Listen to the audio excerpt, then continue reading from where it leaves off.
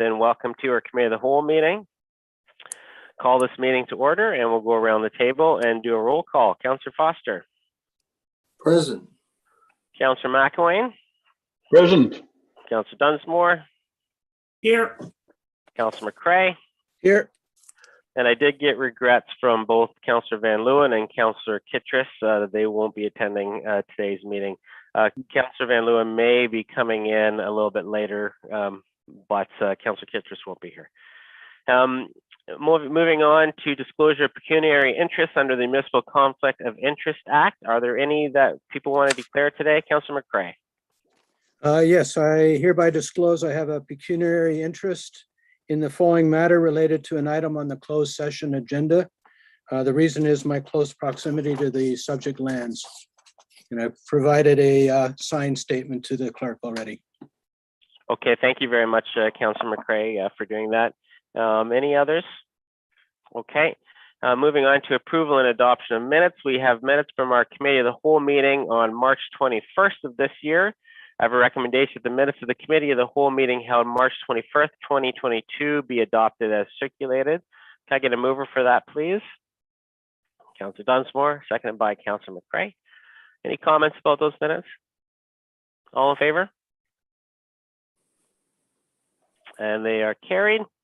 Moving on to presentations and announcements. We have none. Moving then to item 6, delegations. We have a number of delegations today.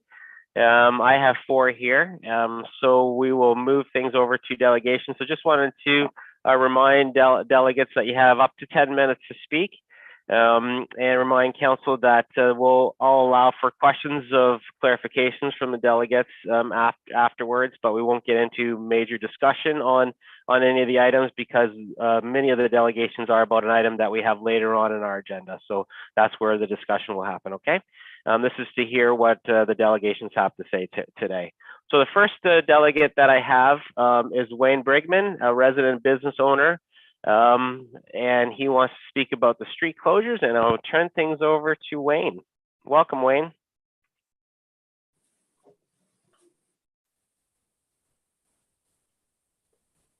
Just unmute yourself there, Wayne. There we go. There you go. Hello, everyone. I do have a screen to share, and while I'm talking, I'll play that if I could.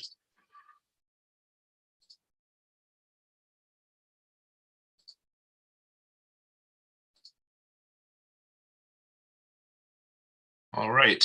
Good afternoon. For over 17 years, my wife and I have owned 81 Metcalfe Street, which is our current residence and our business. For the last 2 years, every weekend from May to October, as well as statutory holidays, we have lost access to our driveway due to the road closure. We've been patient. We tried to work with the situation, and as tax-paying property owners and residents, we asked for assigned parking spots, access to our driveway, or a rebate on our property taxes. Beside being directed to people who could not help us, the replies from the township and council were, there'll be no assigned parking. Thank you for your sacrifice. Sorry about your inconvenience. And we also got a reminder that we have access to our driveway 5 days out of every week. I'm sure anyone who has a driveway can understand the frustration and inconvenience of not having access to it every weekend from May to October and having to fight with tourists for parking. However, we are not only wanting to discuss our personal issue, but the fact that the road closures are not fair to all. Originally, the road closures were an attempt to provide social distancing and outdoor patio space to restaurants during the COVID-19 pandemic. The first summer, we tolerated it in support of restaurants and the influx of tourists due to the lockdowns in several cities. However, the second summer, the road closures continued unnecessarily as we saw many cities lifting restrictions and tourism numbers did not compare to the first summer as people were free to go elsewhere. In Elora, the same businesses saw the same road closure, and it was never balanced to make it fair for businesses and residents on other streets. Last year, during peak tourist season, I was continually asked by customers why the roads were closed. I explained it was due to COVID. People responded saying that there was enough room on the sidewalks for everyone out there. We actually lost sales on our large items as customers were not able to carry them to their cars. Also, when tourists are walking down the middle of the road, they are no longer window shopping. In a large mall, benches and planters are strategically placed in the center of the walking area so that potential customers are closer to storefronts. Keeping roads open means people are on sidewalks and therefore closer to storefronts as well.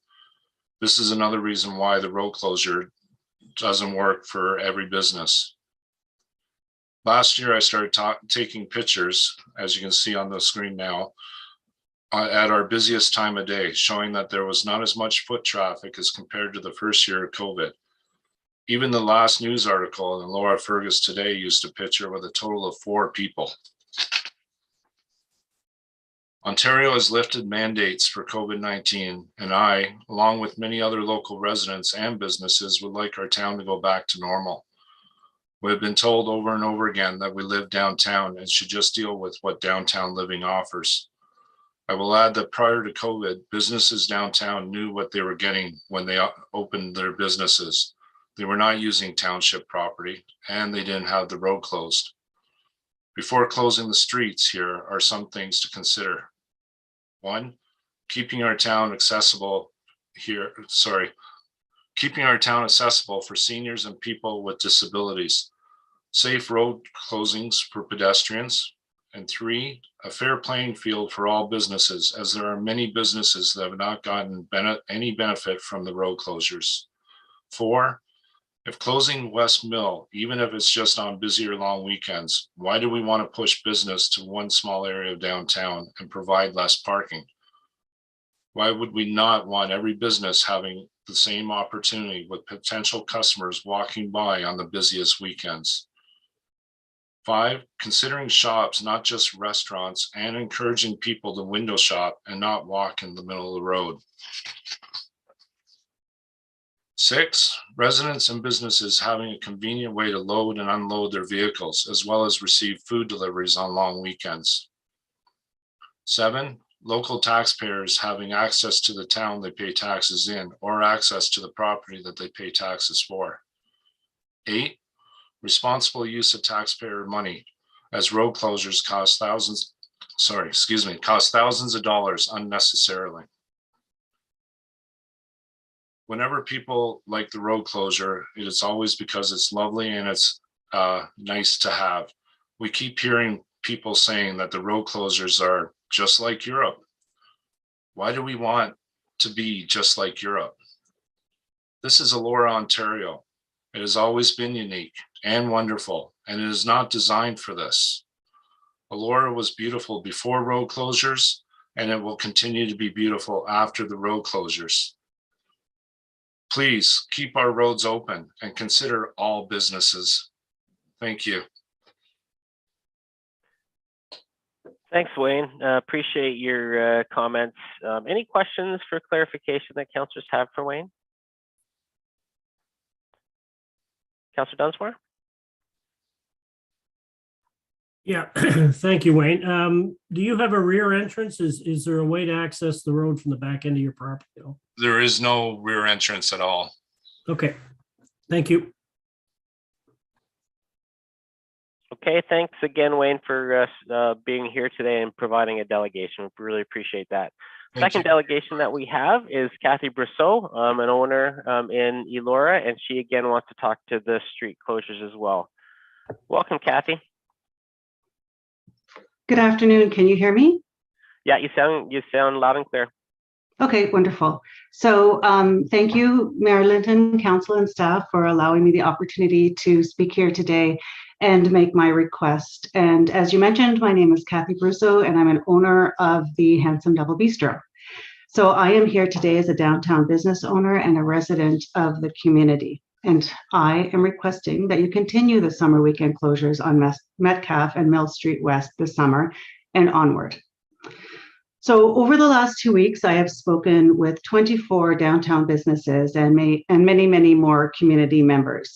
So my request today is fully supported by 20 of the 24 businesses and really countless community members. Before going any further, I want to assure you that your decision to close the downtown area in the years 2020 and 2021 saved my business. So COVID winters and springs were tough and scary, but we did well over the summers, and that was able to float us through the tough winters, and that was due to the increased foot traffic downtown. And so we made it through, and as a matter of fact, we did very well. And I thank you for that decision. It was an incredible support.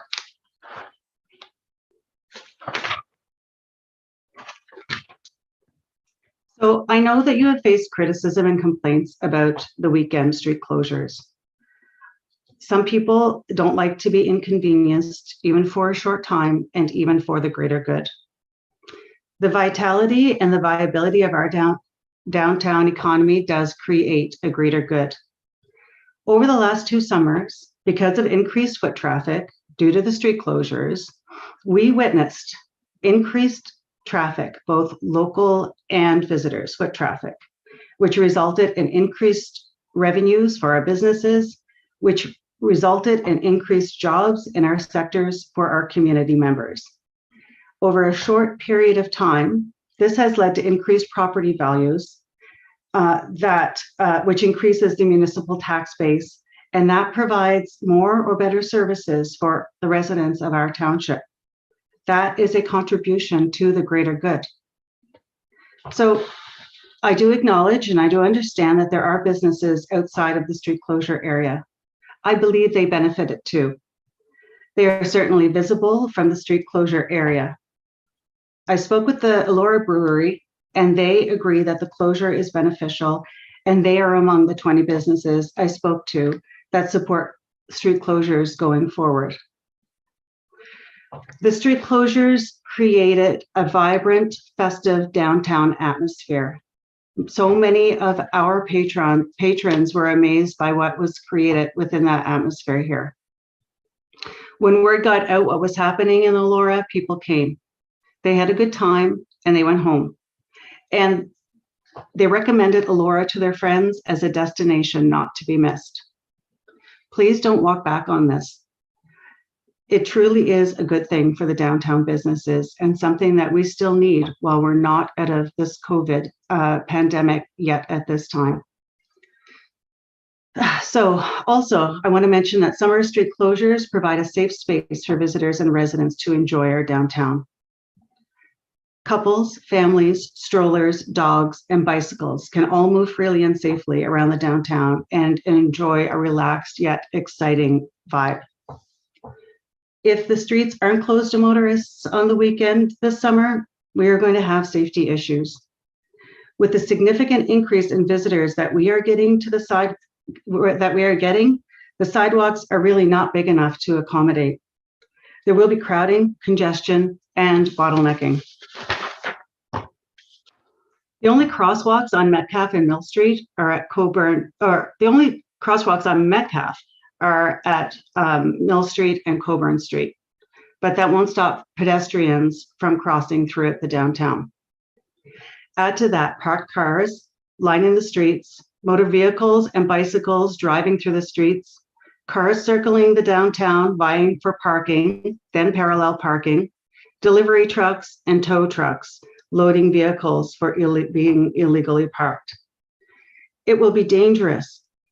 It will be a dangerous zoo, and it will be laden with frustration. So I'm asking you, please don't risk public safety for a bunch of parking spots. Please work to find a better solution.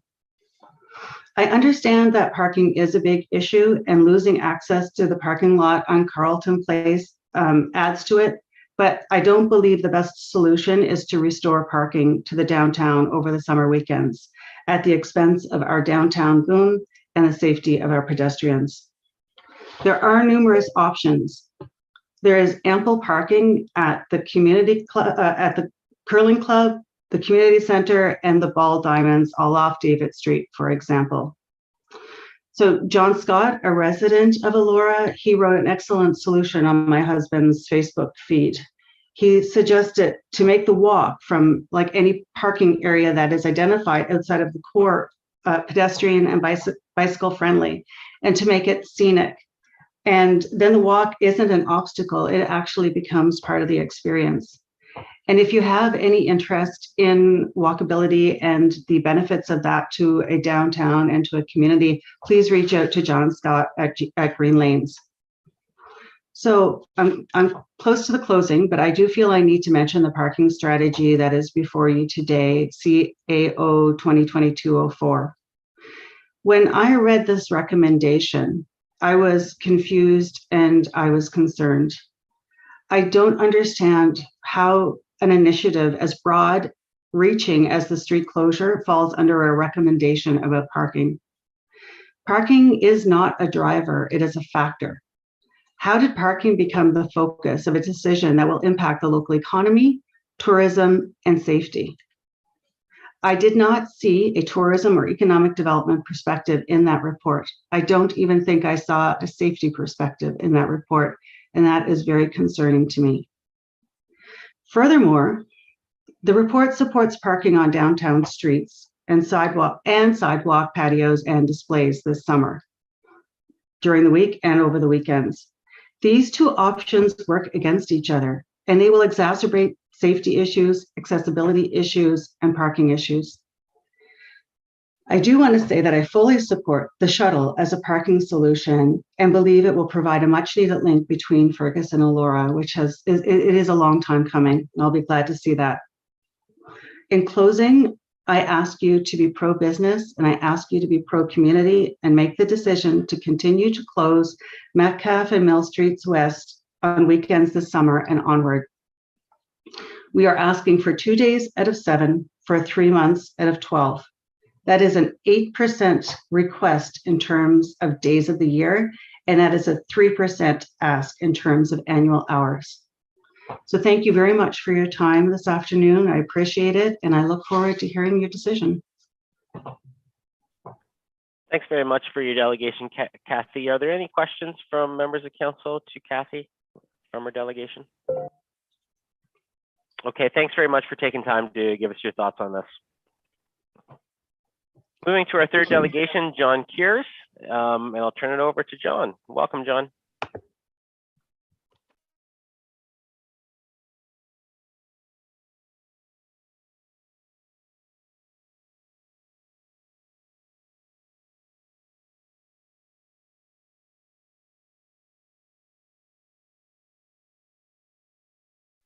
John, you're still muted.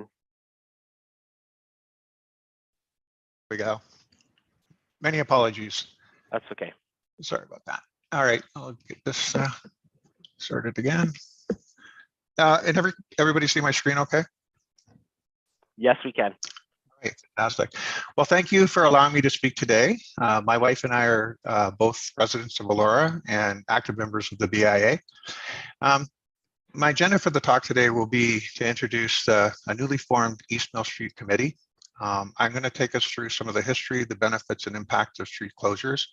And doing so, I hope to provide you with some insight as to how businesses are financially impacted by street closures, which this year will be further complicated by East Mill Street's reconstruction project. I will close off with an introduction of the East Mill Street Gateway opportunity, and we'll conclude with some final thoughts and recommendations. So today I'm here to speak on behalf of a newly formed East Mill Street Committee, as well as my wife, Renata, who's a business owner of the Carger Gallery in Elora for the past 28 years.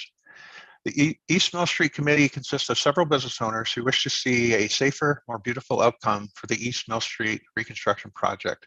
Our vision is to transform the East Elora entrance from its current ugly state into a beautiful, welcoming gateway that is more pedestrian safe and friendly. But first of all, a little history on street closures. In 2019, the BIA realized that the Badley Bridge replacement and COVID was going to be highly disruptive to our downtown core businesses.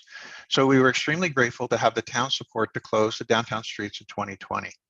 In 2021, COVID was still wreaking havoc in our community, so it was decided to close both Metcalfe and West Mill And Kelly, you'll be reminded of the conversation we had to keep East Mill Street open and to ensure the proper flow of traffic across the newly constructed bridge. We all recognize that street closures have some benefits. That is, of course, assuming that some form of impact analysis has been completed. Enclosed areas offer the benefit of improved social distancing, provide pedestrian-friendly environment. However, there's also the negative impacts to the closures. The loss of Mill Street is something the township will need to address. We will close West Mill. If we close West Mill, we'll lose 20 parking spots. So when we close Metcalfe to Getty, we'll lose an additional 50 parking spots. And with all that loss, coupled with the loss of the 61 spots at Mill parking, we have a serious issue at hand. When you close off Metcalfe, there's approximately 12 to 15,000 vehicles that traverse the Badley Bridge every day. That traffic has to flow somewhere, and unfortunately, it flows along East Mill. This increases the noise and the dust for East Mill Street, businesses and restaurants, which contradicts the benefits of closures in the other streets. Sorry. On the other streets. The closure of West Mill and Metcalfe has a direct effect to cordon the flow of pedestrian traffic to just those two streets, starving other vibrant businesses of the needed revenue and impacts the 6 restaurants along East Mill. Less pedestrian traffic in a tourist town translates into less sales for all businesses along East Mill. Today, I'm going to provide you clear evidence of just how negative an impact street closures are. Last year, the BIA decided to close off West Mill and Metcalfe for Starlight. I took this photo while walking our dog. It looks very festive with lots of people in the street and shopping. Just another successful Starlight shopping event, you would think. So while this looks very festive on Metcalfe, this is what it looked facing East Mill. This was only taken seconds later, and it looks like a crime scene in my opinion. Traditionally, my wife Renata has an excellent turnout in her shop for Starlight, which is why, like on every other Starlight, she brings on extra employees, along with her traditional complimentary refreshments and snacks made up for her customers. Some may recall her numerous radio ads in which Renata is happily promoting the Starlight shopping event in Elora for all businesses. The BIA had organized carols to walk around the town to sing and set the mood. Renata, being a founding member of Starlight, and in the many years she has participated in Starlight, stretching back to its inception, not once has she lost money on the event, even in bad weather. But this night was quite different. This was the first night the streets were closed on Starlight. Not many ventured down East Mill Street, except the odd dog walker such as myself.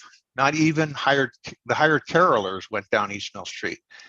That night, Renata lost money, and no one came, in spite of all the many radio ads she had placed, and in spite of the extra effort she and her staff had put forth to make this a special evening for all. Fortunately, last year, Starlight was a multi-weekend event, and the streets remained open, and to no surprise, it was business as usual, a much more typical Starlight shopping evening. The point is, no matter the time of the year or the duration, businesses such as those on East Mill and Upper Metcalfe are hugely disadvantaged and realize a direct financial loss as a consequence of these closures. The closure on both Metcalfe and Mill Street West at any time, and especially on long weekends, will take sales directly out of the businesses not within the closure area. This is a proven fact. It does not help that East Mill Street looks the way it does, which brings me to my next slide. I affectionately dubbed the ugly duckling. East Mill Street looks the same as it did back in the 70s and 80s. Every year, the town does its best to add a few planters here and there and attempt to make it look better. However, as the expression goes, you can put lipstick on a pig, but it's still a pig. You couldn't have a more contrasting look between East Mill and that of West and Metcalfe. The overhead lines, unsafe sidewalks manufactured each year with painted lines, the added noise and dust from the traffic being routed to support the closures. And little to no TLC is provided to East Mill, such that happens to the other two streets. Yet businesses along East Mill equally pay property taxes to call this street our own. When we include street closure barricades at the bottom of Metcalfe and West Mill, this only serves to make the ugly duckling look less appealing to venture down. But there may be a glimmer of hope. For as we know, the water lines on East Mill have busted one too many times, which is why the township and the county have decided to replace them. And while we are extremely grateful for this to be addressed, this construction will have a major negative impact to all businesses along East Mill. This project will kick off this fall when Enbridge is digging up the roads, and we still don't know when or how that will happen. And hopefully this will not happen in the brief and important Christmas holiday season. The bulk of the disruption, however, will occur next year in 2023, when it's expected that the construction will pretty much consume the entire 2023 tourist season, which will have significant impact on the businesses of East Mill. This is why allowing street closures in any form this summer to only then have disruption of the street in the same year and all of next just does not make good business sense for East Mill Street businesses and would be an injustice to all. As I mentioned at the start, the East Mill Street Committee is dedicated to making sure we are rid of the ugly duckling once and for all. So it is with great pleasure that I introduce what we envision as the gateway to Elora. Center Wellington Township identified the water main project as both an opportunity to improve the functionality and the look of East Mill. As such, our committee has been collaborating our vision with the township such that we end up with a canvas by which to build upon. The gateway will serve the Elora community and its artists with a functional foundation that can be transformed over time into something very beautiful and very unique to all of Elora. The gateway showcases Elora as a destination that visitors entering from the east would be welcomed by a magnificent array of trees along extra wide sidewalks. The East Mill Street Committee recognizes that some of these ideas may be beyond the current project budget, which is why we are actively engaging our provincial representatives for potential funding through available tourism programs. Elora is, after all, Ontario's most beautiful village and is continuing to draw more and more in tourism. Once the gateway is realized, East Mill will become a destination to explore and will benefit all merchants and Elorians for decades to come.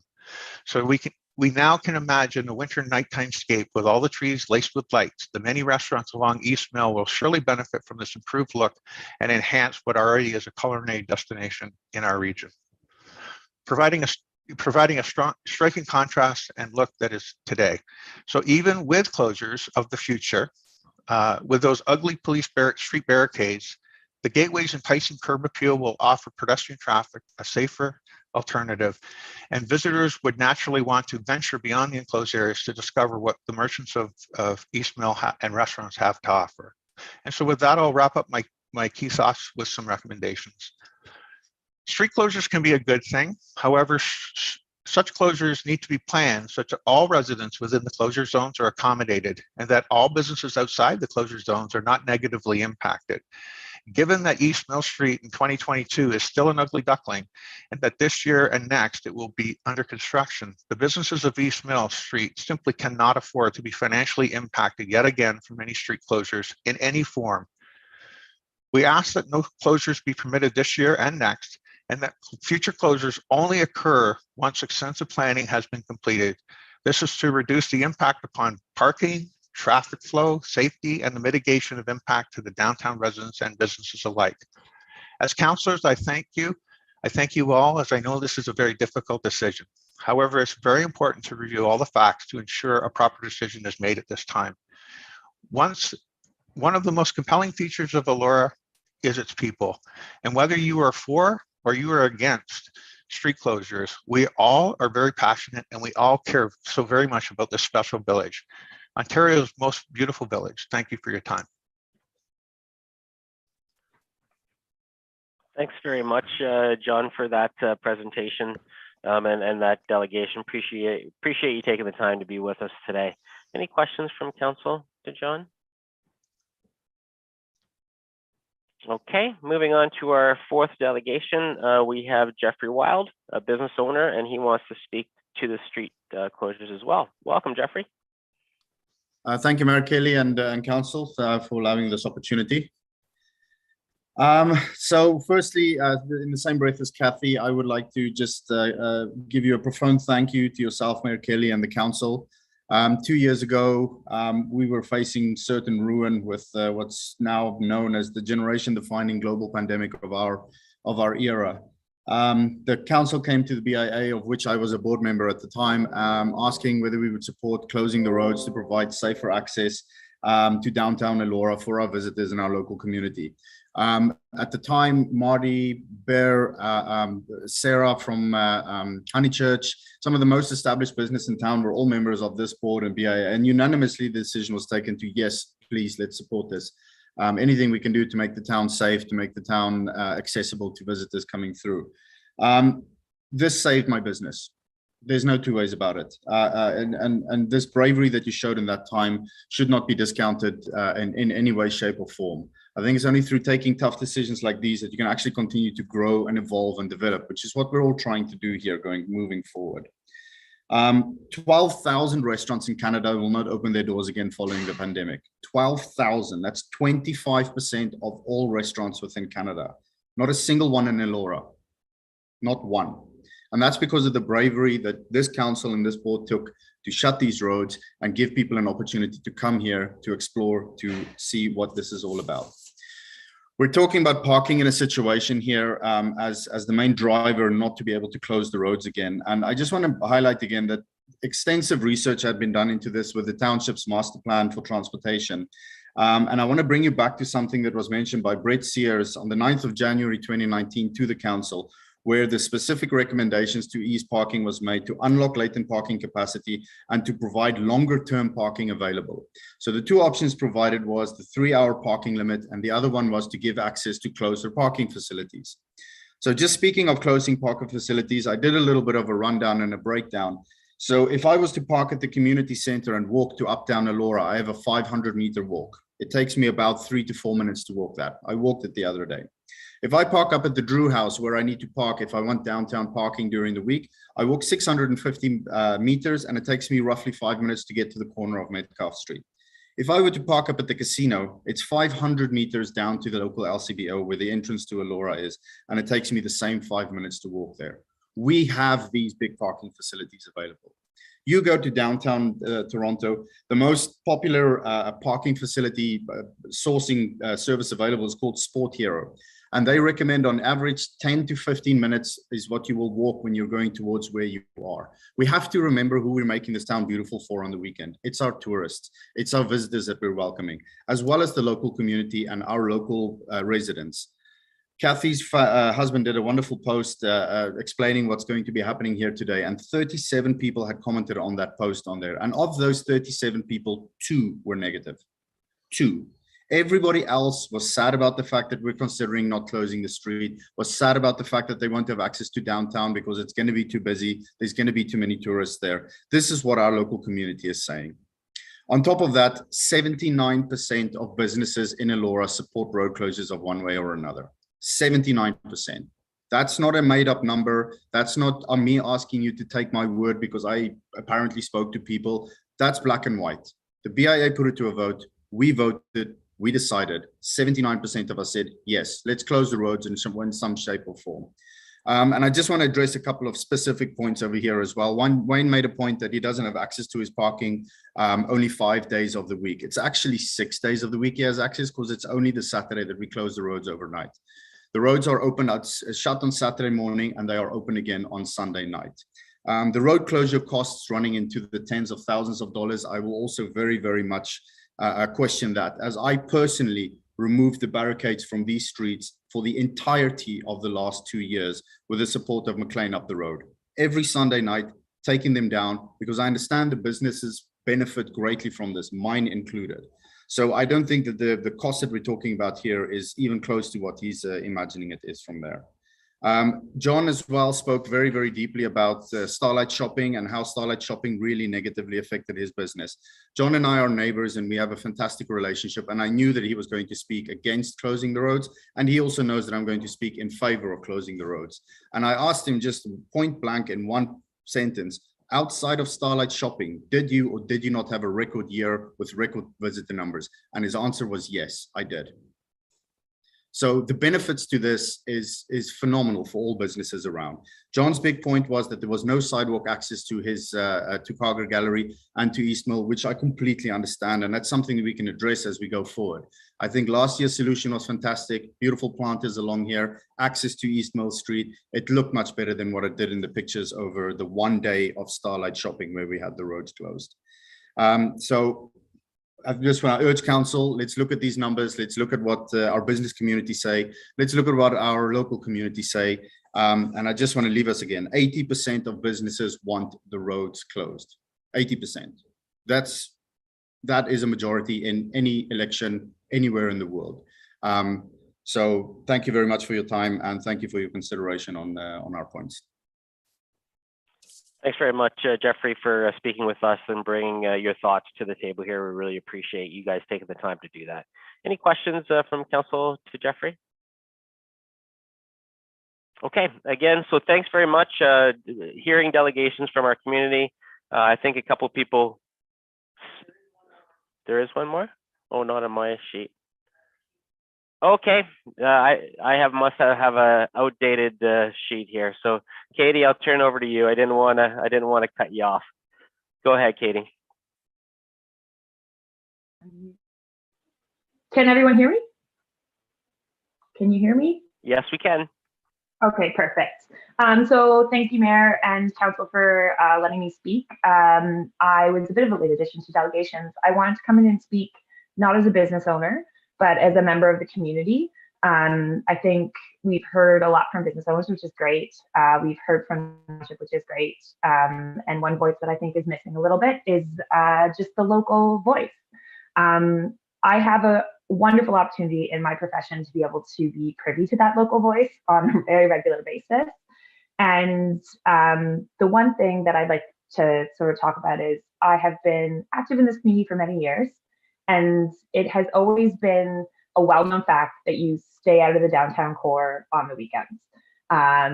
You don't go to businesses, you don't go shopping. That's not when you do stuff when you're local, because it's so busy. There's tourists, and we kind of would leave our stuff to the middle of the week.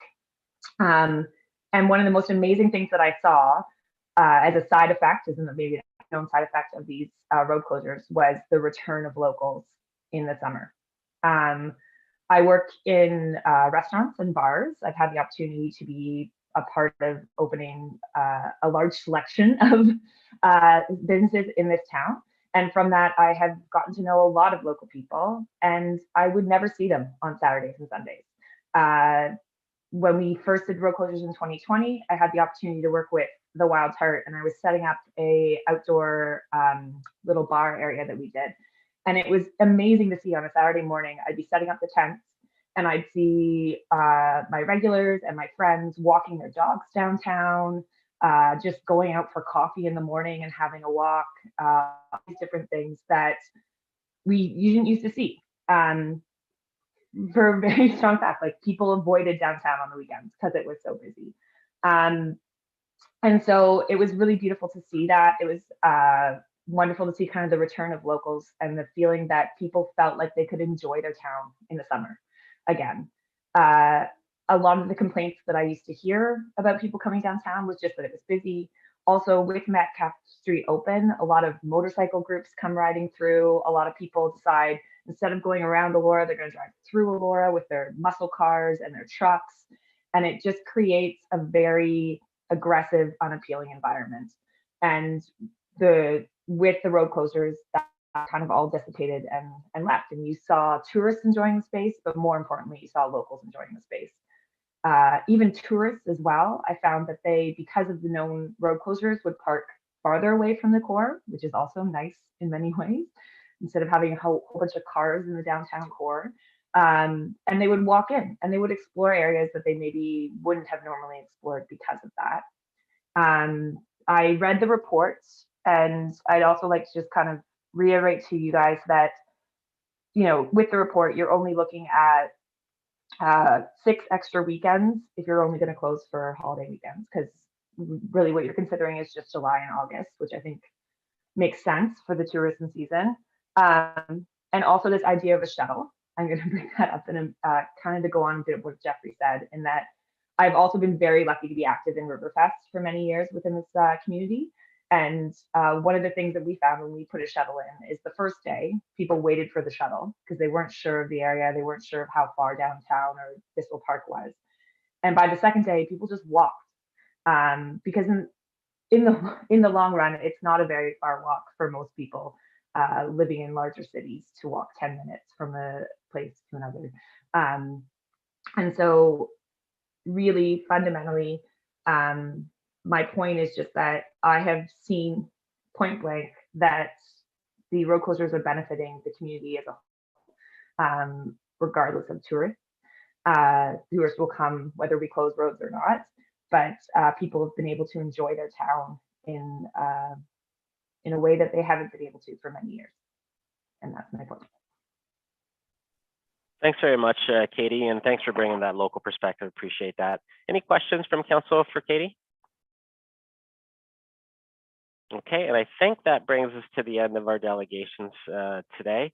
So thanks to all the 5 delegates who took time out of their day to come and speak to us today. As you know, this is an important decision that council is going to be making today after we go through and review the report from our staff. So we will be called to make a decision on this today. So we really appreciate your feedback, your input. We recognize that road closures impact people differently, some positively, some negatively. So this is not an easy one for us. And I'm sure that we're going to have a fulsome discussion as councillors, your elected representatives, about this issue, because all of us want to do what's in the best interest of our community. And so we will be having that fulsome discussion today. So you're welcome to stay for that, but you can leave as well. So appreciate you coming out and speaking to us today. The next item on our agenda, consideration of a report 7.1, our building division fee review and amending building permit fees within the building bylaw. And I will turn things over to our chief building official, Randy. And I know that we have a consultant here to speak to this, but I'll turn it over to our chief building official, Randy, first. Welcome, Randy. Thank you very much, Mayor Linton. Good afternoon, council. It's a pleasure to be here today. Just a bit of background before I turn things over to Peter Simcisco from Watson and Associates. The building division of the Planning and Development Department, we had engaged the services of Watson and Associates economists Limited to complete a building permit review study. That was as a result of a successful tender award for the fee study. So as a result of the study, it has been determined that changes need to be made to the building permit fee schedule contained within the building bylaw, and that additional staff are required to meet the demands, and I will say ever increasing demands of the world that we operate in, building permits, required inspections, all within the mandated timeframes that are stipulated by the province of Ontario. Without further ado, I'd like to welcome Peter Simcisco from Watson and Associates, and I'll turn things over to him so he can present the results of his report. Thanks, Randy. Welcome, Peter. The floor is yours. Wonderful. Thank you very much, and good afternoon, everyone. I hope everyone can hear me okay. And I will just share my screen, and we'll go through a presentation that we have put together for this afternoon. So just bear with me here a brief moment. And I hope everyone can see the title slide now. Yep, it's good. Excellent. Thank you for the confirmation. Okay, so as introduced by Randy, the Township retained Watson and Associates to undertake a comprehensive review of the fees that the Township charges for two applicants for various types of building permits. And the last comprehensive review of the Township's building permit fees was completed in 2005. And there have been several changes since then, both in terms of the volume of building activity, as well as the types of building permit applications that are being submitted to the Township, but also in terms of the complexity of applications and the amount of effort that's required of staff to review the applications and undertake inspections and so on. And so in undertaking this type of review, there are a number of important considerations.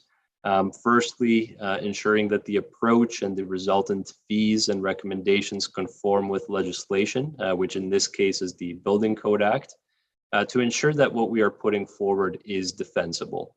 And then secondly, the review seeks to balance the Township's need to maximize the cost recovery related to these services with considerations of affordability and competitiveness relative to municipal comparators as well.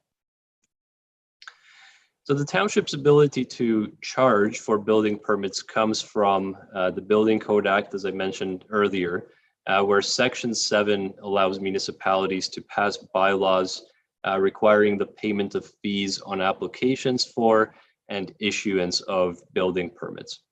And the Building Code Act requires that the total amount of the fees must not exceed the anticipated reasonable cost to administer and enforce the act. And with that reference to the total amount of the fees, this establishes the cost balance at the code level and not within any specific permit types themselves. And this, I think, is in recognition that it would be difficult to recover the full costs of certain permit types, such as a deck permit, for example, without driving that activity underground and potentially increasing the need for enforcement that would result. And then one other requirement of the Building Code Act is that municipalities are required to report annually on the amount of fees that has been collected in the previous year, as well as the direct and indirect costs associated with delivering the services, and then also to report on the amount of any reserve fund that's established for these purposes. And then there are also public process requirements in making changes to the schedule of fees or adding new fees to the schedule of fees as well. So firstly then, as we're getting into the technical components of the analysis, the full cost recognition within the activity-based costing methodology that we employed in undertaking this review, and I'll speak to that activity-based costing methodology shortly, but there are two main components to what we consider full cost of service. And so firstly, we have what we call direct costs. And so these are the operating, so salary, wage and benefits and materials and supplies, operating costs related to the individuals that directly participate in delivering the service. And then in addition to those operating costs, we also consider the capital assets that those individuals utilize. So for example, the vehicles that building inspectors use when going to the sites, or a portion of municipal facility space that's occupied by the staff delivering these services. All of those costs are considered in this full cost assessment. And then in addition to those direct costs, we also recognize indirect costs, which are operating costs related to support functions such as HR, human resources, information technology, finance, and so on. And again, I'll speak to this in a little bit more detail shortly. So those are the two key components of the full cost definition, being direct costs and indirect costs.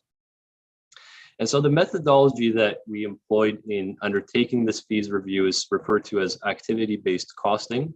And this approach allows municipalities to quantify the cost of service where there's involvement from multiple business units across the organization.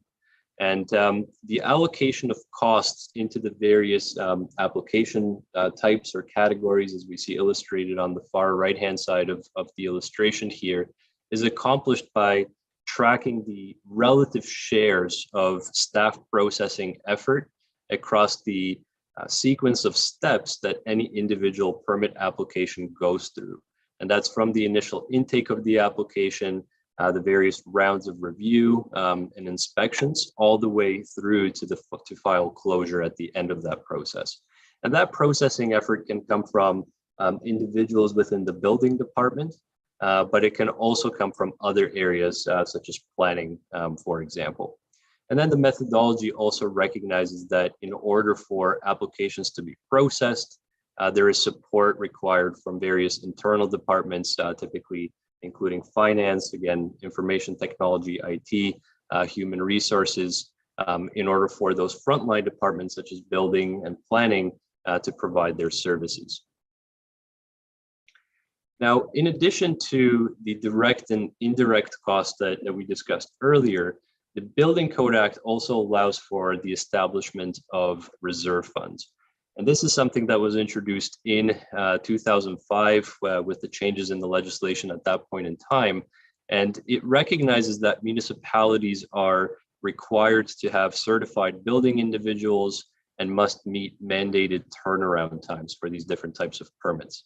And then, so because of the cyclicality of building activity, ensuring that a municipality has a reserve fund so that it is able to weather any economic downturns and preserve that service capacity when the volume of permit application picks back up, is a prudent measure. And so again, under the Building Code Act regulations, those allow municipalities to establish these, let's call them stabilization funds under the building code.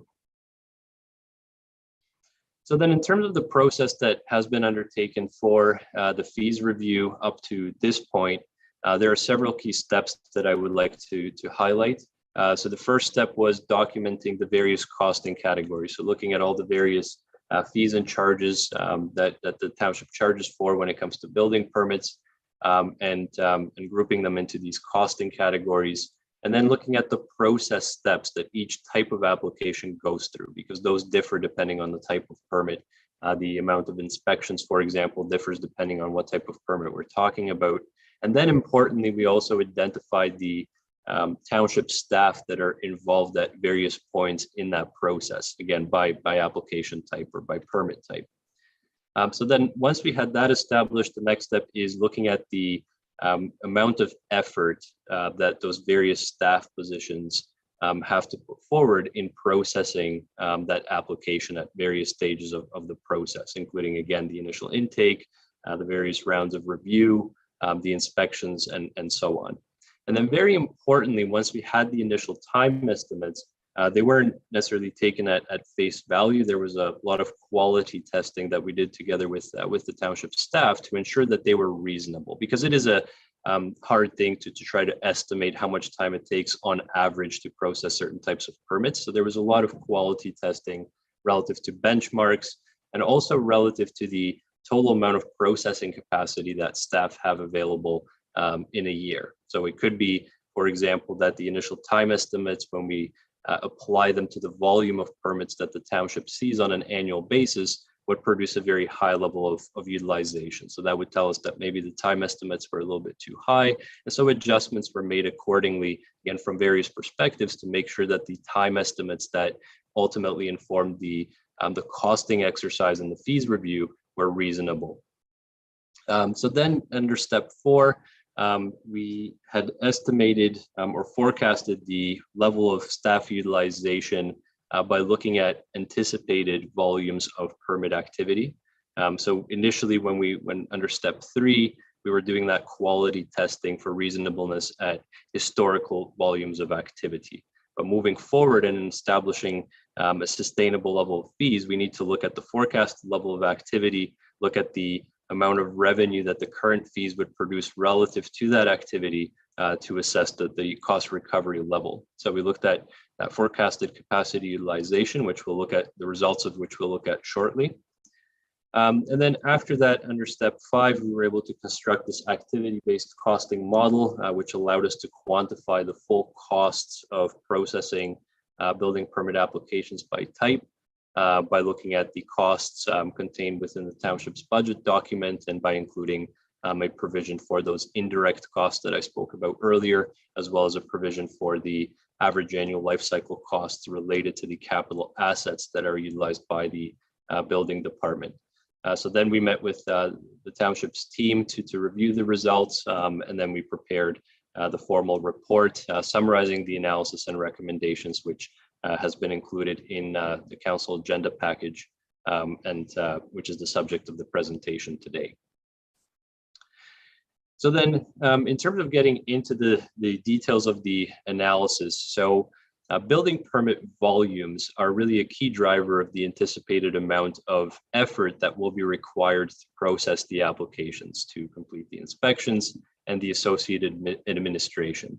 And so we looked at various documents that provide an indication of the future levels of development in the township, and then compared those to historical levels of development to get an idea of how permit volumes might change in the future relative to historical averages.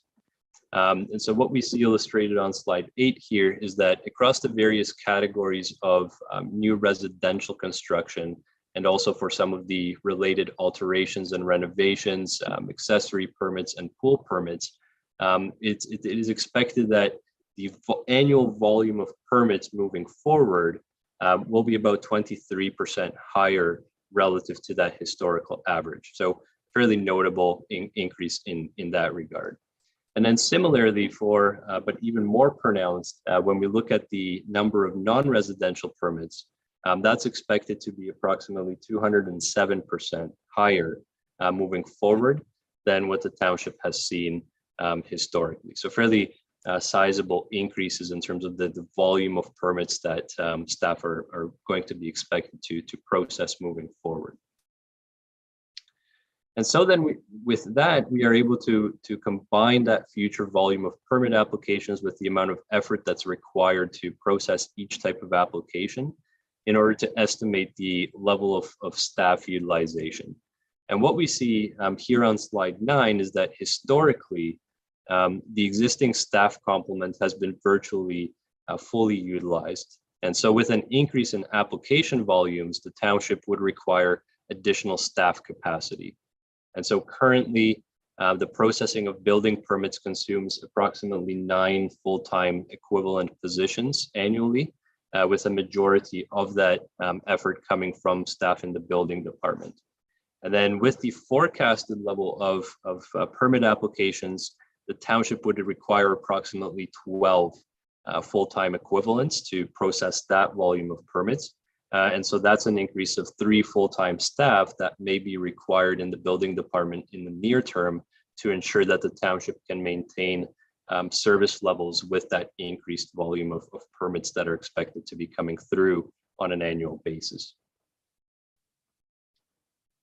So then back to the building code stabilization reserve fund, as that in addition to the staff capacity utilization and the cost related to that staffing, this stabilization reserve fund is another important element in the analysis of costs. And so as we mentioned earlier, the way we typically look at that stabilization reserve fund, or the way that a municipality sets a target balance for that reserve fund, is by looking at the most recent decline in building activity relative to a long run average, and looking at what the volume of permits was, and therefore revenue that was lost over that period. So what we see illustrated on slide 10 here is we're looking at historical volumes of residential construction permits going back to 1999. And then illustrated with the solid horizontal line is that long run average number of permits over that period. And then what we see highlighted with the orange oval is the most recent decline or sustained decline in building activity that the township has seen relative to that long run average. And so we see that from 2011 to about 2015, there was a continued decline of permit volumes relative to that long run average. And on a cumulative basis, over that 5-year time frame, the township lost the equivalent of about almost 2 years worth of residential building permits relative to the long run average over that period. And so in establishing a reserve fund target, we're trying to ensure that the township has sufficient funds in the reserve fund to make sure that it can weather a similar downturn at some point in the future. So because over that 5-year period, there was a loss of about 2 years worth of building permits, so that being equivalent to about 2 years worth of revenues. So the target balance for the reserve fund has been set at that 1.99 times annual direct costs. And so while the township's reserve fund is relatively close to that balance currently, or based on the estimated balance as of the year end 2021, with some of the anticipated expenditures that are going to be coming out of that reserve fund in future years as well, there's a certain amount of annual contributions that the township should continue to make to that reserve fund on an annual basis to achieve that target multiple of about 2 times annual direct cost. And so that's reflected in the costing analysis, which we'll look at on the next slide, and then the subsequent fee recommendations. So having looked at the forecast of future building permit volumes and the effort required to process those volumes, we can look at how those processing and administration costs compare to the revenue that would be generated with the fees that are currently in effect. So what we see on slide 11 here is a summary of the various cost components. So we see we have the direct costs, including the salaries, wages, and benefits of the staff directly involved in processing building permits. That also includes what's noted here is the labor costs related to the additional staff complement that would be required to process that future volume of permits based on the capacity utilization analysis that we looked at earlier. Underneath that, we have the other direct costs. So these are typically materials and supplies related to the staff complement. We then have indirect costs, which are reflective of an estimate of the annual support function costs of, again, finance, IT, HR, all of those support functions that enable the building department to provide its services. And then we also have a recognition of the annual life cycle costs related to the capital assets that are utilized by the building department. So this includes the annual life cycle costs of the vehicles used by staff that perform inspections, as well as a share of the municipal office space that's utilized by the building department as well. So that brings us to the average annual cost of about $1.9 million. I'm going to skip over a couple of lines here because we also, as discussed in that full cost assessment, have included that annual contribution to the reserve fund in this full cost assessment. So it has been determined that the township should be contributing about, on average, about $40,000 into that reserve fund annually moving forward to ensure that that target balance is achieved by 5 years from now. And so with that annual contribution to the reserve fund, that brings the total annual costs on an average annual basis over the forecast period to just over $1.9 million. And then what we're comparing to those total costs are the average annual revenues that would be expected to be generated with the township's existing fees at the future volume of permit activity. And so the estimate of that is that the revenues on an average annual basis would be about $2.1 million. And so that would indicate that those current fees would over recover costs by approximately 12% on an average annual basis if they were maintained.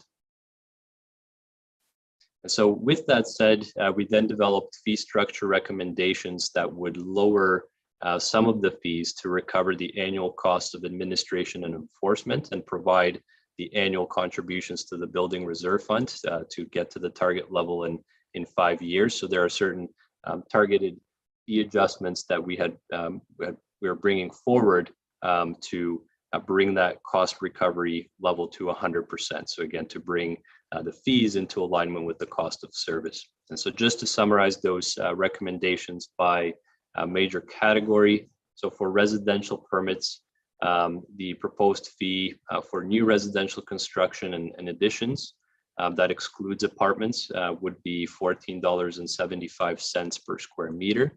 That represents an increase of about 12% relative to the fees that are currently in effect. One of the few categories where an increase is being recommended, and that is to bring the cost recovery performance of new residential construction into alignment with, or basically to 100%, while at the same time maintaining competitiveness with comparator municipalities.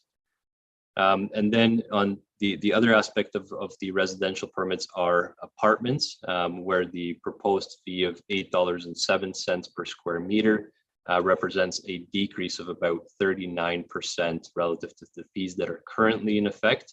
And again, that's being recommended to better align the fee with the cost of processing this type of permit, and also to recognize the strategic importance of that type of construction with respect to affordable housing. So then when we look at the commercial and institutional sectors, what is being proposed is a harmonization of the fees for new construction permits and additions within these categories. And the proposed fee of $13.13 per square meter represents a decrease of between 29 to 41% relative to the current fees. Again, because it's a harmonization, the fees are somewhat different for different subcategories currently, but with the harmonization, there would be a decrease that would be varied depending on the permit type, except for the mercantile category, which would see a modest 2% increase as a result of that proposed harmonization. And then we're also proposing to maintain the fee for the superstructure only permits at about 76% of the full permit fee for office buildings and at about 70% of the full permit fee for mercantile buildings, recognizing that not the same amount of effort goes into processing those permits that are for the superstructure only. Then we have the industrial sector. So again, there's a proposed harmonization of fees for new construction and additions related to industrial permit activity, and the proposed fee of $7.37 per square meter represents a decrease of between 1 to 26% relative to the fees that are currently in effect, with the exception of parking garages and docks, where the harmonization to $7.37 per square meter would result in a approximately 20% increase to those fees. For farm buildings, there's again a harmonization of fees that has been proposed for new constructions and new construction and additions. And with the proposed fee of $3.18 per square meter, that reflects the full cost of processing permits in that category.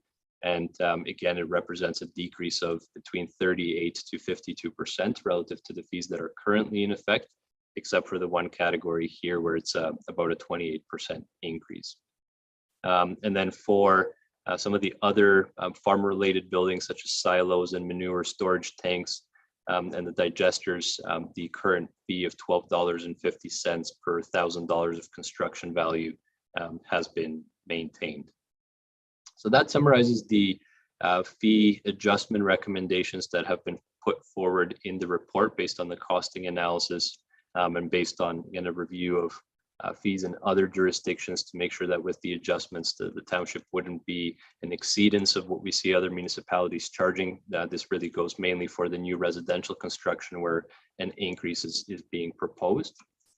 And so what we see here then on slide 17 is a summary of the cost recovery analysis with the same annual costs of processing that we saw earlier, but this time with the estimated revenue that would be generated after the proposed fee adjustments. And so overall, with the proposed fee adjustments, the average annual building permit revenue would be approximately 10% lower than with the current fees, which would bring the revenues into alignment with the anticipated costs, which we see demonstrated here with the bottom line, which is showing 100% cost recovery over the 5-year forecast period at the proposed fees.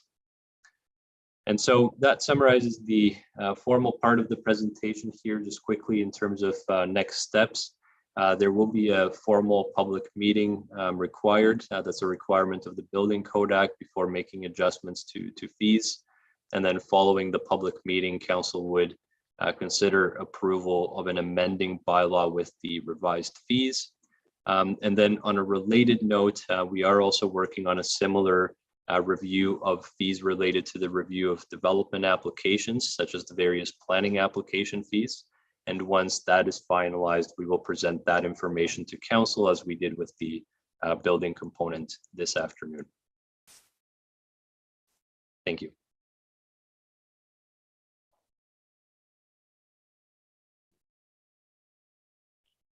Great. Thanks very much, Peter, for that in-depth report. Appreciate all the work that you've done working with our staff on this. So I'll turn it over to questions from, unless, Randy, do you have anything else to add, or can I turn it over for questions to council? No, that was very thorough from Peter. The only thing that I would like to add is with respect to the positions that we would need to add over the next period of time, fully funded by the building permit revenues. And this report is requesting council's approval to hire a full-time plans examiner.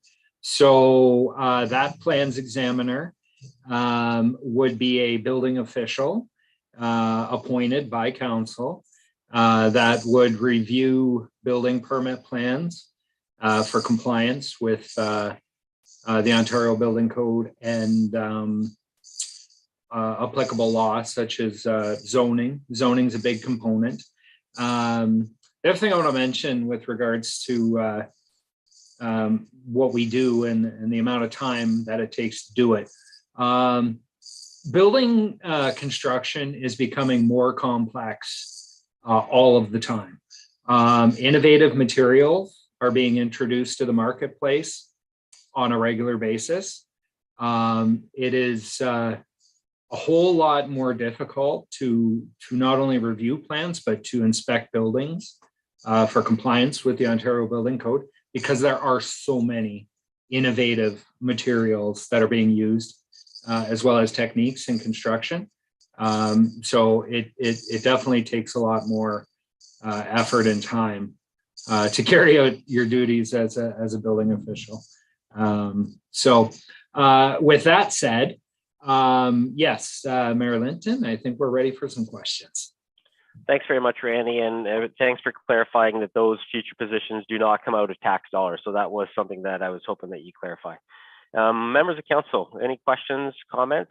Starting with Councillor McCray.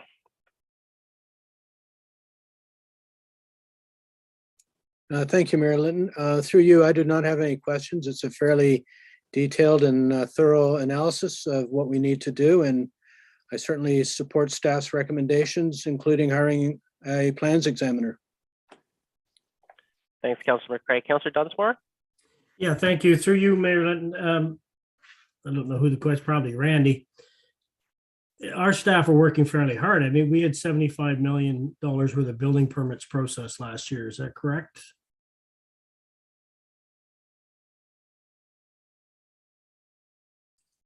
Sorry, I was having trouble finding the mute button, Councillor Dunsmore.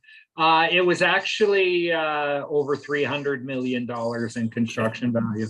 So I can tell you that last year was remarkable in terms of pretty much every category we track were new highs: number of building permits, number of inspections conducted, construction value.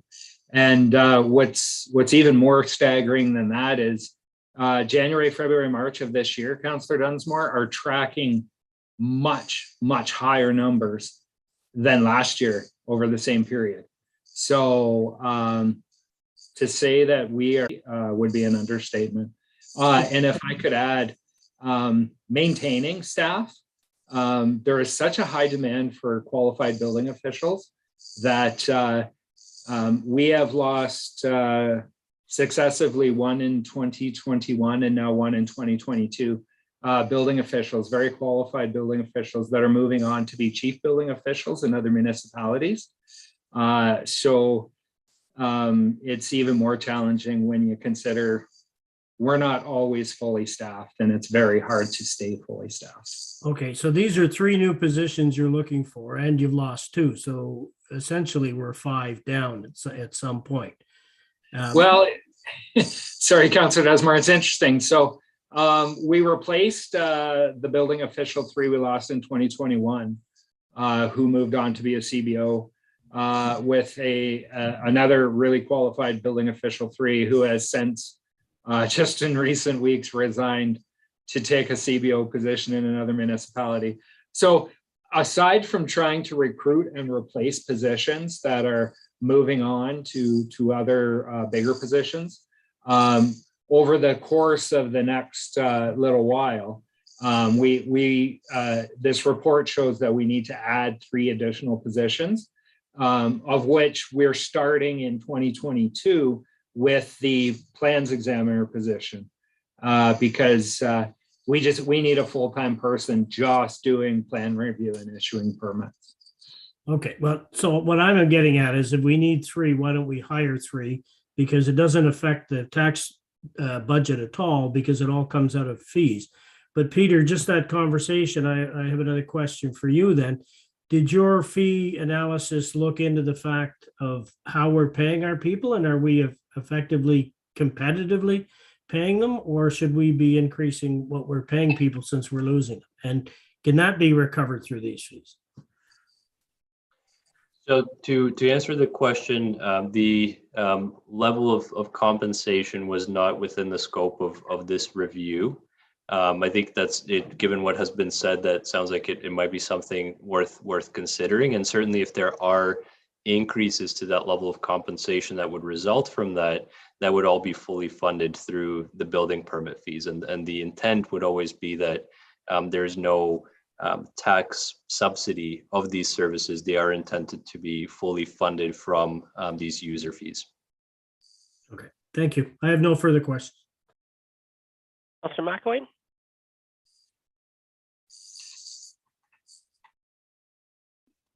Thanks, Mayor.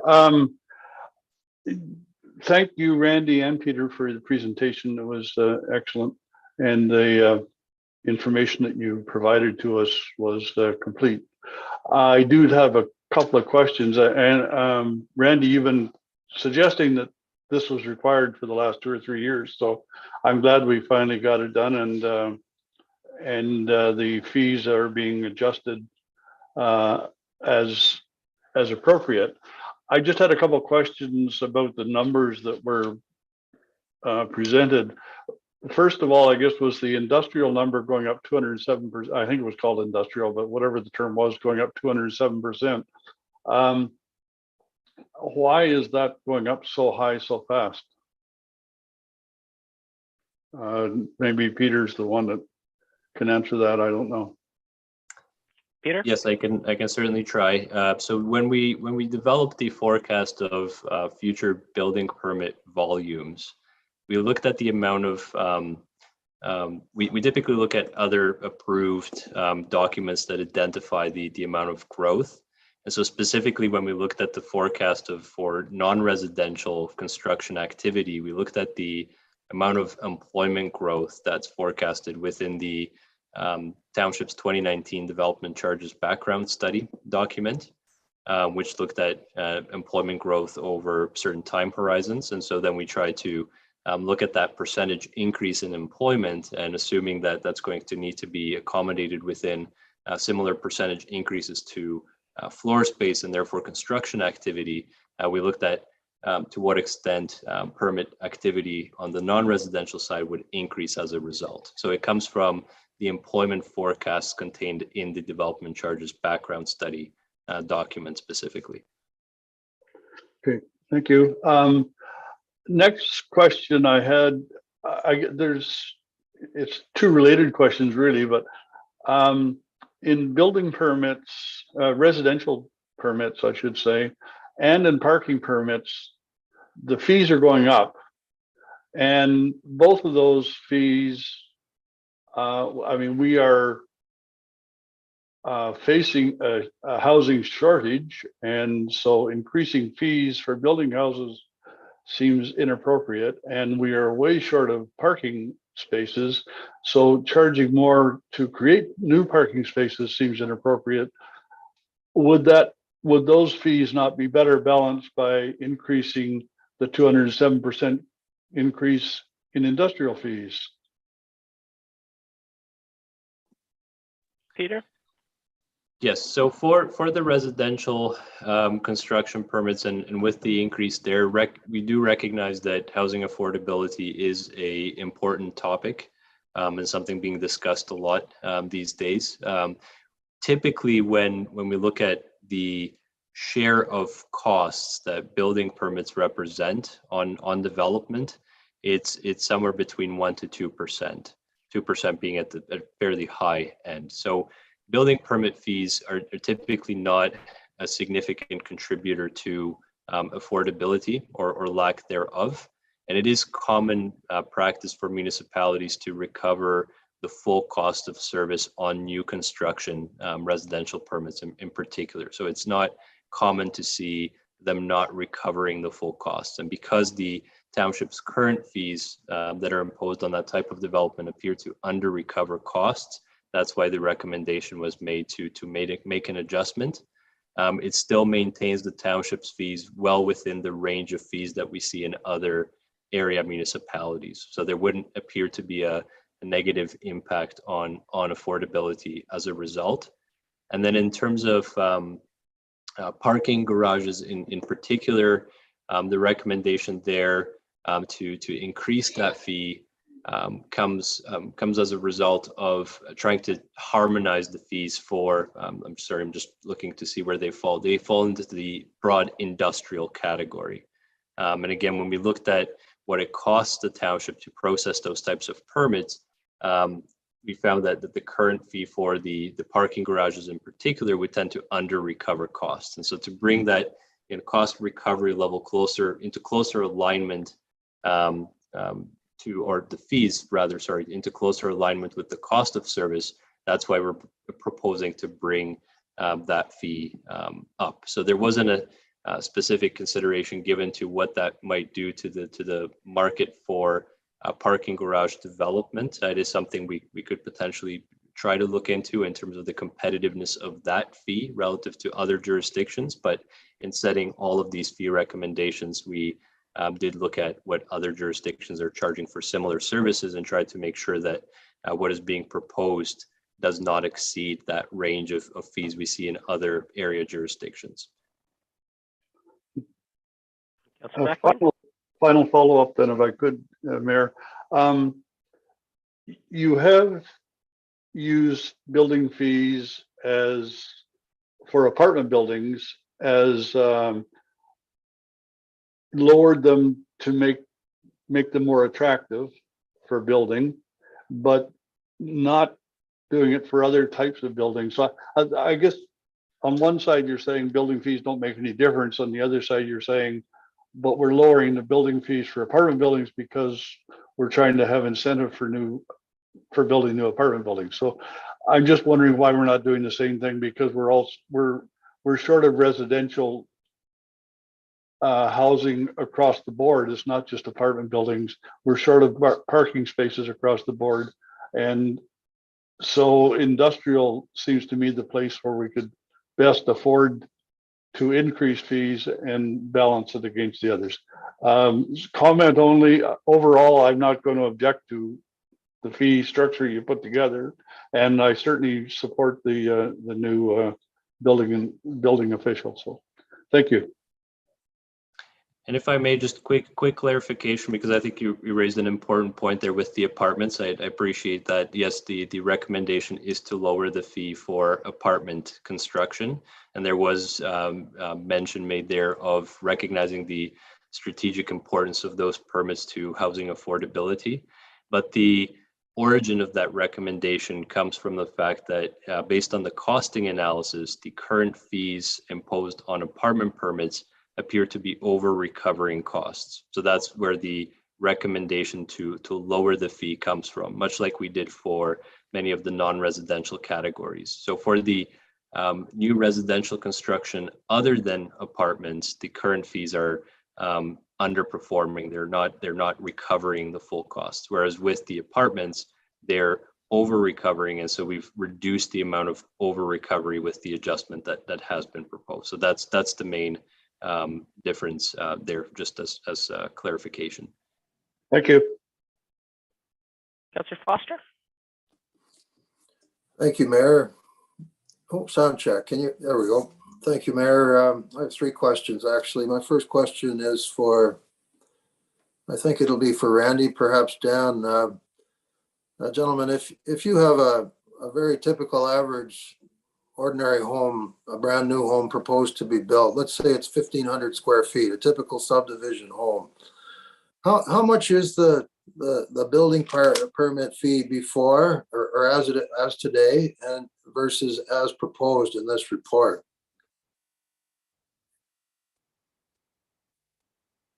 Is that Randy or Peter? Is that that scenario? Can we get that information from that scenario out of the report? Randy? Yeah, thank you. Through you, Mayor Linton.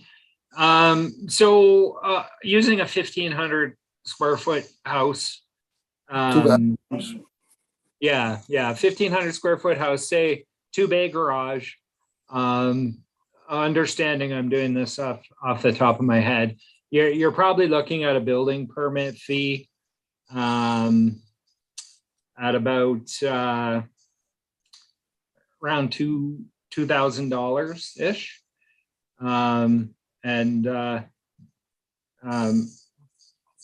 Peter, if you could just refresh my memory, what's the fee per square foot after this review for a single family house? Do you have that in? I do, yes. So per square meter, it's $14.75.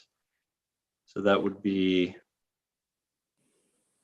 $1.37 per square foot. Right. So 1,500 times $1.37 plus a 2-bay garage. Yeah, you're probably about 2,200. So you're like on a 1,500 square foot house, you're talking about a difference of about $200. Okay, thanks, Randy. My second question would be for the building department, Randy.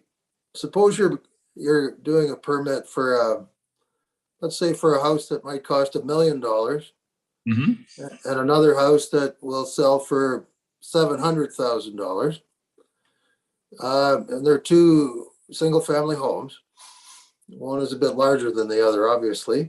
Is that, when you look at those two building inspections, Randy, are those two homes, is the smaller one, or the larger one rather, will it be more inspection work or less inspection work, or roundabout the same? Well, Councillor Foster, the truth is no two houses are the same. And what I mean by that is you could have the larger $1.5 million home, which in theory would take more to inspect. It's much larger, it's much more complicated usually. But you may have a very, very good builder, a very good trades. So things go well. You could have a small subdivision house where the trades maybe aren't as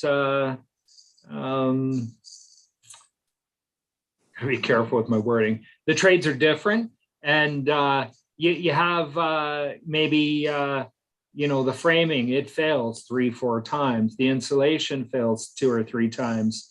You're back for a final plumbing 2 or 3 times. So now all of a sudden, when you budget for say 11 or 12 inspections per house, sometimes you get a house where things just don't go well. You may be doing inspections there 17, 18 times. You have the larger house where things maybe go very well and you actually do 11 or 12 inspections, same number you budgeted for. Everything seems to be passing on the first go around. But really, even in the same subdivision, Councillor Foster, we could have the exact same of house. Yeah, same builders, same model, night and day different in terms of how well the process goes. So it's it really, it's apples and oranges. Like you take it as it goes, kind of thing. And I think really what I'm asking there, Randy, is this: is your workload driven by the number of building permits or the dollar value of the housing? Well, Councillor Foster, it's my sense it would be building permits. It would be sometimes the forgotten part. Like I say, we issued 1,082 building permits last year, which is a phenomenal number, and that took a lot of effort to issue that many permits. But now think about it: out of all those permits, we're going to be doing 6, 8, 10, 12, 15 inspections per permit. So when we do 1,082 permits, we're also doing 6,500, 7,000 inspections. So oftentimes people look at the number of permits, the construction value, and they take that as a driver. But let's not forget the fact that it takes a lot of manpower to do 7,000 inspections in a year. So it's both.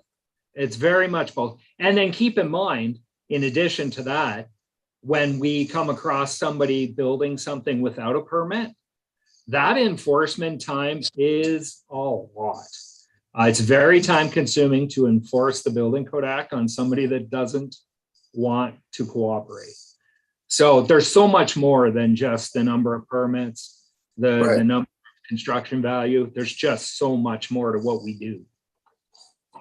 Thank you, Randy. My third question is basically, in times of economic downturn, do you ever reduce your staffing complement when aggregate building activity falls? That's a very, very difficult and last resort thing to do. The building industry, and when I say the building industry, say the building code enforcement industry, we've got 449 municipalities, I think, in Ontario, somewhere in that number. Every one of those municipalities has to have qualified building officials. Building officials retire, building officials move on to other municipalities, and there just aren't the number of qualified building officials coming into the industry that is needed to sustain the industry. And so one of the most difficult things that we do as chief building officials is recruit qualified building officials, because they are few and far between. And it is not uncommon for municipalities to advertise 2, 3, 4 times before they get a suitable candidate. And it's getting harder all the time. So the last thing that a municipality would ever want to do is lay off a qualified building official, because replacing them, because that downturn, it's a temporary situation. And when you start to recover, you've lost all of the familiarity of the township that building official had. You've lost all of their training that we invested in them. And to recruit, you could be ramping up and getting busy, and it may take you 6 months to recruit staff, because everybody's getting busier coming out of a downturn in the economy. So the competitiveness, you've got all these municipalities fishing from a pond that has very few fish in it. So it is a last resort, and the smarter thing to do is to maintain that reserve fund, maintain your qualified staff, maintain your investment, because that's what we do. We invest in our people, be it training, qualifications, all of it. And we want to keep them. So I don't know, Councillor Foster, if that answers your question. We have not laid off staff in past downturns, and it is not something that I would look to do favorably in future downturns. Okay, I'm going to read the recommendations. That the Council of the Township of Centre Wellington accepts the building permit review study completed by Watson and Associates Economists Limited, and that Council authorizes staff to proceed with the required public notice and public meeting as required by provincial legislation prior to bringing the revised fees set out within the Watson and Associates report back to Council to amend the building bylaw to incorporate the revised fees, and that Council authorizes the immediate hiring of a new plans examiner, a building official position within the building division. Mover for that, please. Councillor McElwain, seconded by Councillor McCray. Any last discussion? All in favor? Opposed? And that is carried. Thank you very much, Randy, to you and your staff for all the work. Thanks very much, Peter, to you and your team for an excellent and comprehensive report. Appreciate you bringing this to Council, and appreciate Council's support of it. Thanks. And we're going to, before we get on to 7.2, the second item on our agenda, we're going to take a 5-minute break. And so come back here at 2:39.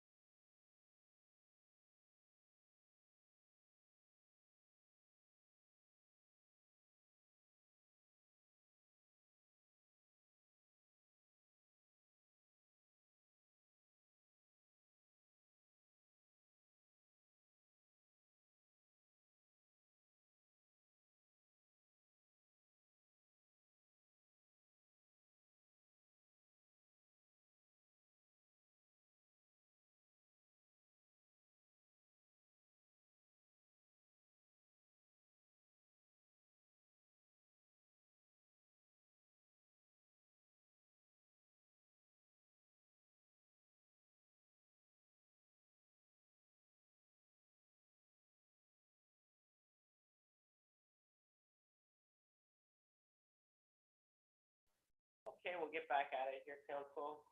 So 2:39 on the dot. The next item that we have on our agenda, 7.2, is the Elora Community Center renovations.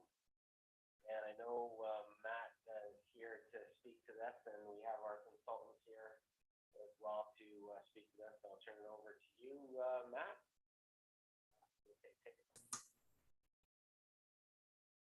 Great, thanks, Marilyn.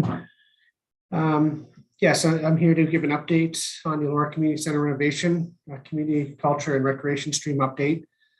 I'm going to give a bit of an update, and I'm going to be tag teaming this with the team from RDHA. I'd just like to introduce Bob Goyash and Dan Herlovic from RDHA, who've been working with over the past several months. So just, and I think, Devlin, are you going to run the slides? Thanks, Devlin. So next slide. So just a bit of background. Back into October 2019, Council approved an application for the ECC renovation to the ICIP grant for approximately $5 million. Township received approval March 2021.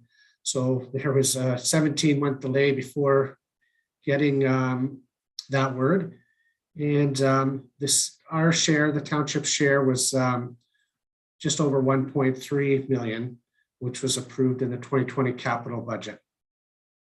Our original timetable for construction, we were hoping to get at this early 2020 with a completion at the end of 2020.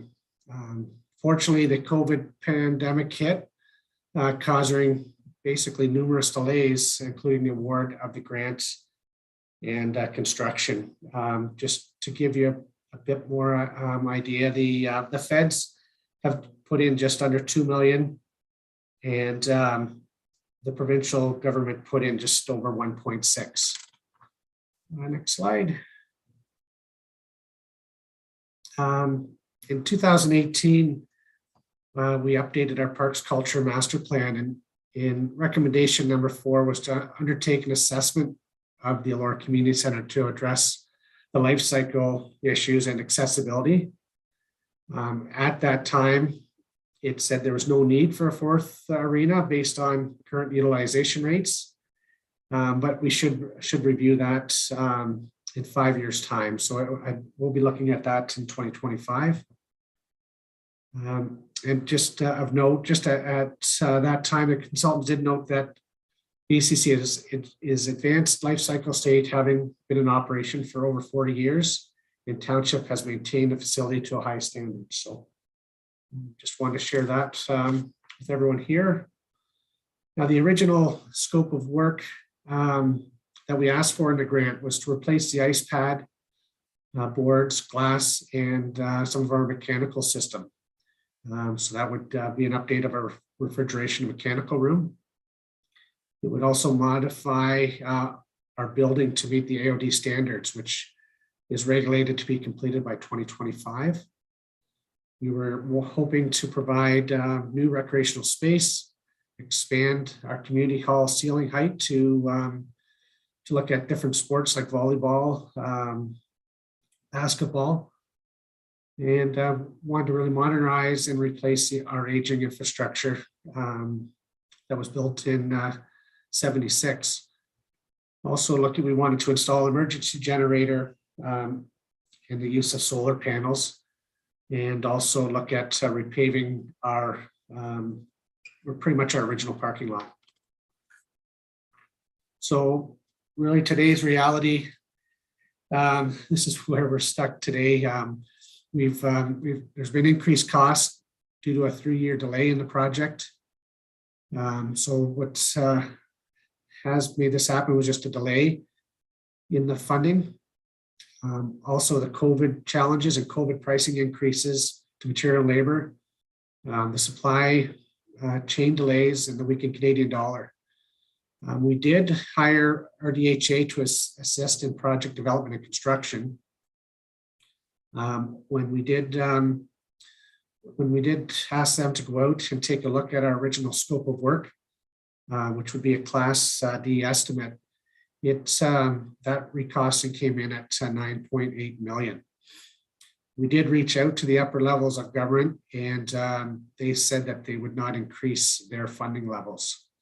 So that's where we stand today. I know as staff, it was definitely a hard pill to swallow. We were really excited with the direction we're going, but obviously we had to look at changing our course of action. So we did reach out to other communities that also was successful in getting the ICP grant, and they were also experiencing similar challenges. We also did some research just looking into what a new ice pad would cost, and looking at something similar as the Elora Community Center was roughly just over $17 million just to replace what we have size-wise, and that would be brand new. Also looking at other options where there would be just an extra ice pad added on to an arena. We're looking at around the costs of 13 million from what some of our research showed. And also just with that, other municipalities, just with some of the other budgeting items, other capital projects, they did see increases in other projects such as trail systems and park shelters. So we definitely have seen an increase due to COVID. So now what? We're working with RDHA on revisions to scope of work to deal with project costing. So we're looking at, we've reduced the scope of work. So we've eliminated the work to the community hall ceiling. We're delaying the parking lot repaving. There's no installation of solar panels. Keeping mechanical room in a original location with some minor changes. And all improvements are kept within the existing footprint. We have been working with our DHA to get a revised Class C estimate by A.W. Hooker quantity surveyors. So that's sort of where we're at now. Now looking at the cost estimate, there's still significant contingency costs included in the cost estimate, the tune of 1.3, which will be refined during the design and tendering phases. And this is just a normal practice at this time, as we're still working on the design of element of pricing. And we need to have that in there just because of the escalation of pricings for 2023. And we always, in big projects like this, we always carry a construction contingency. So RDHA and A.W. Hooker and staff have further refined renovation requirements, cost estimates. Project will include requests for qualification of contractors, and tender will include flexibility of optimal components for the project, which may be added or deleted from project construction. And example of that, we've looked at putting in a fully accessible washroom in our hall, and that may be priced out separately as we move forward. So we're trying to keep things, keep the costs as low as we can as we move forward. Now I'm just going to, I'll pass you on to Dan and Bob for their part of the presentation. And great. Thank you. Thanks very much, Matt, and thanks everyone, council members, for allowing us to present today. RDHA is a century-old architectural firm. I'm not a founding principal, but I have been around for a long time. And a lot of that career, over 30 years, has been concentrated on recreation facilities. Dan and I were key members of the team that developed the expansion of the Center Wellington Community Sportsplex a number of years ago, and doing arena facilities around the province and in other provinces as well a couple of them noted here. And what we're going to do is just take you through the process that Matt explained. When we came on board, it appeared to us, it was a gut feeling that the $5 million that was budgeted for the scope of work in the program that was applied for was probably no longer enough. Don't know that until you test it, but we've been experiencing such hyperinflation since COVID began. It seemed prudent for us to look at the original scope and also look at a possibility of doing just a renovation only, no addition, and then a hybrid that was a smaller addition as a sort of a test. And that's very conceptual design work and a Class D cost estimate, just to understand what ballpark we're in, and not to waste months and months of schedule chasing down a goal that we couldn't meet. So, and that's really what this process is about. And I think we've landed on something that that works, that actually meets the majority of your program requirements, is not hitting the target right on, but we're a lot closer than when we started. And so I'm now going to pass it on to Dan to walk you through what we've done. Thanks, Bob and Matt. Good afternoon, Mayor Linton, councillors. I'm a little disappointed I wasn't able to be there in person, but it's a pleasure to be able to present to you right now our process of how we got to where we are right now and our vision for a renovated Elora Community Center. So as Bob said, the initial scope that was presented in the consultant RFP was ambitious given the budget. But there were key items that we took from that and working with staff that had to be addressed regardless of the paring down of scope. So these are failed refrigeration system. We have to address that. Not compliant to barrier-free standards. We got to make this facility more accessible. The change rooms are too small. We have to do something about that. The lobby space is crowded and can be hard to navigate through for people when it's busy. And the main entrance is a bit awkward. There are two entrances, as you can see in the image in the middle, and one for the arena and one for the hall. The arena one particularly involves going through multiple doors and then going through that cramped lobby. So next slide, please.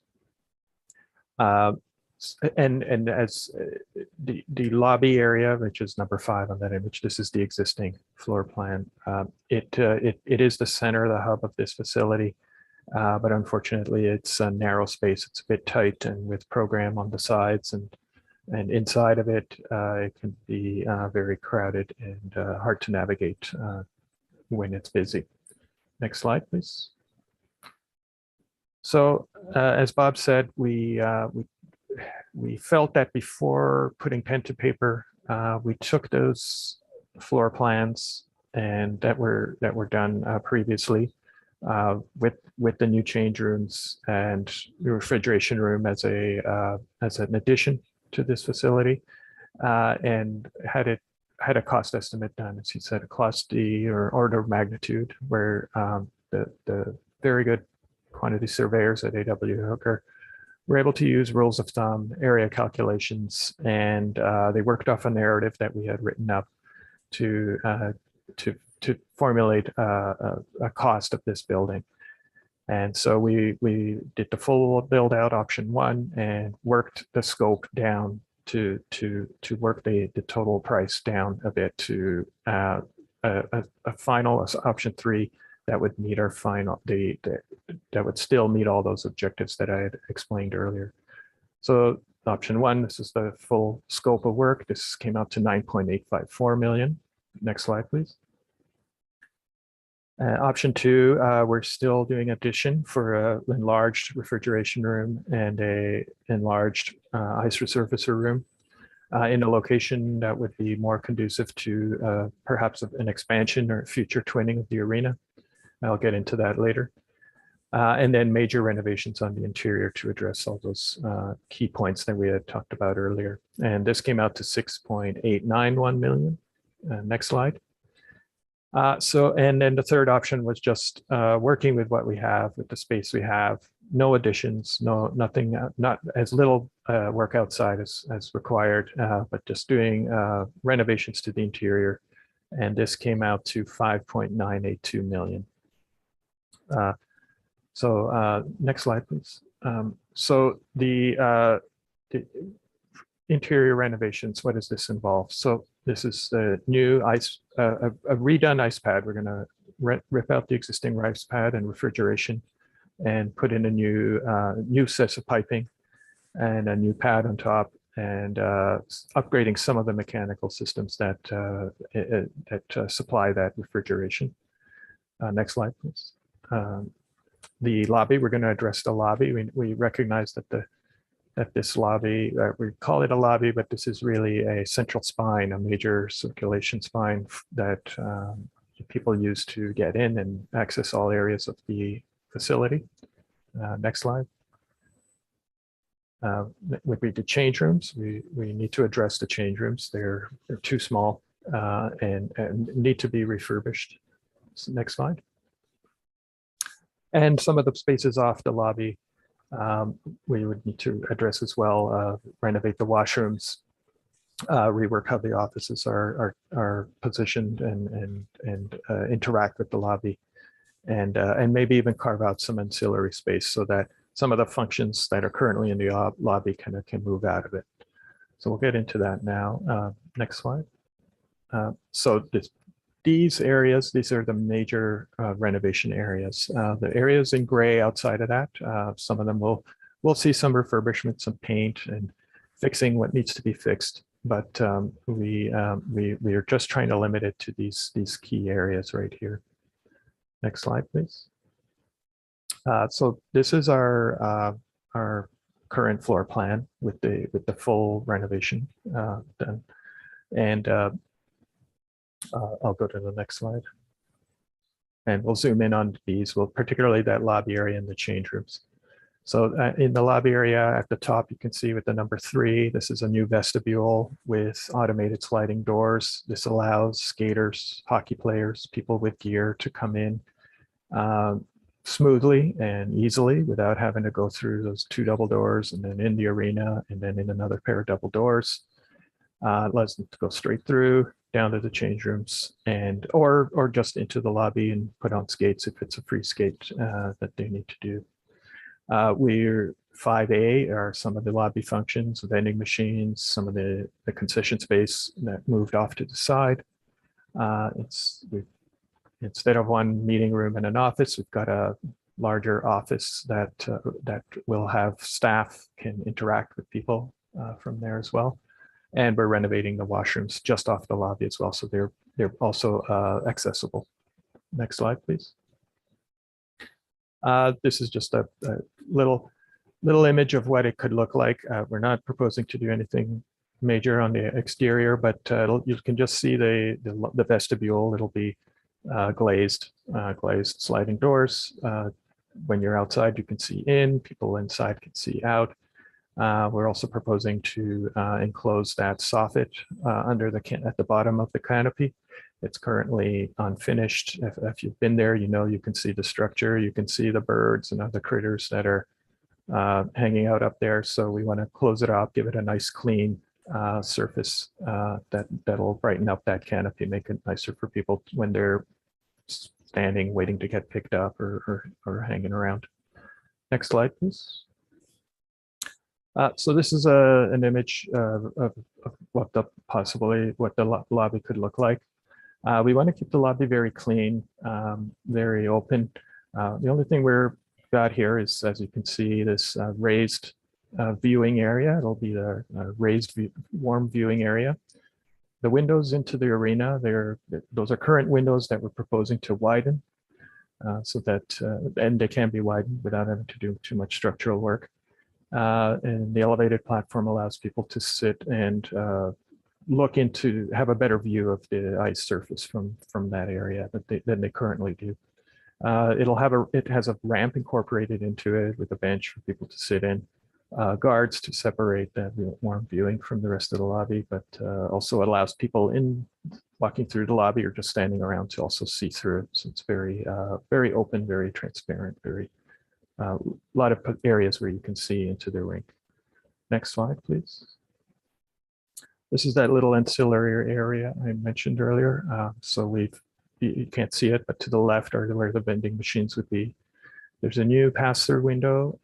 If there's some function that requires kitchen work, there's sitting areas, people can congregate. And of course, the office is now open to the lobby or to the public, where people can go to the office for information or anything else. What we haven't shown anywhere, and what we put on the plans, is the office will have also another window adjacent to the vestibule, so they can see people coming in and out. Next slide, please. The change rooms. So what we're dealing with are 5 change rooms right now, and then that senior team change room, and 1 storage room, which may have been a change room in the past. And what we're proposing to do is just do 4 larger change rooms, renovate the team change room, keep it kind of the same size as it is, and add a gender neutral change room and a referee's change room. These would both be, the referee change room would also be gender neutral. And this way, the main idea is for the 4 main team change rooms to be larger than they currently are, to have new, clean, accessible showers and washrooms, and to also address accessibility as well.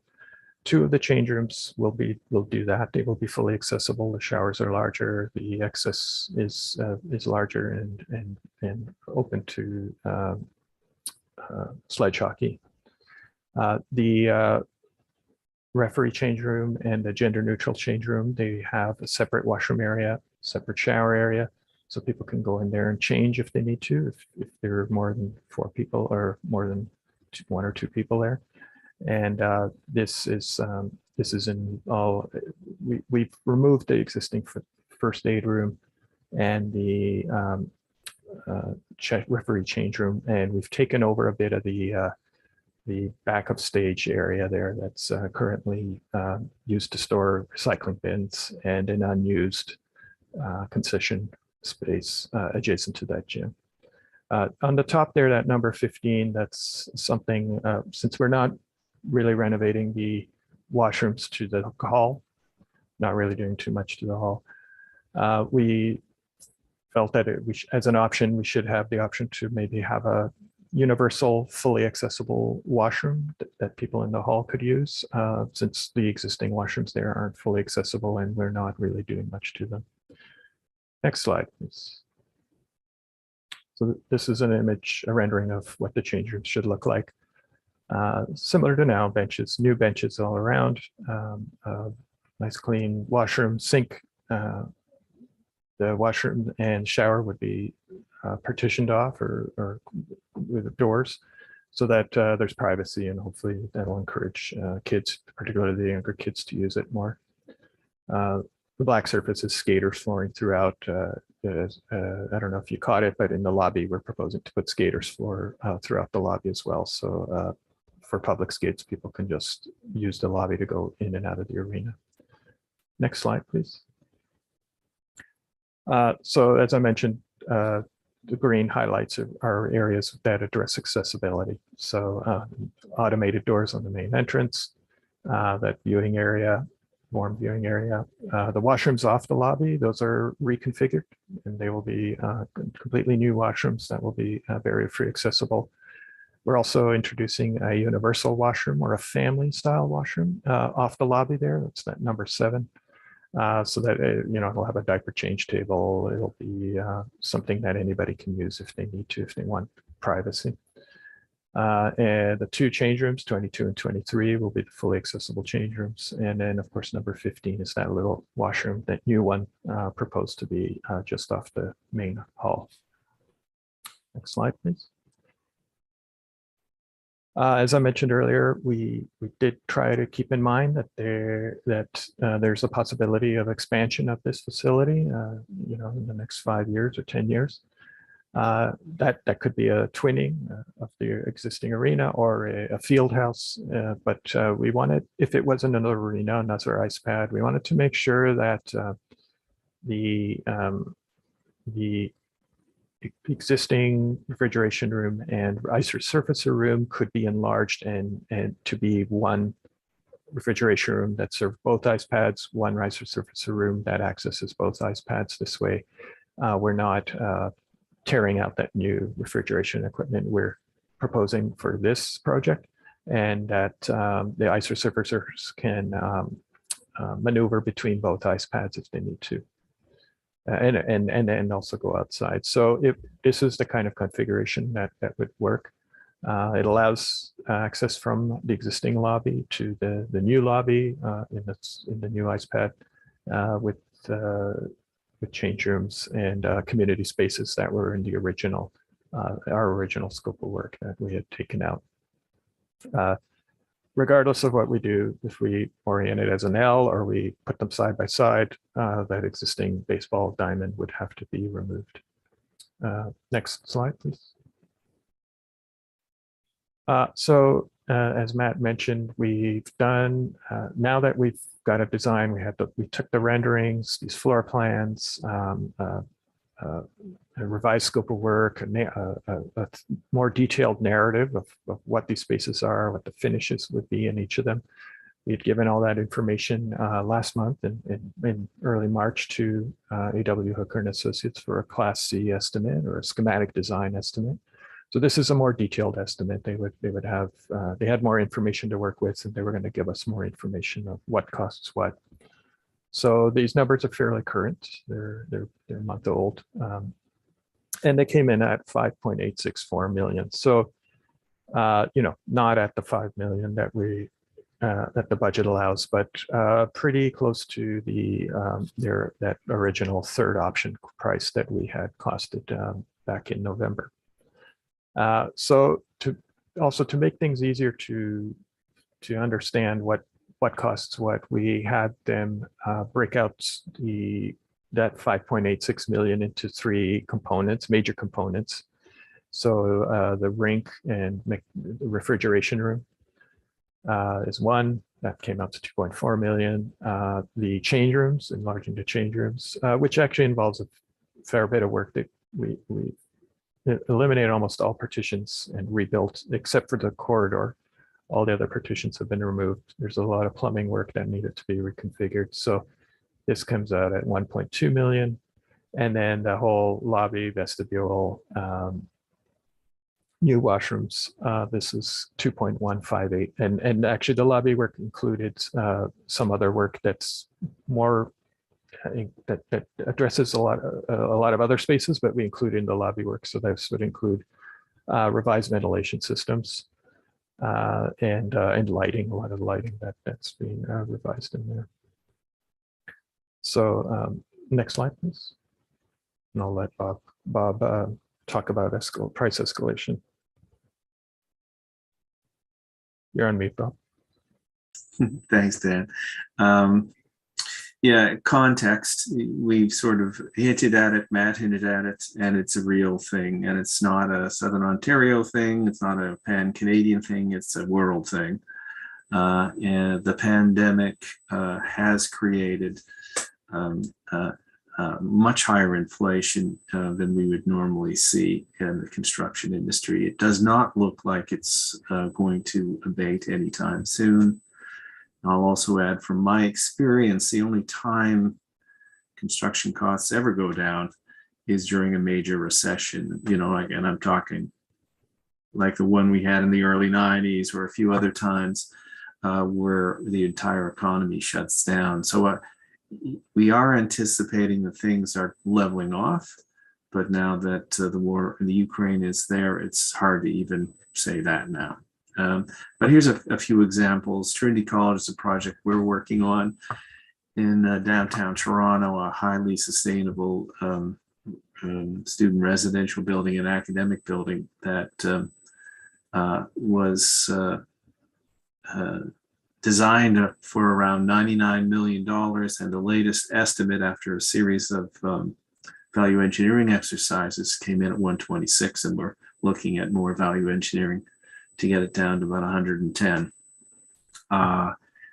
One that you folks might be familiar with that we aren't involved with, but it's just because it's a recreation facility, the Guelph South End Community Center had a budget of 80, and the construction tender came in at 126, which was a massive. We don't know the full details of construction versus project budgets, but it was a shock there. And then a third example from our engineers, EXP, they're doing structural, electrical, mechanical, and civil. They did a long care facility in the Hamilton area in October 2020. It was tendered at 23. They took the same plan, the same building, flipped it, upside down and put it on another site. And 2 years later, it tendered at 31 for 33%. So it's not a surprise that Matt and the crew, once they put the numbers back a couple, 3 years ago, not that they, it's not a huge surprise that inflation of a significant level has happened. That's all for that. Just a sort of a explanation, and Dan will walk you through the schedule. Yeah, thanks. Proposed schedule. So the interesting thing about this Elora Community Center is it isn't quiet in the summer. Spring and summer, there's a very robust lacrosse season, a lot of activity that does get used there. This presents a challenge when planning construction, but because we don't want to, it's a shame to have to delay or shift off somebody's season somewhere else during construction, but somebody's going to lose out here, either the lacrosse or the hockey. What we've chosen to do is aim to start construction at we put the date of March 27th. The 27th is a bit arbitrary. It's basically when the ice goes dry, when we've taken the ice out and that ice pad's ready to be demolished, which is around the end of March. March 27, 2023 would be start of construction, and we're kind of working backwards from there. This is actually on our end quite a lot of time. It's actually more than generous, but I'll start with where we are now. We're done with this program validation preliminary design. We're ready to start design development.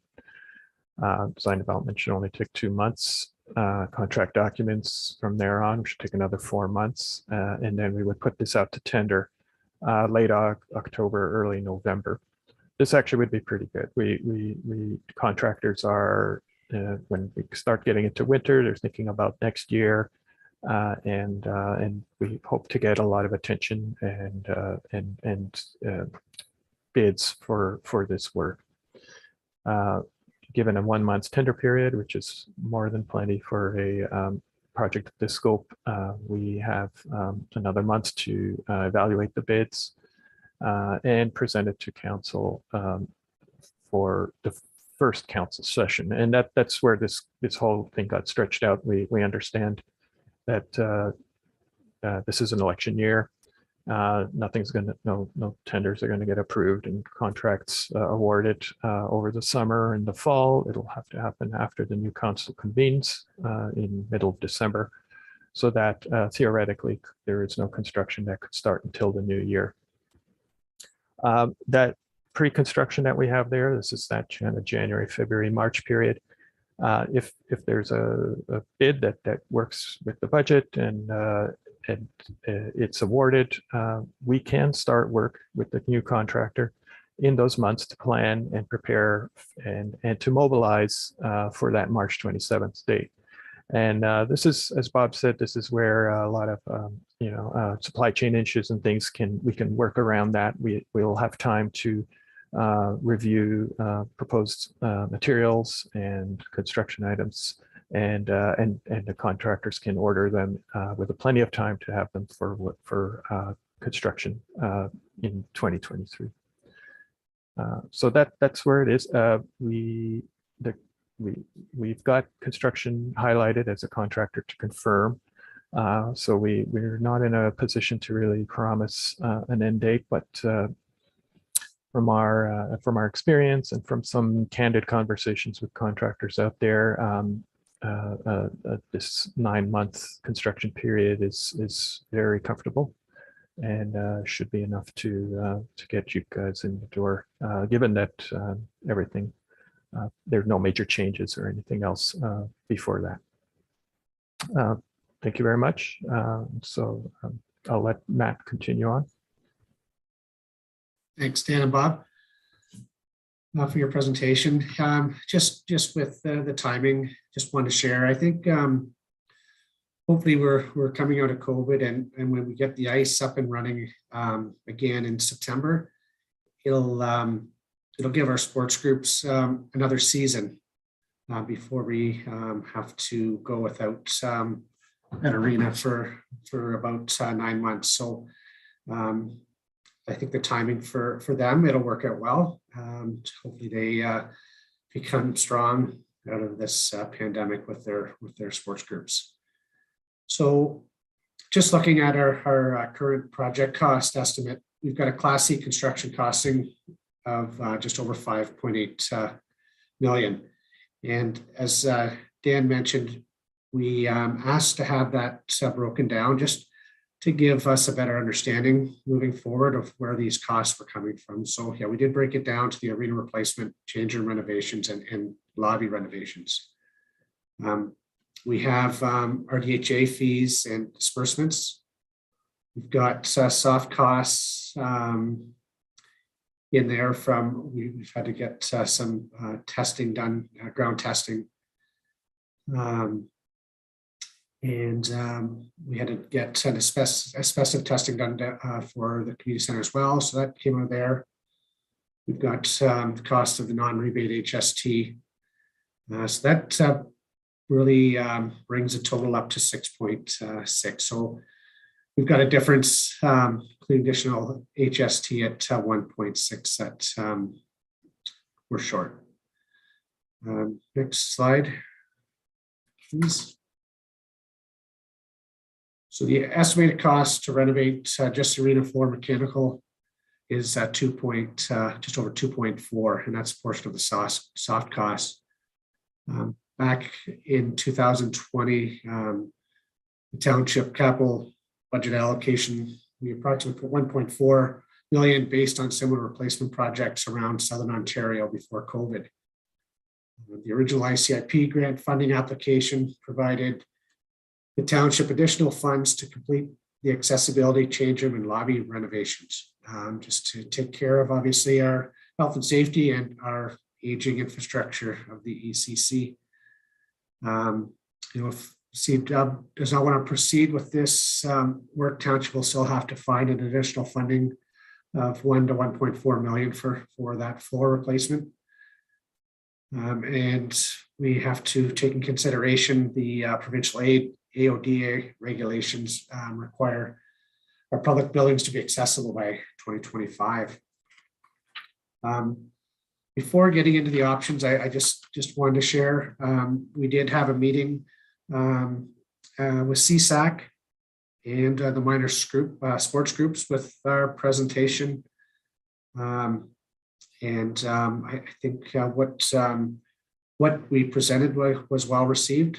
Just wanted to share that with council. So looking at the options, if we did nothing, obviously there'd be no impact to the budget in 2022. The cons, there is Brian Leak I'm somewhere underneath the floor, and it has to look at being replaced. Unplanned shutdown due to equipment. Accessible regulations not still need to be met by 2025. There's health and safety risks. The UCC is definitely aging, and did nothing, we'd obviously have the elimination of the 3.6 million from the upper tiers government funding.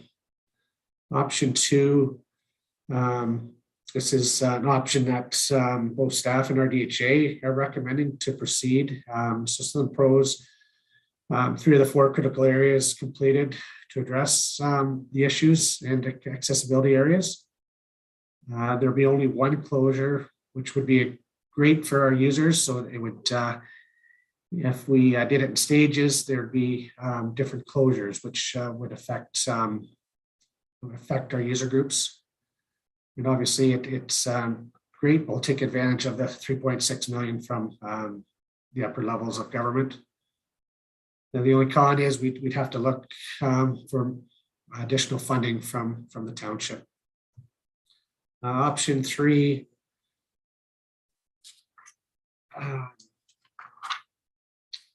arena floor.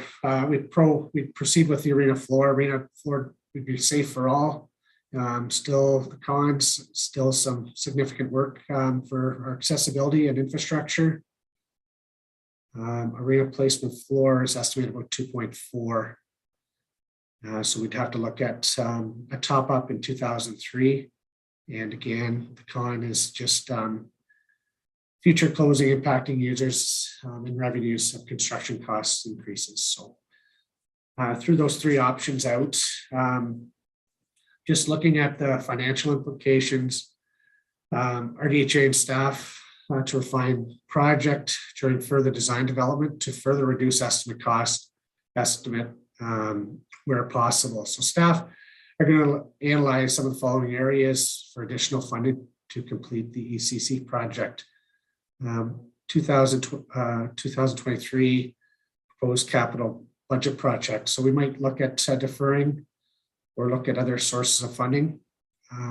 Just taking a look at our facility equipment life cycle project for the ECC. So in 2023, there's approximately 110,000 there. Going to take a look into the township capital reserves. Also take a look at the township COVID reserves and see if there's potential for any year-end surplus. And one item that we've just started to talk about is just look at potential sponsorship and donation opportunities. So that's something we haven't explored yet. So that's we'll be looking into that as well. Next page. So in summary, our DHA and staff are recommending to proceed with option 2. So it's a revised scope of work for the ECC renovation as outlined today. So it'd be the arena replacement, change rooms, and lobby renovations. Our DHA and staff to further redefine, design additional cost estimates with the AW hooker and tendering of the project.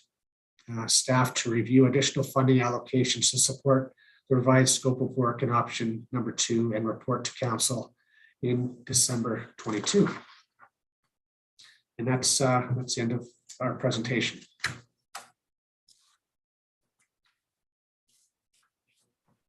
Great. Thanks very much, Matt, and thanks for the detailed report, Bob and Dan as well. Appreciate that. I know, with the higher budget is not great news, but I don't think any of us should be surprised by that, given what we've seen with other municipalities across the board. So really appreciate the work that was done to try to bring this towards something that's closer to our budget estimate. Before I turn it over to council for questions, I want to get a clarification on option 3, Matt. It's my understanding that if we had option 3 and just looked after the floor, we'd also lose the close to $4 million of funding as well, because a lot of that funding was based on us meeting accessibility requirements. Is that accurate?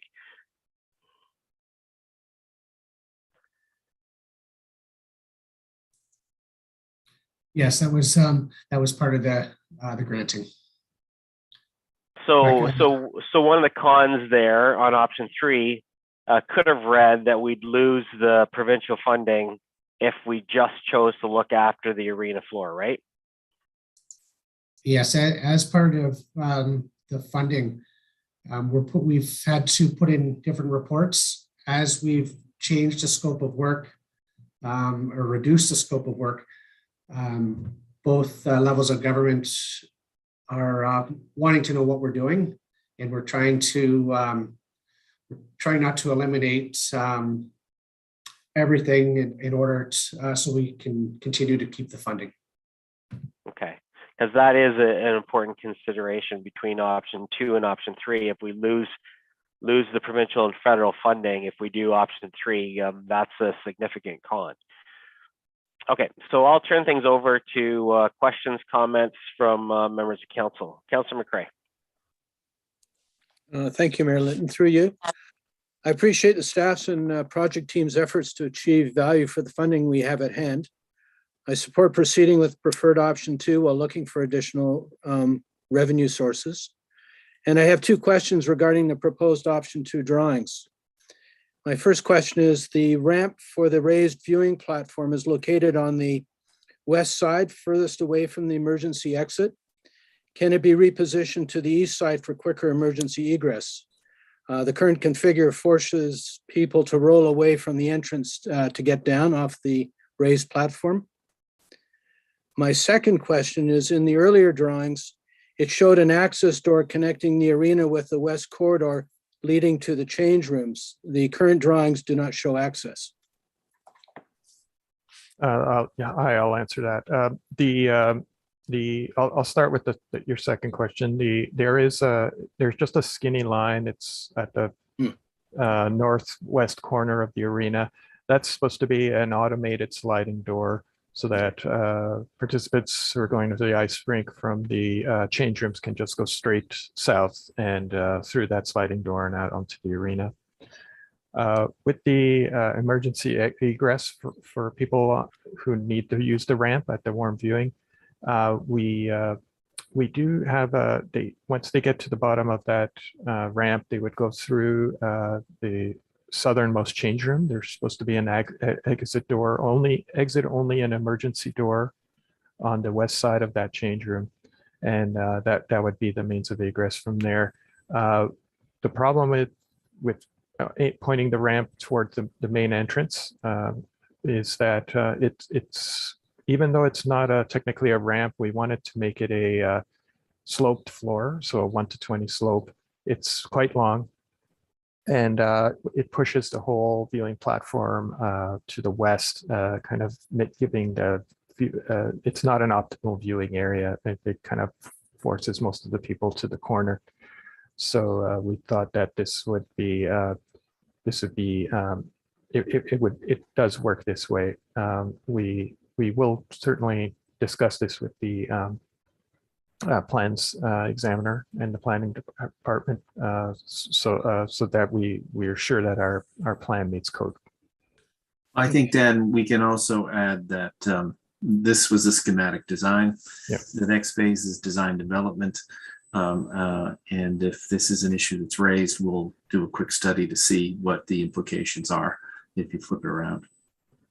I think Dan's comments are correct, but what we'll do is we'll review it and provide stakeholders the opportunity to comment on which way is better. Okay, thank you. Councillor Dunsmore? Yeah, thank you, Kelly. Through you, the comments you made about losing the funding are very appropriate. If we take option 3, not only do we lose the federal and provincial share of the funding, we also are still obligated by the Accessibility Act to bring it up to accessible standards. So that will all be on us anyway. So we're going to end up having to put in a lot more money. Option 2 was discussed by the CSAC committee thoroughly, and they think that that's the best option to go with. And they also brought up the alternate sources of funding. And, you know, through that conversation, we were reminded that the Center Wellington Sportsplex in Fergus, they went public with a public donation, and we raised about, Matt, you have to correct my memory's getting old, but I think it was about $700,000 through that. so, and they were competing with the hospital at that time. So the community was raising funds for a hospital as well as the sportsplex. The hospital's built now, so perhaps we can raise money from the, sponsorships and community clubs and so forth to help us with that. It might be able to get a little bit more money. So I'm really excited that staff are going to pursue that option. And I think that option number 2 is the best way to go, because we're going to have to do it anyway with the accessibility legislation. Councillor McElwain? Thanks, Kelly. Yeah, I'm certainly of the options presented. Option 2 is my preference, and I would certainly support it. I'm disappointed because the Elora Community Center is, as the name implies, is a community facility, and we're not doing what we should be doing for such a community facility in a growing community. We're probably increasing the cost overall over the next less than 10 years because we're going to need a second pad. I would still prefer seeing the option that was presented to the government, different levels of government in 2020 going forward, and I'd love to be able to find the funding to do that, because that arena is 40 years old. It's out of date. It's got a lot of shortcomings, and will continue to have some of those shortcomings after these renovations are made. And just something simple like the opposing coaching staff having to walk out on the ice all the time to get to their benches.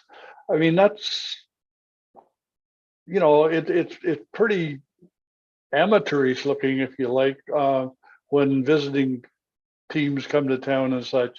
So I would still love to try and find a way to get to the 9.8 million or whatever the number is, and do it right the first time, and have it ready for the second pad, parallel to the existing pad, with the central lobby between the two. I just think it makes so much more sense as the long-term goal, instead of doing it piecemeal and doing it, less than the ideal solution. That we are planning on doubling our population in a short period of time, and to be doing something like this piecemeal, just to me, does not make a lot of sense. It makes a lot more sense to borrow money to do this than it does to build an op center that we don't really need. So that's just my take on it. But overall, thanks, Matt and staff, and for doing all the work you've done to date. But I really wish we could do it the way you need it, instead of the way kind of a half a job. My comments. Thanks. Councillor Foster?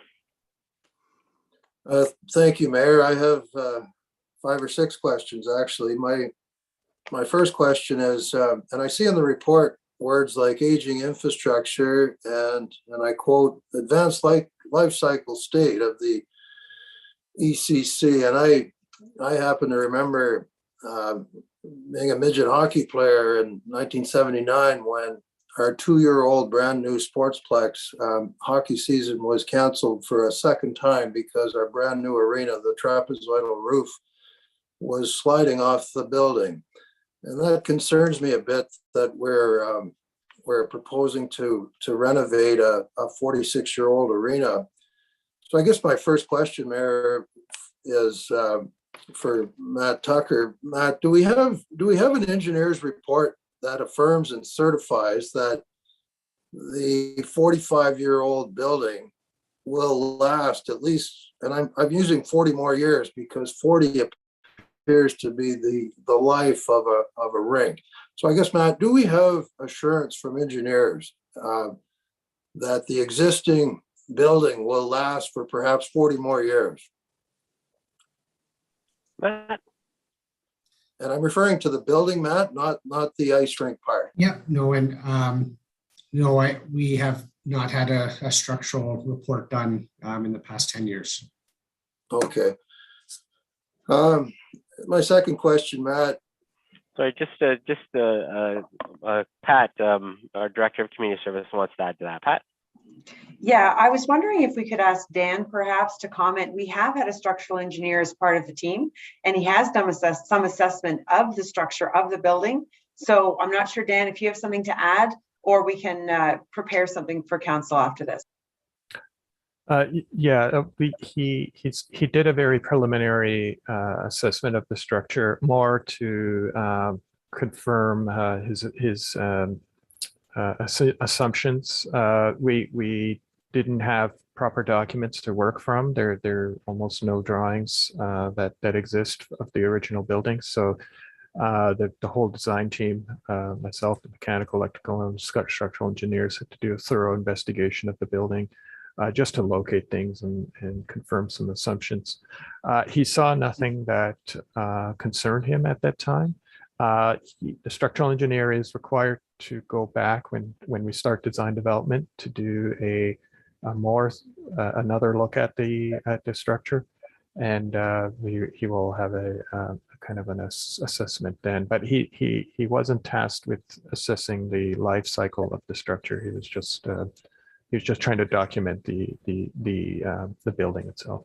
I'd like to add to that, Yeah. though. I mean, our structural engineer is not doing a full audit of the existing structure as to whether it meets current standards or not.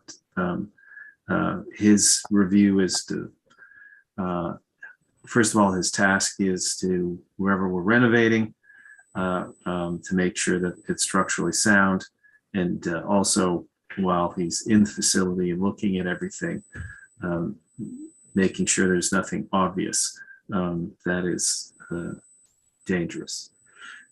It was built 40 plus years ago, so lateral load requirements for earthquakes have changed.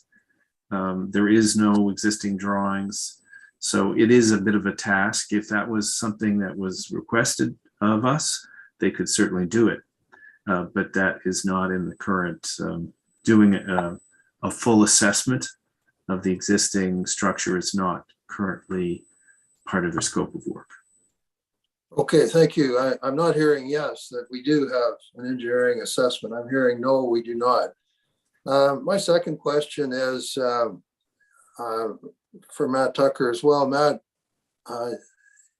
we know that we are a growing community. We know that very, very popular hockey and lacrosse, both in Elora, and this is a very, very busy building in normal times. So I guess my question, Matt, is have you engaged the community, the sports community in particular, in terms of the needs and wants for recreation in the next 40 years? This is a 40-year decision, potentially. So, what does the community need and what do they want? And in particular, Matt, does a single arena with a small grandstand meet the needs of a growing Elora with a very vibrant lacrosse and hockey community? How have we engaged the community, and will we succeed in meeting their needs if we do this work? So Matt, do you want to handle the master planning process we just went through, or should we talk to Pat about that one? I can start off and Pat can jump in. So we just did a presentation about a week and a half ago to our sports groups. So we had minor hockey, girls hockey, ringette, and the Elora Skating Club and the Fergus Skating Club had a meeting. They listened to our presentation. I know the needs. They were quite happy that we've addressed the accessibility and the size of the change rooms, and obviously trying to make things bigger. Do they want something more? Of course, they would love more bigger dressing rooms, bigger lobby, bigger ice surface. But chatting with them last a week and a half ago, they were happy with the changes that we've made and bringing up the ECC up to date.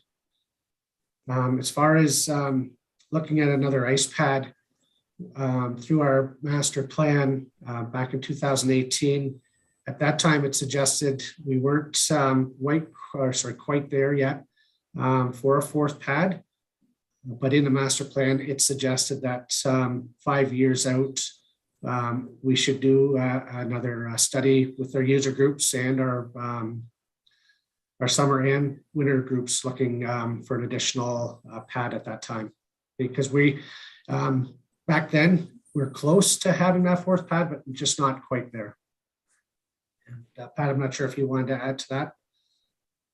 I'll just, that was a great answer, Matt. You covered most of what I would have said, but if you review the master plan, one of the metrics they use to determine how many pads a community needs is not just the population, but also the number of registered participants in ice sports for ice arenas.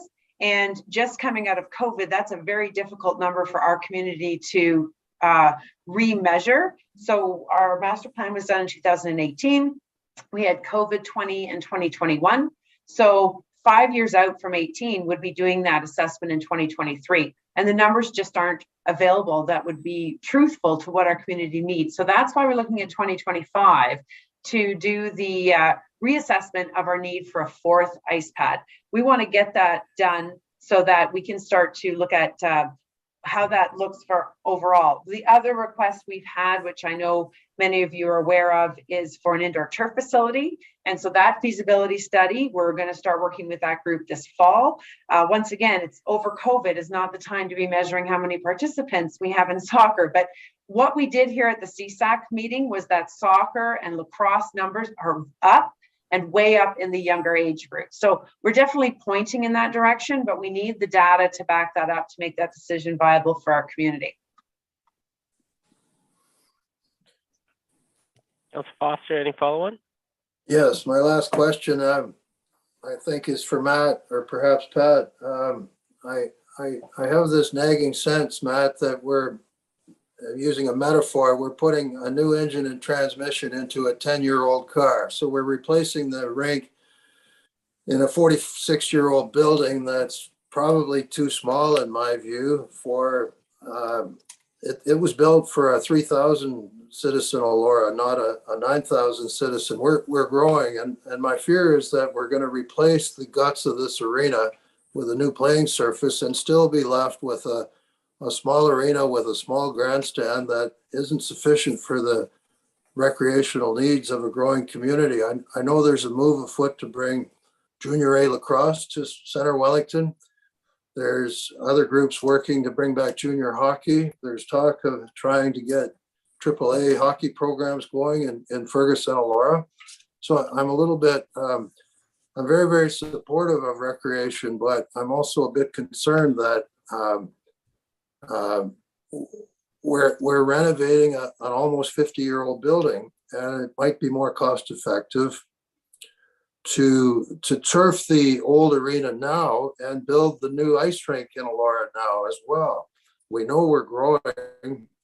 Matt, is that something that might even be feasible? Number one, and number two, if we were to look at a new build, would we lose the provincial and federal grant, given that the new build, of course, would be AODA accessible? Pat. Okay, I'd have to go back and take a look at the grant funding, but I believe what we applied for was to upgrade an existing building. I know, and it was up to 5 million.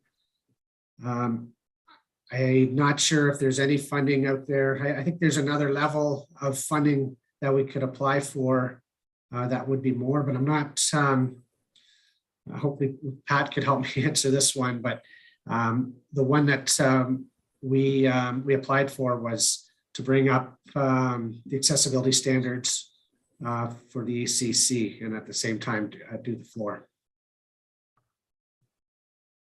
Pat? Thanks. Yeah, so there were two streams that our community could have applied for under this ICIP recreation and culture, it's a recreation grant.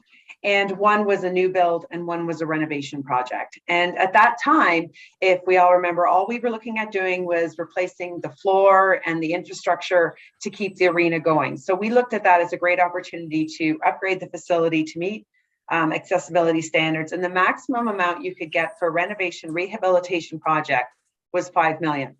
And so we were so fortunate as a community. It was a highly competitive grant to receive that funding. So we felt really good about the ability to not just put another coat of paint on the Elora Community Center, but to bring it up to a standard that would meet the AODA standards and would also rehabilitate that building that right now we are having failure in that floor. So will we need an addition onto that facility or somewhere else for a fourth pad and other facilities with bigger stands and things like that? Yes. That is a future project. So how we're looking at this is really we have three phases here, this being phase one. Let's rehabilitate this arena. It is less expensive than building a new one, as Matt showed us in the presentation, how expensive a brand new facility would be. So let's get it up to a standard where we can use. We also have two pads in Fergus, one with bigger stands. So that can be our showcase until we build a fourth pad at that time. So sorry, I digress. Phase A, do this renovation. Phase B, we really still have the hall to renovate and to make that more user-friendly for all the activities we hope to achieve in Elora with recreation and things. And then the next phase would be, if our study comes back to say we need that fourth pad, then that would be our opportunity to do that. But we didn't have that data, and we don't have that data yet. So to apply for a grant, you really need the information to back up to justify your request for the funding. So that's our vision, ABC, 1, 2, 3 phases. And this is our first phase of what needs to happen for our arenas in Elora Fergus. So I hope I answered that question. Thanks. So I guess the short answer is we would not be able to likely use this funding to switch to a new build, because that was not the parameters of the grant we applied for. Thanks for that clarification. Anything else from members of council?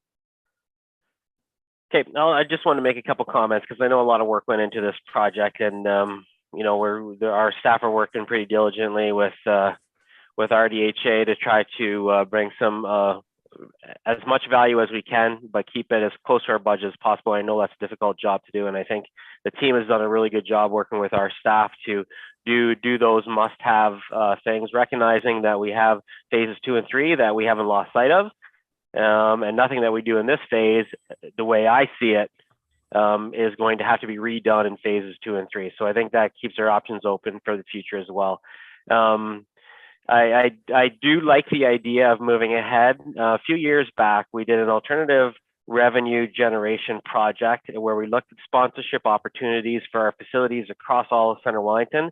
We had a little bit of a challenge with that project, and it didn't go the way we wanted it to go, but we have a deliverable out of that project, and it looks at all our different facilities and what we could potentially do when it came to sponsorship. And one of the things that we did identify is that if we were moving ahead with a new facility or a major change to an existing facility, moving in that direction of getting corporate sponsorships is a lot easier when you're doing a new build. So I really do like the fact that our staff are going to be looking into that. Hopefully we can dust off that report that we did a number of years ago to make sure that we're doing as much as we can when it comes to corporate sponsorship and alternative revenue generation to make it so that we can get as much value out of this project as possible. But I'm completely supportive of the option that staff have recommended and that CSAC also is preferring. I think this is a great first step, and we really don't want to lose that $5 million.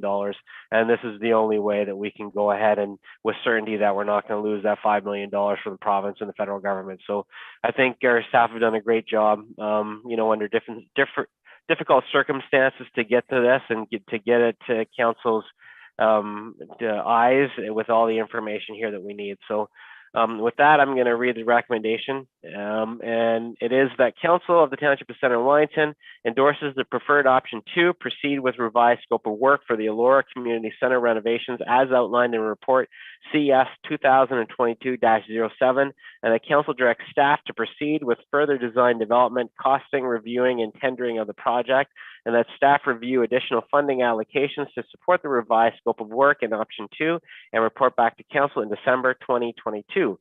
Mover for that, please. Councillor McElwain, seconded by Councillor Dunsmore. All in favor? Opposed? And that is carried. Thanks very much for joining us today and for the presentation, Bob and Dawn. Appreciate the work that your team is doing with our staff. And thanks, Matt and Pat, for your answers to the questions that we had today. Appreciate that. Moving on to 7.3.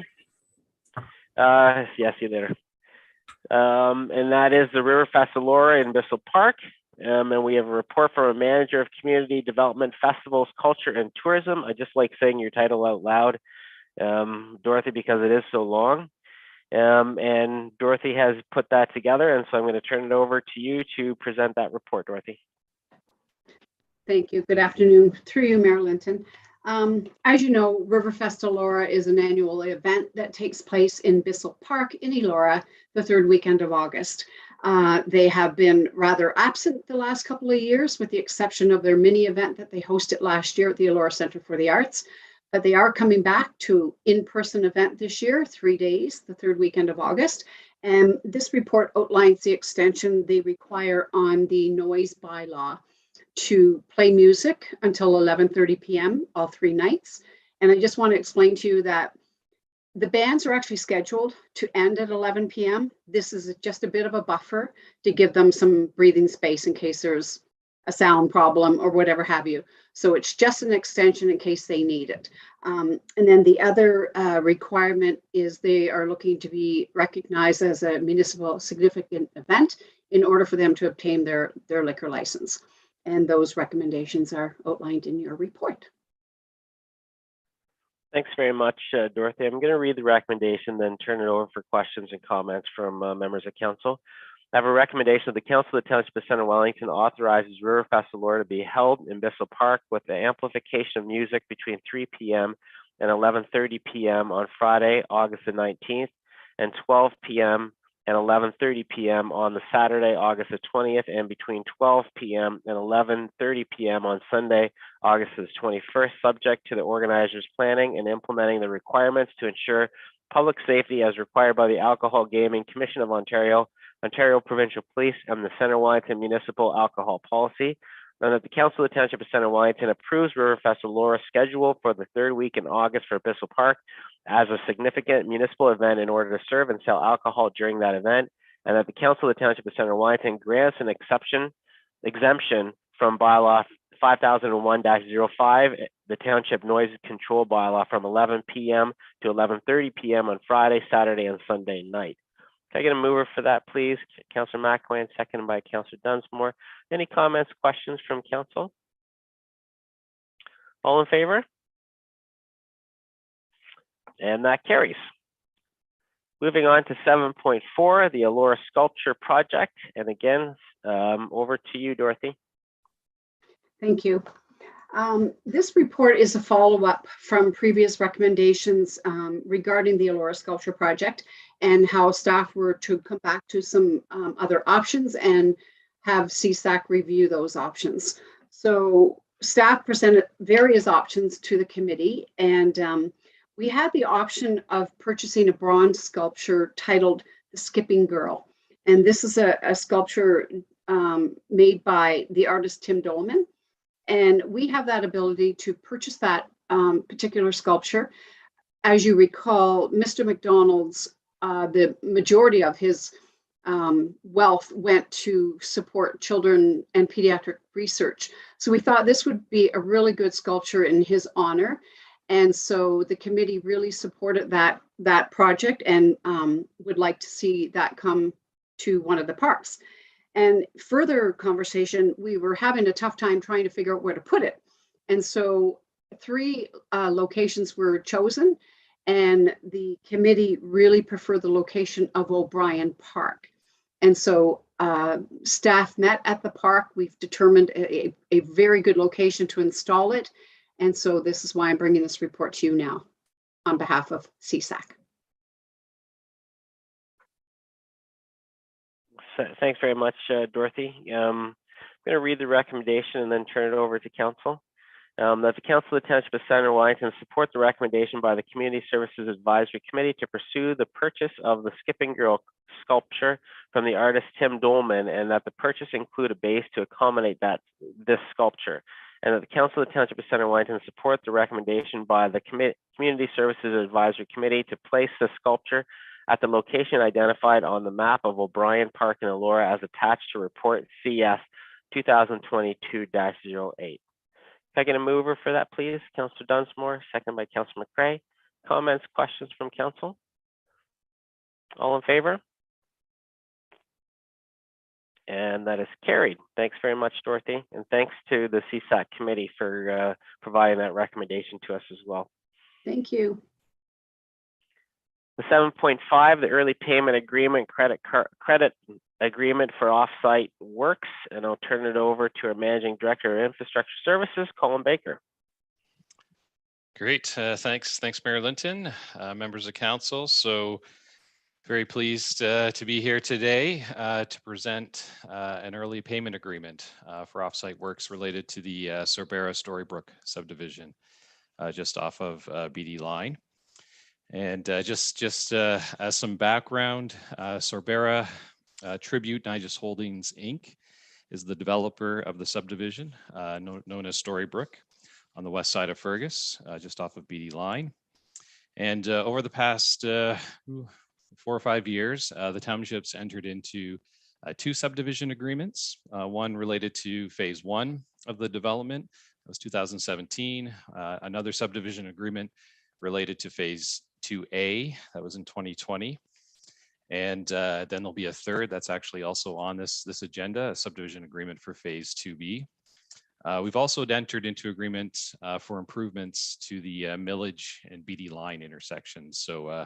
So turning lanes, pedestrian signals, and some sidewalk work, or the beginnings of the multi-use trail on the west side of BD line. So that's another agreement that was entered into.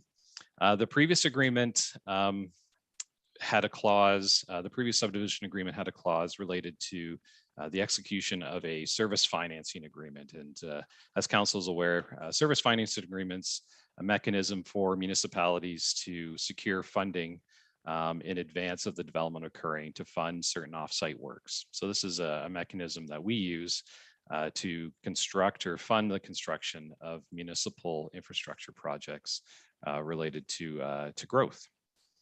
And so the developer has requested this service financing agreement take the form of an early payment agreement.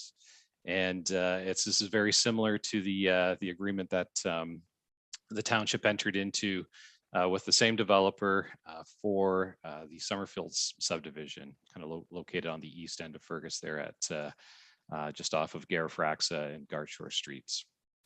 So basically the agreement includes terms that essentially pays for the growth-related costs of the BD line project. So this is the reconstruction of BD line, essentially starting at St. Andrew Street. There's certain works, and as we progress north, it heads right up to Millage Lane.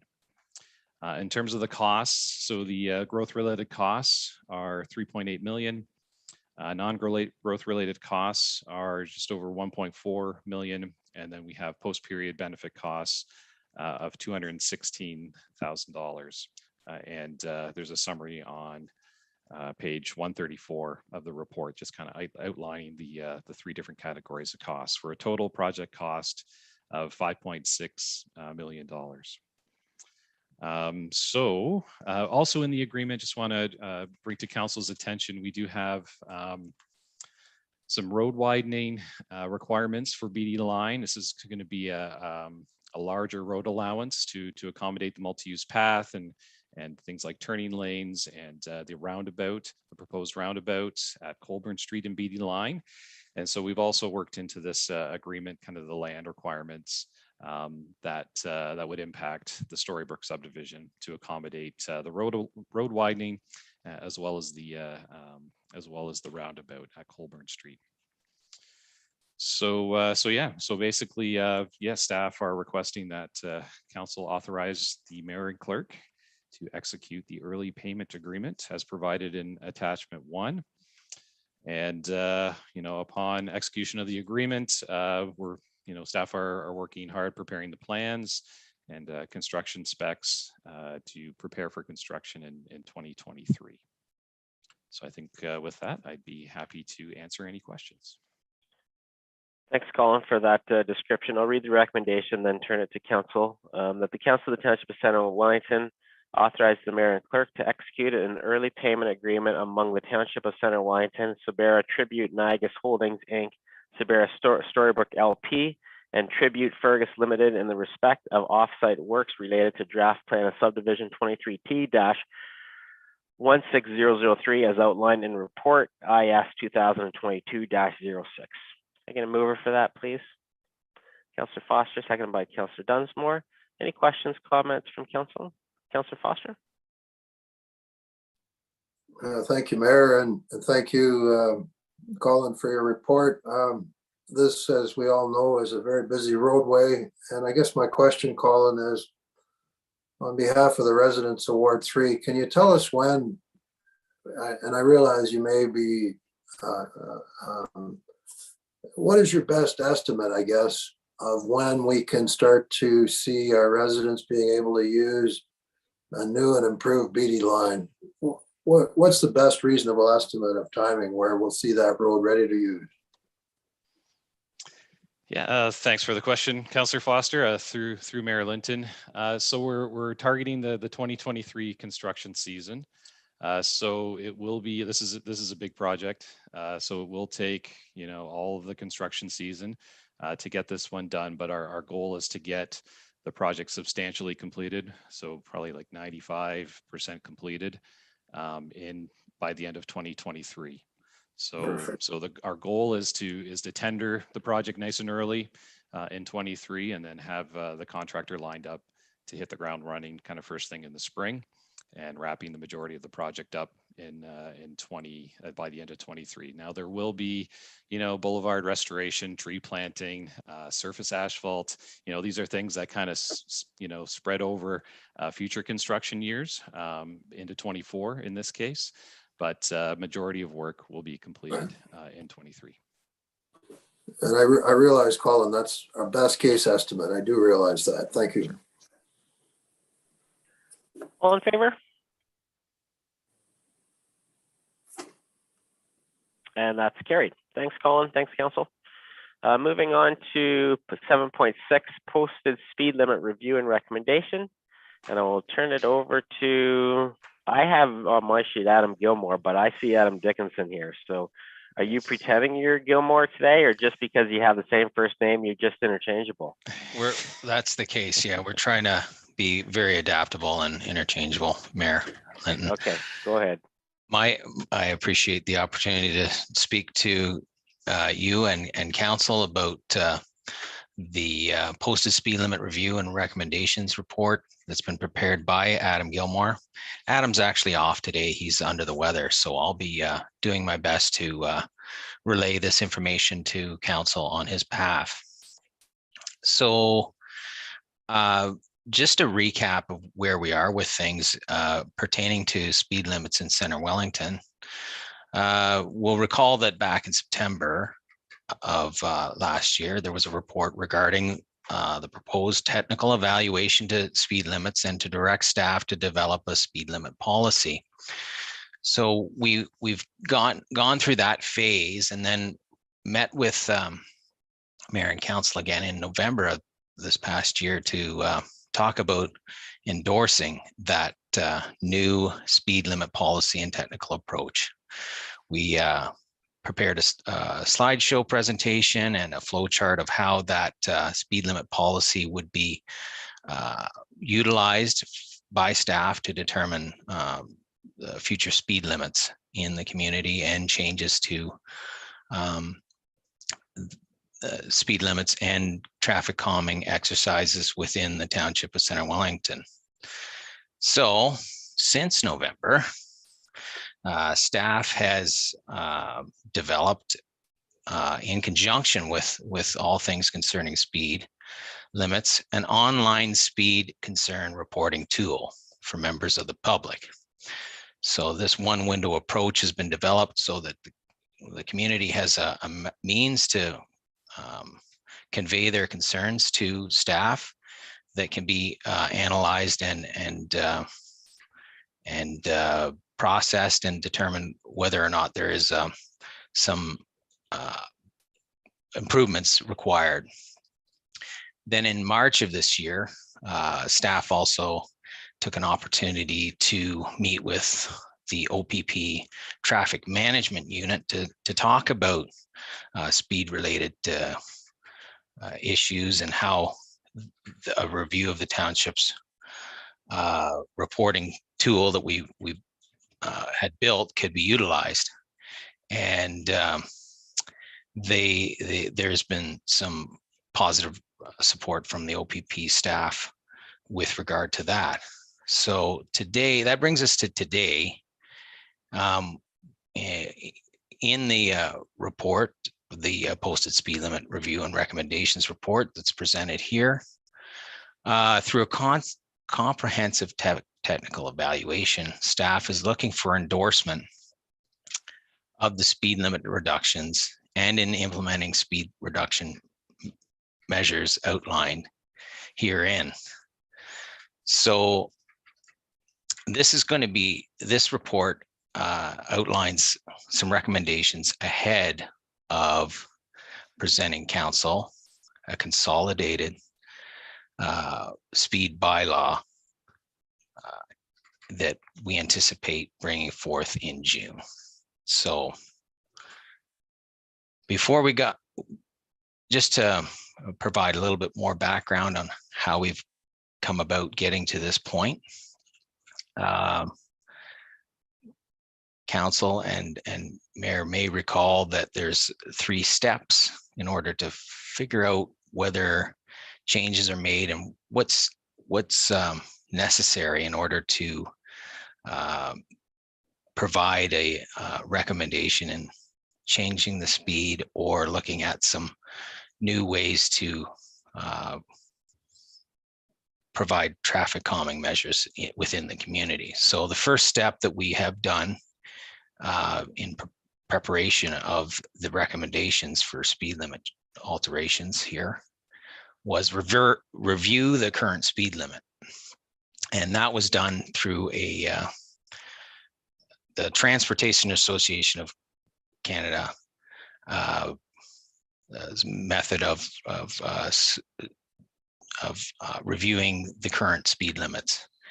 And under that review, it looks at a number of specific criteria, things like vulnerable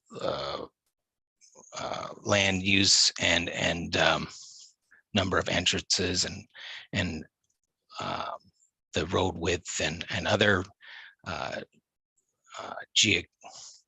road geometric related functions of the roadway. So we did that in conjunction with looking at how many collisions have occurred on these roadways. So we obtained some information from the OPP to help support that or gather that data, some real data from the police. We conducted a practical field test that allowed us, the staff, to really understand the road's dynamics and things that maybe aren't presented through the data that we've gathered. And then finally review the typical speeds driven by drivers. So looking at the data, what are drivers prepared to drive like? What are their typical speeds? So if part of the package of information that's presented on there's 2 maps, and on the first map you can see that information presented in side of that map has to do with that review and where we determined that there was different conditions that needed to be further analyzed. So then that brought us to the second stage of this whole process, identifying the concern, the speeding concern. And the results from that process can be seen on the second map. So it's kind of like the outcomes that we had determined as staff. And then finally, there's the third step, which is implementation of effective speed reduction measures. And that's going to be ongoing for some time. So we're going to take what we've determined and hopefully present this back in the form of a bylaw, and then continue to review these measures and their effectiveness. So with the data that's presented in this particular report, we took 41 historical high priority road sections, both urban and rural, that have been provided to us through a variety of means, be it members of the public, council, and others. We took those 41 segments and ran the gamut with them to, as mentioned, with all those different technical process to figure out what needs to be done or doesn't need to be done. Out of the 41 segments, there was a reduction in speed recommended on 24 of the 41. There was 24 segments that demonstrate that speeding is occurring, but it's not necessarily influenced by the current speed limit. It's more of a driver behavior concern that needs to be understood and perhaps various means of traffic calming implemented. So the next so that whole review of these 41 sites was determined by identifying and confirming the speed, as I mentioned, through this TAC manual. And then looking at specific vulnerable land use. Let's take schools, for instance, and significant road crossings where students have to cross the street. All those factors were analyzed specifically, looking for to maintain public safety in that effect. The third thing is to review the number of collisions, as I mentioned, the practical field test, and finally to review the typical speeds driven. So after this analytical process has been done, there's recommendations for lowering speed, but not only that, there's recommendations for going about introducing some new traffic calming measures. And some of those are short-term, and some, for instance, like Councillor Foster mentioned BD line in the previous presentation, that could be a long-term traffic calming measures where they're built right into the design of the roadway, perhaps. So next steps, if the recommendations presented within this report are accepted, staff will go back and prepare the consolidated speed traffic bylaw, and that will presumably be brought to council in June.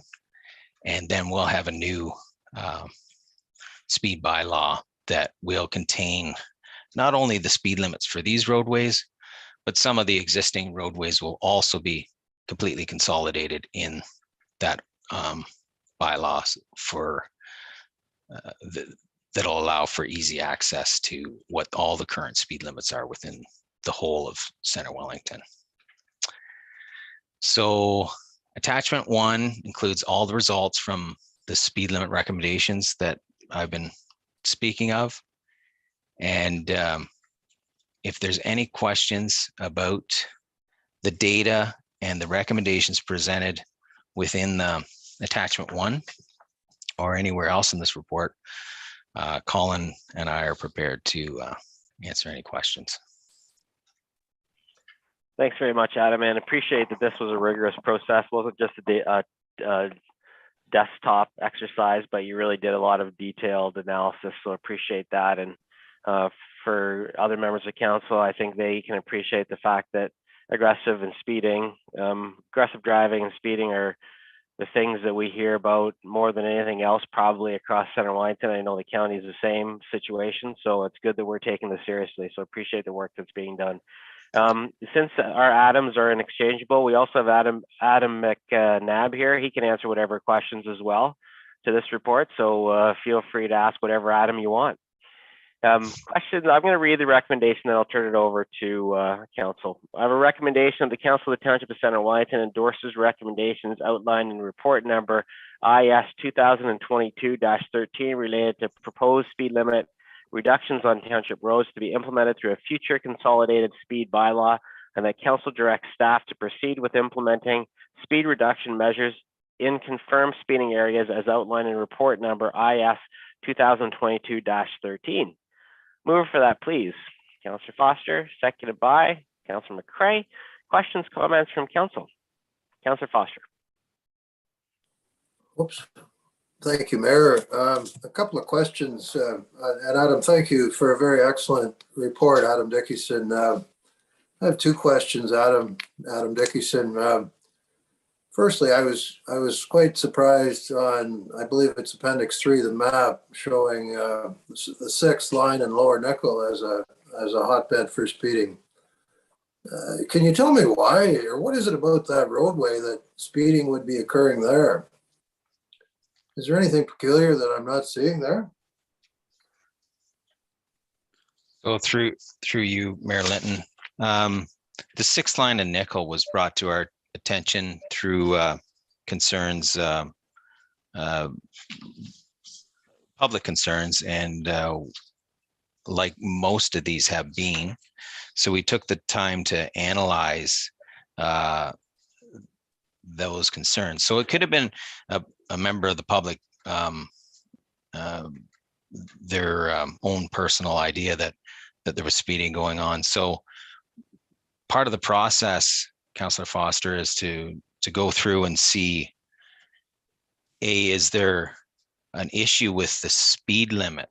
And the findings were that given that 6 lines road geometrics, the hills and sightline issues, were the drivers behind determining that the speed limit should be lowered on that particular roadway.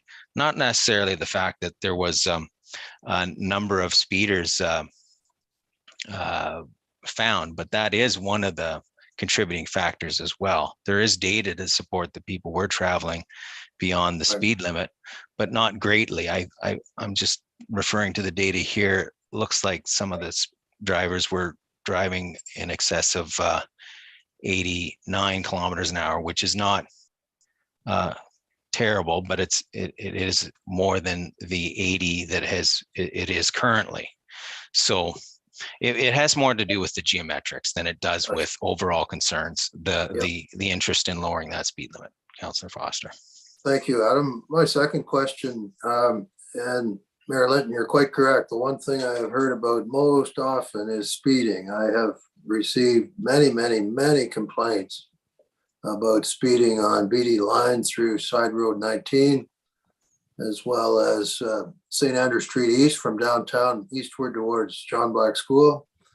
So I guess my question, Adam, is, and you mentioned, my question ultimately is about traffic calming measures. When, Adam, could we hope to see, if this is approved, when would we hope to see actual traffic calming measures, things like signage, bollards, and so on?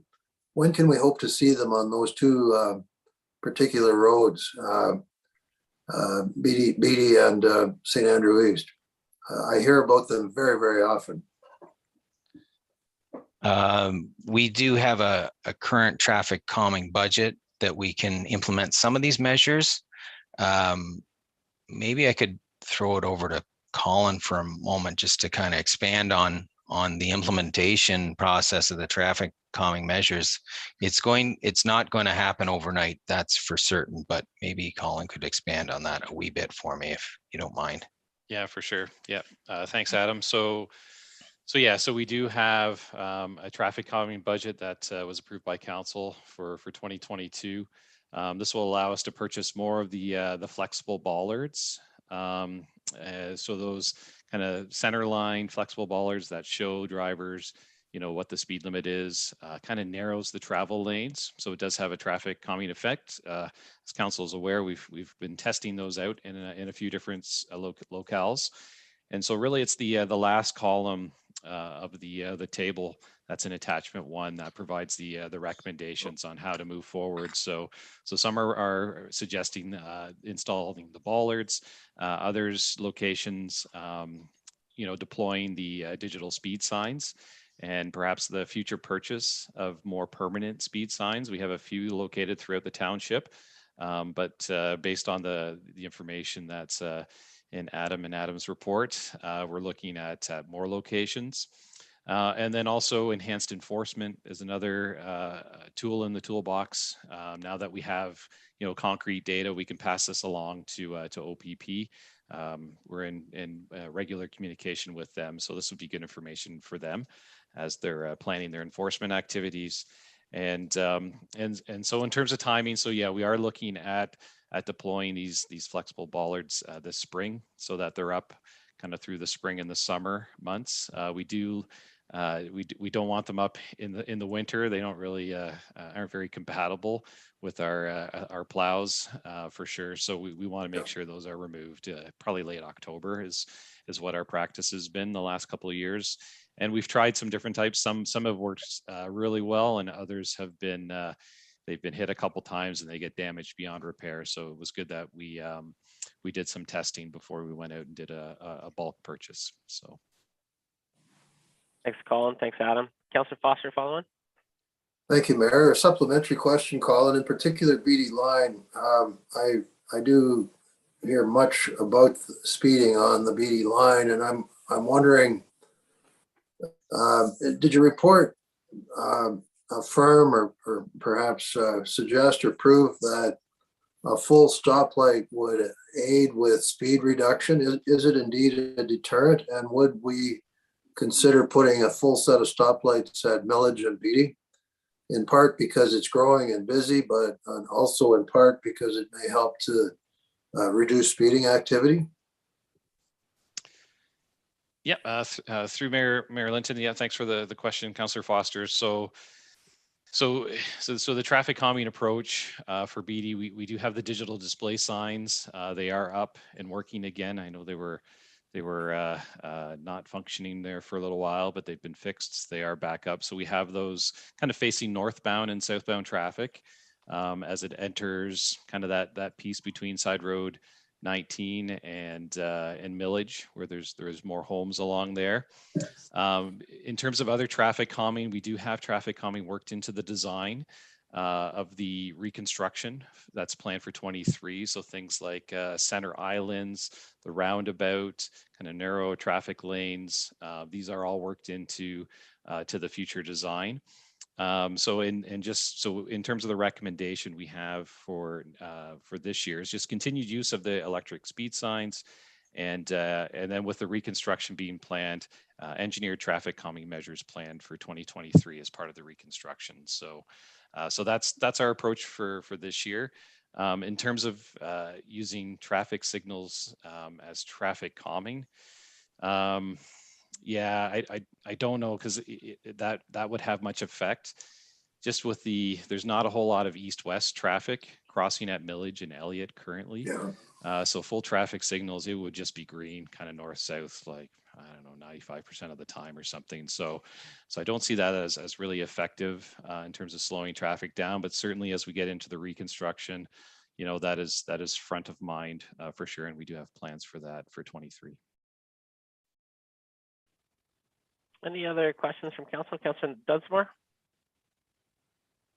Yeah, not sure. It doesn't matter. Whoever wants to answer it can answer it. I was a little shocked. I saw that Melbourne is a speeding concern, not recommended for a speed reduction, and I guess Adam said that that's because they're aggressive drivers, and it's all into enforcement. I get a lot of calls on Milburn. I get a lot of calls on South River Road, as I'm sure Councillor McElwain does as well. And yet I don't see it identified as an area at all. So I guess my question, Colin, we put bollards up there last year or the year before, and there were some people using them as a slalom course and they got knocked out. So what's the next step for that? If we're not lowering the speed limit on Milburn, what's the next traffic calming measure we could utilize there? Yeah, through Mayor Linton to Councillor Dunsmore. Thanks for the question, Councillor Dunsmore. So, Milburn's already a 40. It's signed to 40. So yeah, we're not proposing to lower that beyond its current posted speed limit. We are proposing continued use of the bollards, the centerline delineators that were quite effective. I know they actually received the first generation that we tested out, and they were damaged quite quickly. The second group that we've tested, it seems to be more resilient. So that's the plan with Milburn, is to really start to implement those bollards to kind of narrow up those lanes, kind of increase the friction for vehicles and slow vehicles down, particularly around the park. I think that's a busy park with the splash pad, and in particular that area. So we're looking at implementing those measures this year on Milburn. We also, so you mentioned South River Road too, and so this is an ongoing process. We don't have South River Road listed in the table. It's not part of the 41 segments that were analyzed, but certainly, we see this as an annual update. So as we receive new information, as things get submitted from the public or through that report it tool on the website, or through council to staff, we're certainly going to be looking at more segments for sure. So we do see this as an annual process of evaluation and confirming the speed limits, making sure they're appropriate, and making adjustments and implementing traffic calming as appropriate, given the context of the road. So yeah, certainly South River Road could be one that we add to the list, but we're trying to do this in an efficient manner. It's more efficient if we can look at these kind of en masse at one time a year, and so we can certainly add that South River Road to the evaluation for the 2023 season. Councillor Dunsmore, following? Yeah, so we're sharing this information with the OPP. So who's having discussions with them, and what have they told us about what they're going to do? Have they given you any indication of how much they're going to increase enforcement in our community? Maybe get Adam to speak to that. He's been having the discussions directly with OPP. Go ahead, Adam. Yeah, certainly. Councillor Densmore, through you, Mayor Linton, with the OPP, they are quite supportive of providing a more progressive enforcement in the locations that are warranted. They're very quick to explain that they have limitations on their resources and where they can focus those resources. So we have them in our back pocket, and where the data demonstrates that there is a serious concern that some of the streets have excessive speeds that really need to be addressed immediately, they will come to our aid in those situations. So it's going to be kind of a case by case thing. As we, with these 41 sites, and as Colin mentioned, it's an ongoing process that we're going to continue to obtain additional data. And if we get new information that shows that there are some pretty aggressive driving, we'll share that with the OPP. And in those instances, they express that they would be helpful to aid in visiting those sites and finding and providing enforcement. So it's kind of a case by case thing. Councillor Dunsmore? Yeah, last question, because I just went on and tried it again, because I clicked on the link to the reporting tool in the report.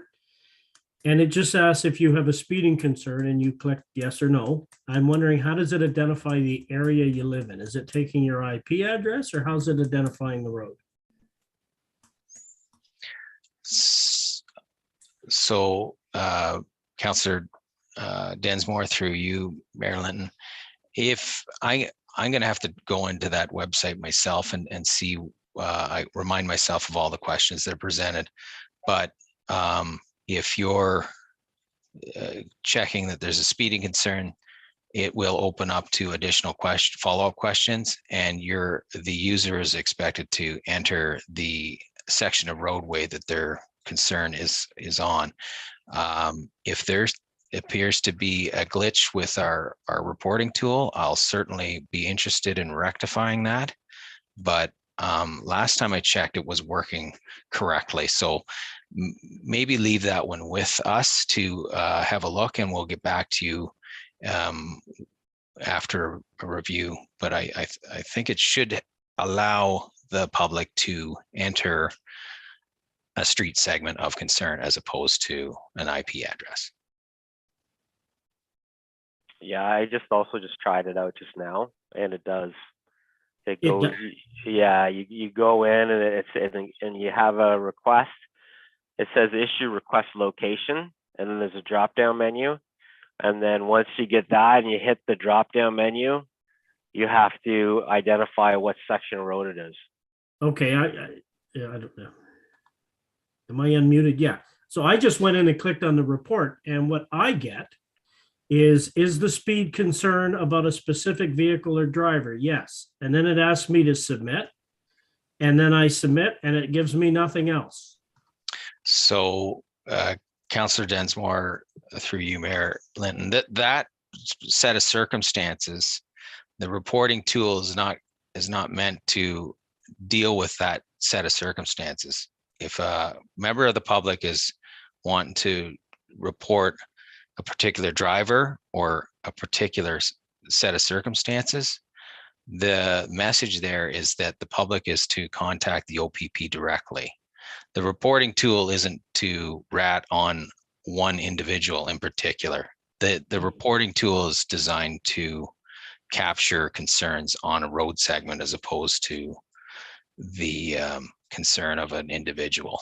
Yeah, I understand that, Adam, but we got it's in the reports as reported, and then we also got a link that was on our Facebook page, and I sent that to residents to click on to report traffic conditions. And when they click on it, it just says what I just told you. Is this to report somebody speeding? And it doesn't capture the address. So now that leads me to question the data we've collected. Am I using the wrong link, or because I'm just using the one that's in the report and the one that was sent out on Facebook?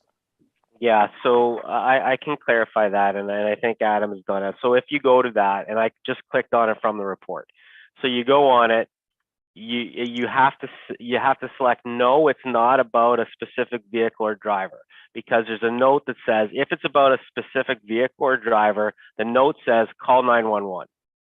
Right. If you click no to that, another option pops up, and that's when you enter your information and the address.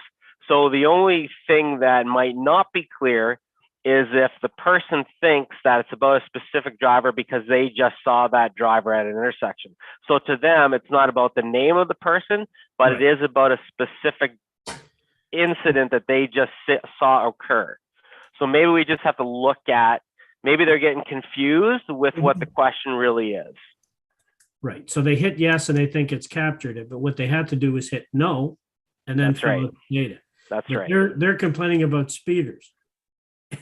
And so I'm thinking maybe we need to work that question a little bit. I am pleased. I'm not trying to be a pain in to anybody, but I want the data to be correct. And I am shocked when I see that there are some roads that aren't on there, and I get calls about that continuously. So perhaps we could clean up the question to make the reporting tool a little bit easier.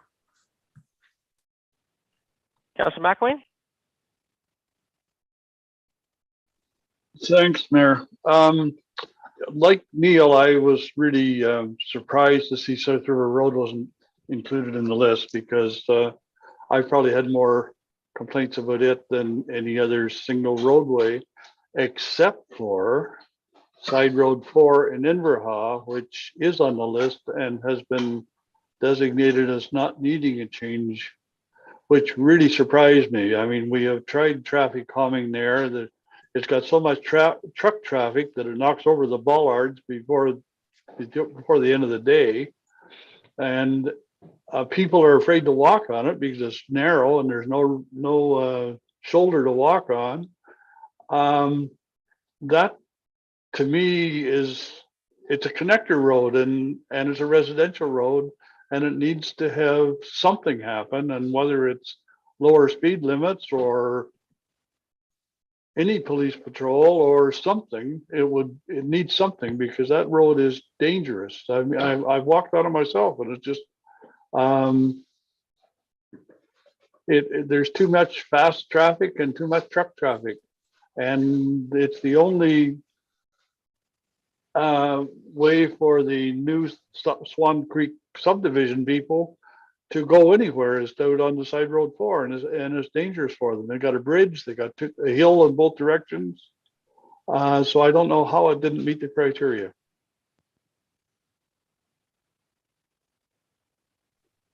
And is it possible that you will relook at that before bringing it back in June? Colin? Yeah, thanks, Mayor Linton. So through you to Councilor McElwain. This is segment 29, Side Road 4. So we have looked at that, and you're quite right. It's a posted speed limit of 50, and from what we can see, very few people are doing 50 along there. And my computer seems to be crashing on me right now, so hopefully you can still hear me.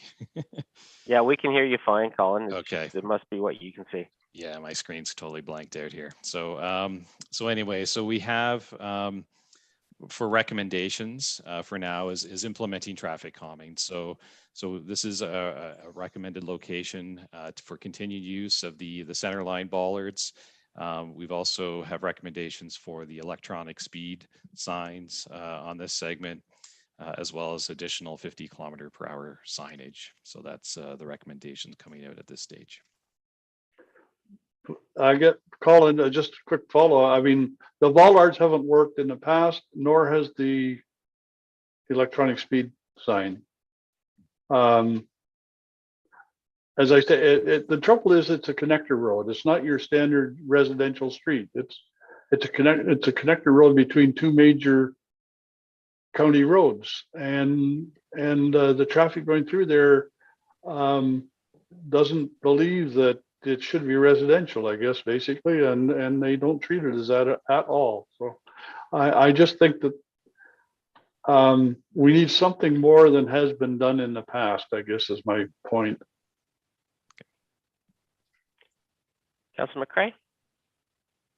Thank you, Mayor Linton, through you. I just want to start by saying I appreciate very much the level of effort and the recommendations from staff regarding trying to solve our speed problems. I do have one question, which is related to lowering rural speed limits from 80 to 60 miles an hour. In fact, similar to Councillor Foster, I was rather intrigued about 6 Line Nickel. I didn't think there were a lot of problems there. And I'm wondering, have you considered using 70 kilometers as opposed to 60 in some of the rural road areas? My concern is we start lowering speed limits on some roads, we're going to start forcing drivers to go down other roads that have higher speed limits. So we may be shifting a problem or creating a problem that doesn't currently exist on other nearby roads. Adam? So, Councillor McCray, through you, Mayor Linton, with regards to the speed limits that have been recommended through the attachment 1 summary, in all cases, those speed limits are driven through the Transportation Association of Canada's method for analyzing speed limits. There are certain roadways that would be adequately signed with 70 km/h speed limits. However, based on all the criteria that assessment method analyzes, the roadways that we had used that method on, none of them came up as a 70. It was 60 and 80. It's again driven by the technical parameters of the road network, as opposed to an arbitrary selection of speed value, maximum speed value. Councilor McCray, follow on. Yeah, just further to that, I've driven a lot of the roads down around Moffett.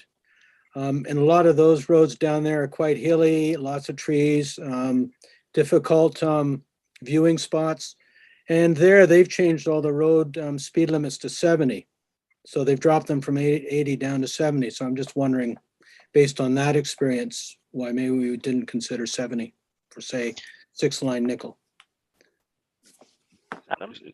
Certainly. So again, if I took the tack tool down to Moffett and took it on that particular roadway, the tack tool that we've been using may actually provide a different recommendation than that roadway sign for. It could say 60 or 50 or other. I can't say with any amount of certainty. We're just following the technical parameters of that assessment tool, because we value the Transportation Association of Canada's methodology for finding those speed limits. It does look at sight lines for certain, and the things that you mentioned about trees and hills and valleys and those types of things are all weighed into determination of the appropriate recommended speed. Okay, thank you, Adam. I was just curious.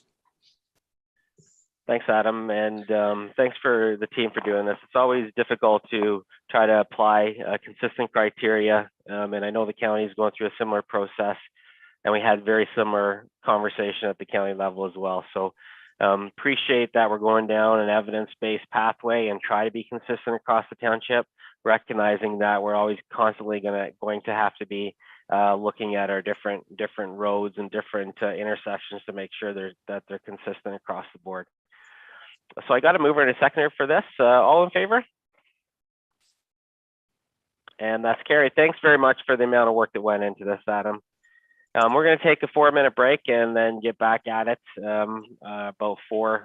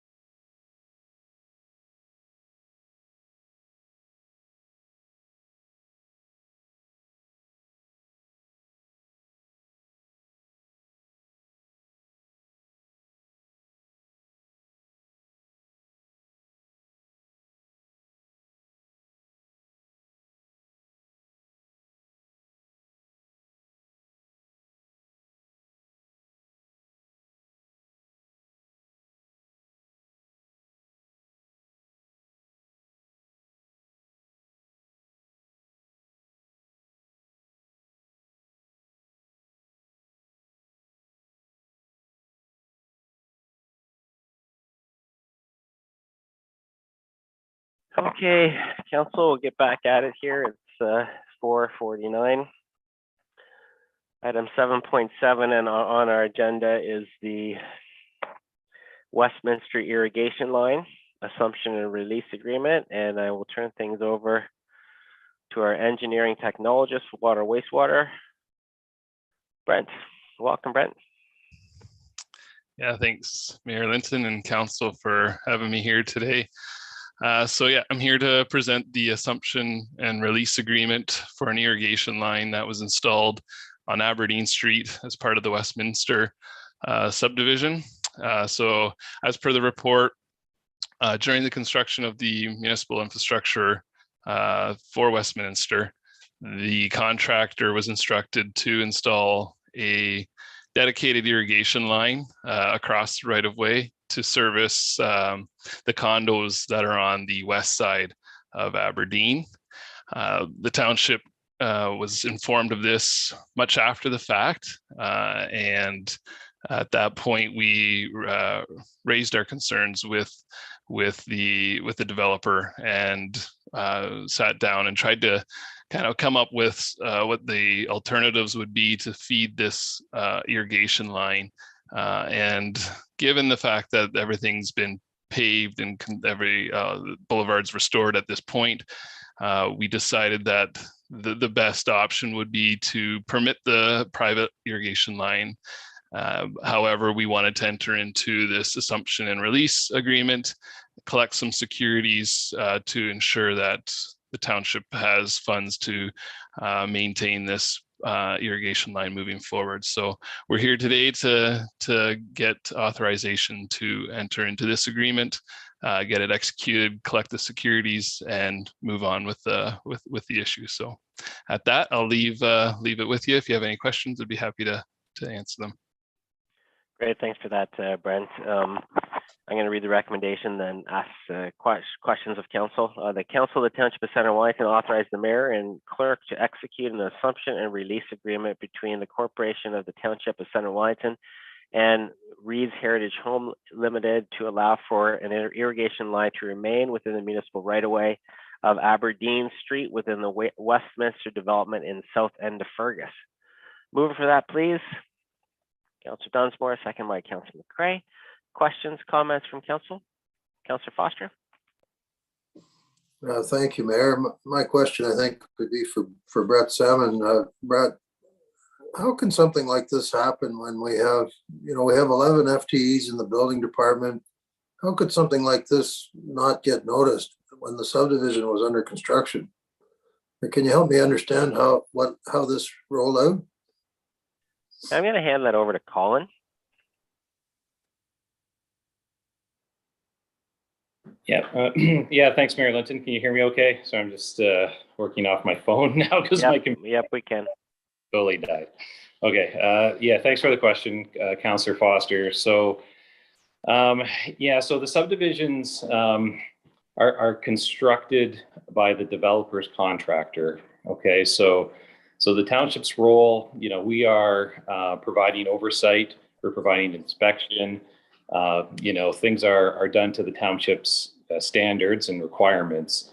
However, we're not on site every single day. We are on site quite a bit, but certainly not every single day. And so essentially, this wasn't discovered until kind of later in the process, where we learned that the developer had directed their contractor to put this water line in the municipal road allowance, and quite frankly, we were not pleased with that. That wasn't in accordance with any of the approved plans and specs for the subdivision, and our initial position was to have it removed. That was our initial position.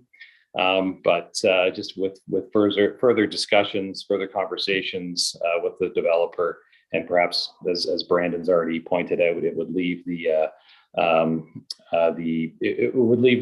essentially the condominium that benefits from the irrigation line in a bit of a tricky position in order to have that replaced. It's in their agreements that they would benefit from an irrigation line. And it's our preference that we're not back into the road, excavating within the road, now that it's been, nicely constructed, and we're not interested in reopening the road to tie in another irrigation line into the water main. So certainly it's we were a little disappointed that this had occurred, but we feel that we've worked out a solution that allows it to remain in place. However, it doesn't require us to redisturb that road, and kind of puts the necessary protections in place for the township. And we're making sure this particular developer that this won't occur again in the future. Follow on, Councillor Foster. Thanks, Mayor, and thanks, Colin. So basically, they went ahead and did this without permission, and now they're asking, you might say, for forgiveness.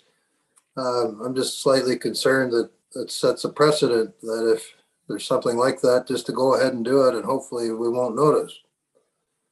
Am I understanding this correctly? Did they knowingly do this, hoping we might not notice? Hard to say. Yeah, I don't know exactly what the motivations were at the time, but it certainly hasn't been an easy process for them to get to this point. We've got our legal, like SB Law, has been involved in this. Their legal counsel has been involved, and really we wanted to see a path forward, and we do feel that we have, we do have a reasonable solution to this. Our initial position was, get it out of there. We don't want anything to do with it. It isn't approved. It creates complications down the road. In terms of the ability to even locate that water line. It becomes essentially something for the township to look out for during any sort of excavation activity in that area. So, but just given all the discussions, all the back and forth, again, we feel the attached agreement to Brandon's report kind of looks after kind of those risks and pitfalls. And like I said, we involved legal counsel through SV Law to kind of cover off kind of any concerns on the township's behalf. Thanks, Colin. Thanks, Brandon, for that, and thanks for bringing this to our attention and for council's decision. We got a mover and seconder for this. All in favor? Opposed? And that is carried. Thanks, Brandon, for bringing this report to us. Moving on to 7.8, subdivision agreement for Storybrooke Phase 2B. Turn it over to our Managing Director of Planning and Development, Brett Salmon. Welcome, Brett. Thank you, Mayor Linton. As Colin alluded to in his remarks regarding the service financing agreement that was on this agenda earlier, we're bringing forward at the same meeting another stage of the completion of servicing within phase 2 of Storybrooke. This is what they are calling phase 2B. It's the final phase or stage of servicing and development in phase 2. There's approximately 110 or 210 lots to be serviced in this phase, and there's a mix of single detached, semi-detached, and townhouse dwellings. So there's a good mix. We anticipate that they will be starting the servicing on these lots later this year once they have all their approvals in place, the MOE certificate of or ECA that they need, for example, and then the dwellings would be constructed next year primarily. Thank you. Thanks, Brett, for that. I'll read the recommendations.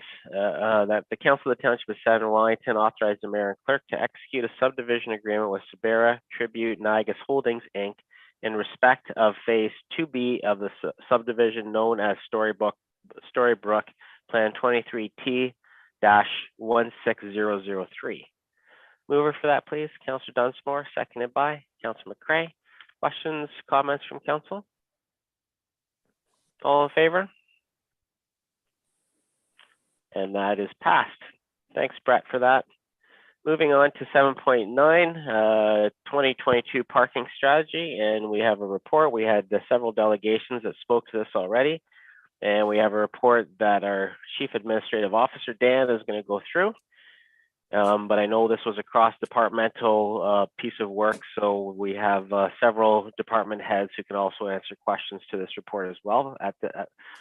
And I will turn it over to Dan at this time.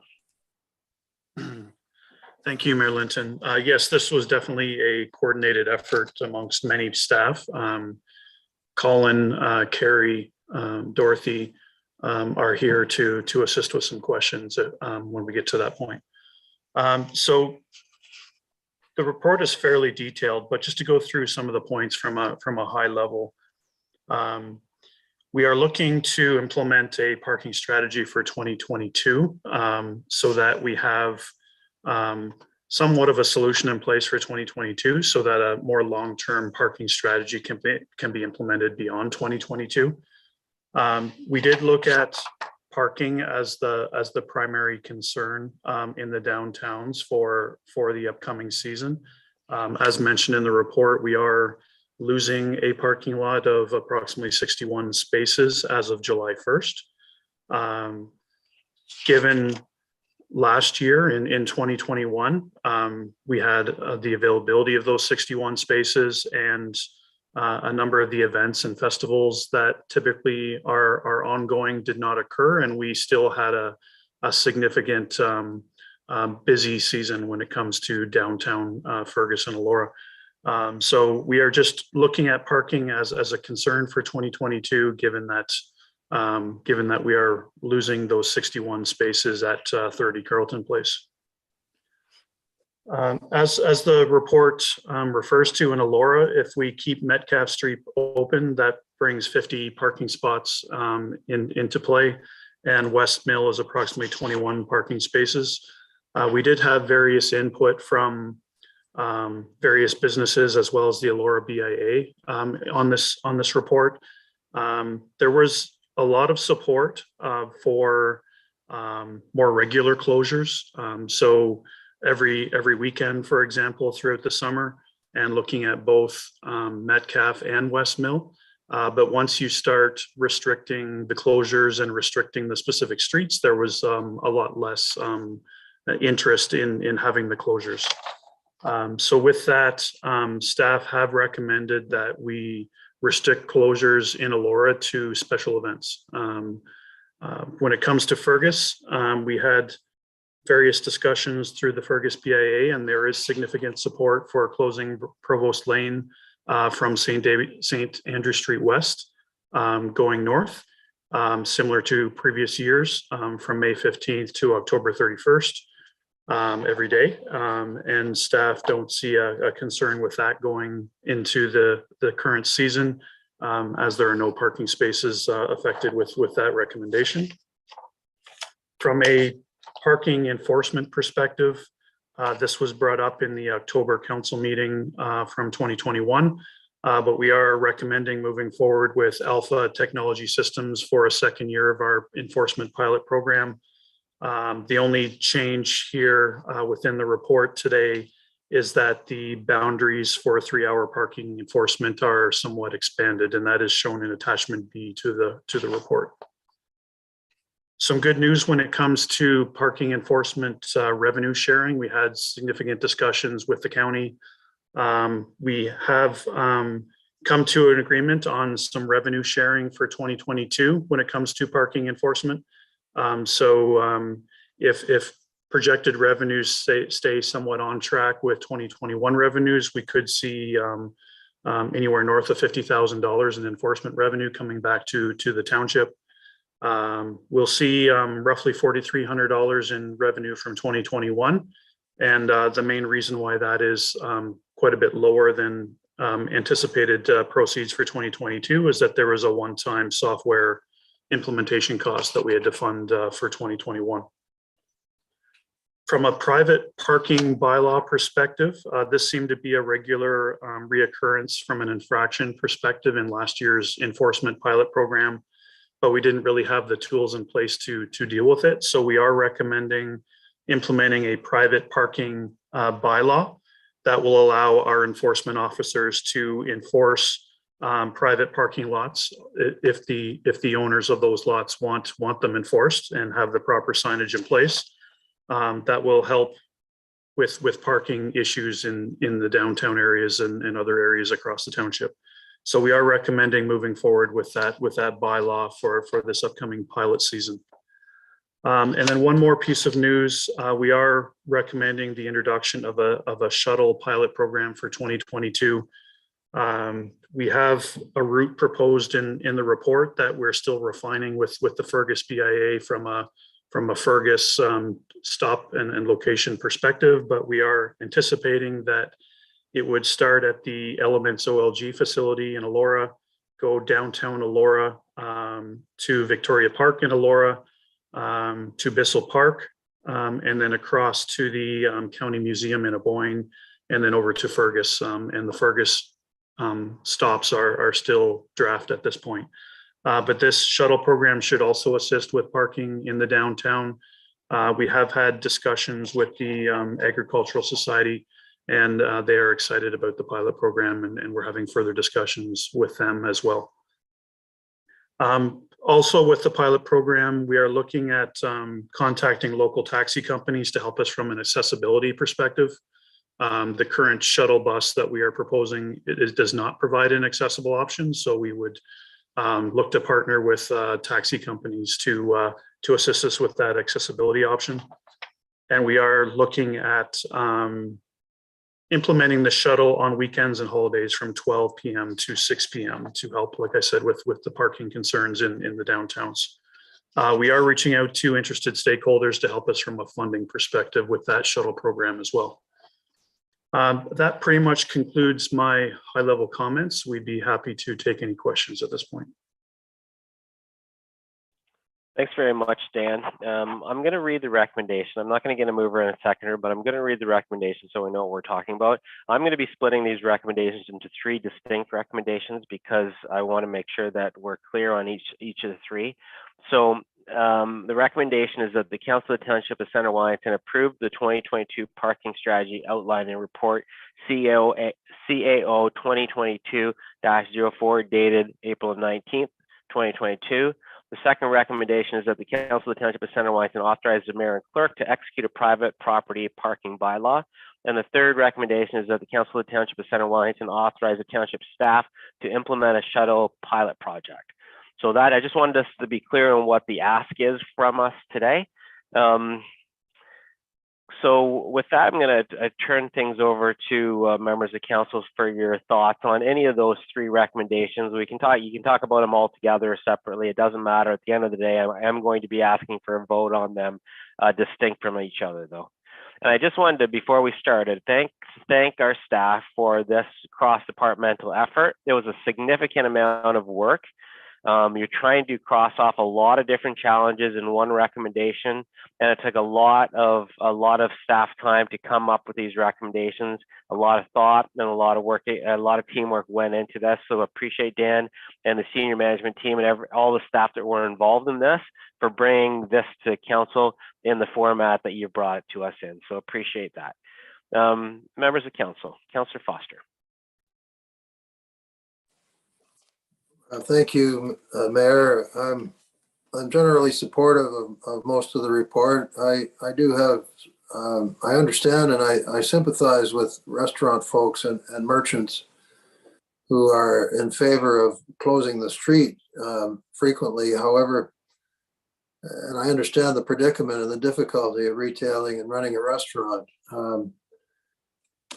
Roadways are public in Ontario, and for us to close them frequently, I realize it benefits the merchant and the restaurant owner, but it also kind of hurts some of the residents who can't get access to the property. So I do have this is a tough one, quite frankly, because I can see both sides of it. But we know we have a parking problem, and I'm concluding more and more that closing the street exacerbates that parking problem. So I'm generally in favor of closing it for special events only, because we need those extra parking spots. My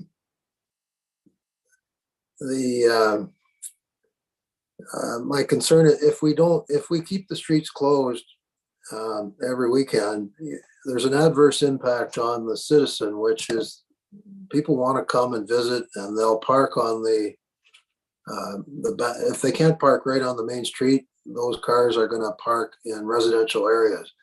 So there is an adverse impact on the citizen if we close the streets every weekend. So I'm very, very sympathetic to the merchant and the restaurant owner. However, I think the best way forward is to close the streets only for a couple of special events. COVID was extraordinary, and we did that, and it was a good decision. It did help.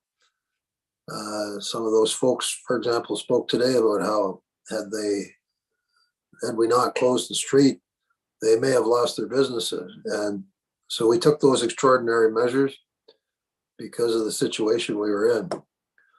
But the restrictions are far less now, and so it's changed since then. So with all of the foregoing, I think it's best to not close the street every weekend and do it for special events only.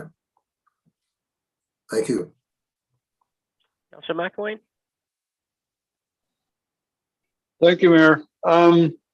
I am certainly of mixed feelings on this. I think that I'm going to have to agree with the BIA's majority, which said close the streets every weekend,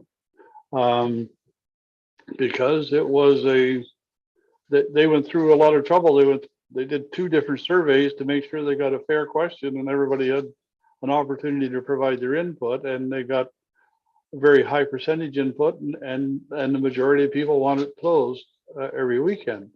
Having it closed for another summer when it's non-COVID will be a test of whether that is a good thing in normal times or not. And so I don't think it's a bad thing to have it closed, but I think that we need to do a few other things. Signage to parking at the community center, for instance, needs to be much more obvious. And 15 years ago, there was a recommendation made to make Getty Street northbound one way and create a bunch of extra parking space along there. And it's still never been acted upon. So there are spots available on Getty Street, and I'm not sure why we've never done that one-way street. But I think that, there are things that we can do as a township to make things easier.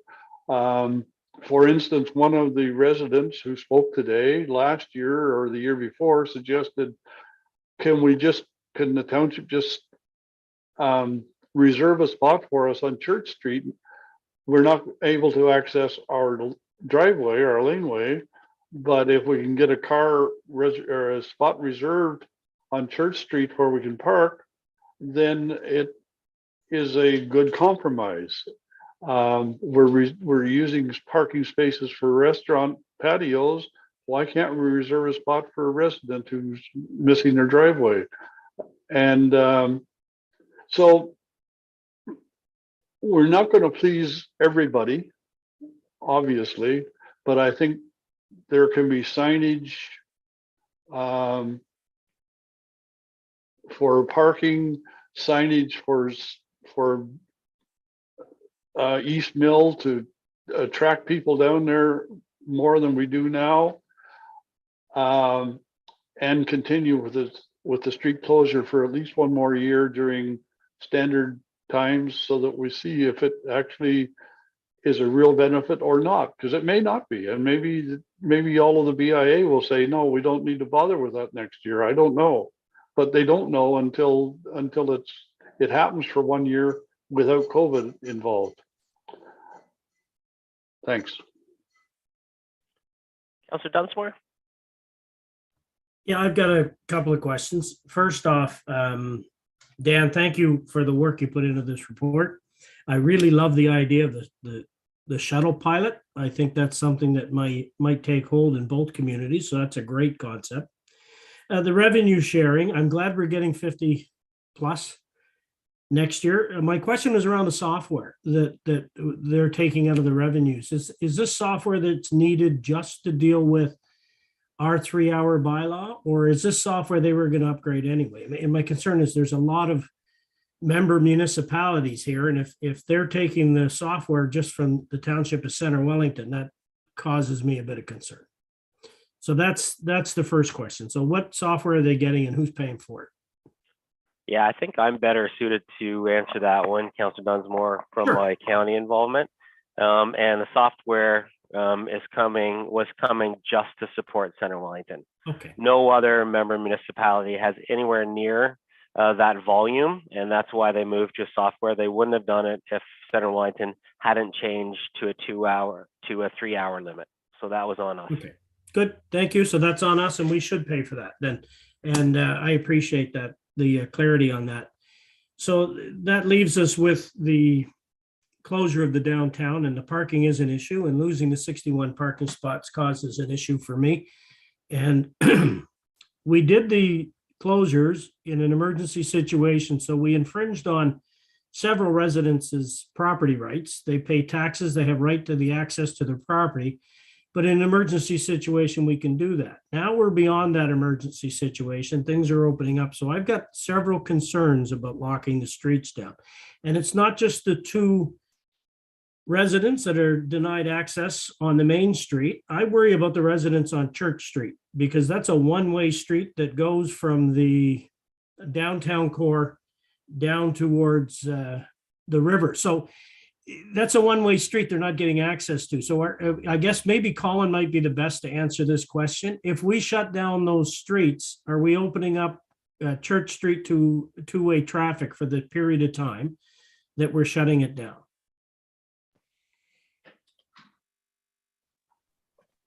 Colin, are you best to answer this question? Yeah, no, I can answer the question. Yeah, thanks for the question, Councillor Dunsmore through Mayor Linton. So for Church Street, effectively Church Street becomes, a 2-way street during the closures of Metcalfe. We basically, we barrier off or barricade at the end of Church Street where it meets Metcalfe on both sides. And Church Street is one way, kind of westbound, one way heading to the west of Metcalfe, and then it's a one-way street as well, heading eastbound on the east side of Metcalfe. So effectively, those do become a 2-way street, very low volume, very low traffic. It's more or less for driveway access. There's a few parking spots there, so from staff perspective, it's not a huge concern. So that leaves us with the 2 residents in the downtown core, and they have property rights, and they have that right to the access to the property. And to say that, oh, well, it's just a weekend, it's every weekend. I'm wondering if we've sought legal advice on whether or not we can do this outside the emergency orders when we are in a crisis. The option I would propose, if we are going to shut the streets down, we had a situation on South River Road back when the road got dug up for the Storybrooke subdivision, and a resident called me and she couldn't get access to her driveway. They were literally locked in their home, and she had a bunch of medical appointments. So when I called, I think Colin gave me somebody's phone number, and I called the planner, and he got a hold of the crew that was there, and they gave this woman a cell phone number of the crew member that was running that. And every time she had to get out for an appointment, he picked her up in her driveway, took her to where she could meet her daughter, and went to her appointment. I'm thinking if we close down the downtown core, there should be some kind of a system available, just, where they contact the staff member who's on duty, and they can go down and move the barricade, and those people can drive slowly down the street and access their property.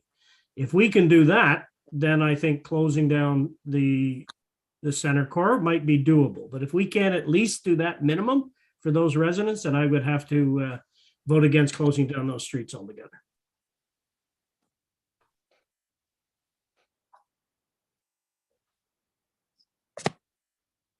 Councillor McCray.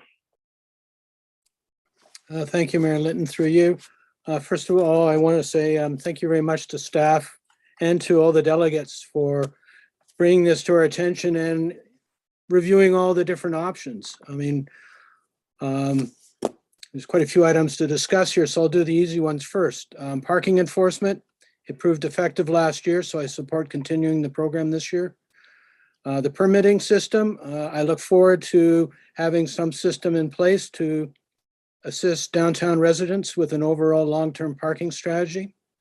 The county parking enforcement revenue sharing, it's great to see we're getting some money back. I wish we were getting more. The 2022 shuttle pilot program, it's a brilliant idea. And yes, we should consider including the Sportsplex as a parking spot with pickup and drop off. So now I'll jump into the street closures. What I learned is the road closures are not solely supporting local businesses. They also help our community's health and well-being. Given valid arguments for and against street closures in Elora, the challenge is deciding on a fair compromise. To abandon street closures is not a preferred option. Possible options include complete closing of Metcalfe Street and Mill Street West on the 4 long weekends of the season. We do have the outdoor patios, which do provide some support for the restaurants during the rest of the time. Another option is, could we close only the west side of Metcalfe Street on weekends or the 4 long weekends, allowing continued access to Metcalfe Street driveways, Church Street, access to approximately 25 parking spaces on Metcalfe Street, and a direct route for the fire station, and also for ongoing deliveries on Church Street or on Metcalfe Street. The other thing would be for Mill Street. It could remain open most of the season due to the fact it does have wide sidewalks. It does have a reduced traffic flow and reduced speeds, and we're saving 21 parking spaces. So I just put that out as possible ideas for how we could continue with some form of street closure. Referring to the private parking bylaw. Parking is a never-ending curse in this community. While I support the proposed private parking bylaw, I encourage staff, council, and the community to think outside the box for sustainable parking solutions. Parking is everyone's problem, and we need to work together to resolve it. While the visitors and lack of parking may inconvenience us, tourism is an income generator for our community and a local employer.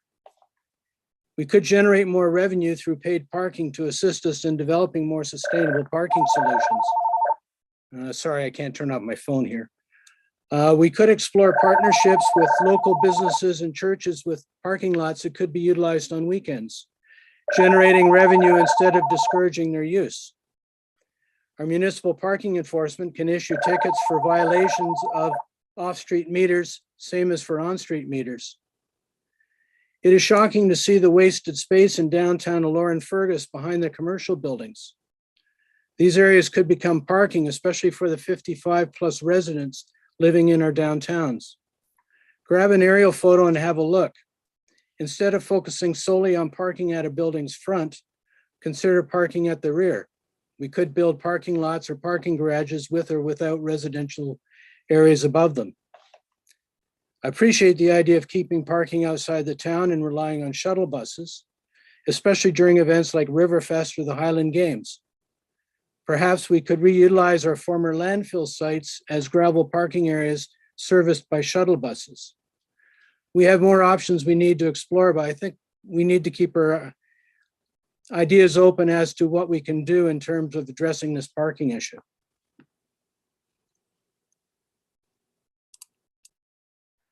Maybe Colin, if you're able to respond to Councillor McCrae's idea about the kind of the one-way street concept. And then I wouldn't mind somebody also responding to Councillor Dunsmore's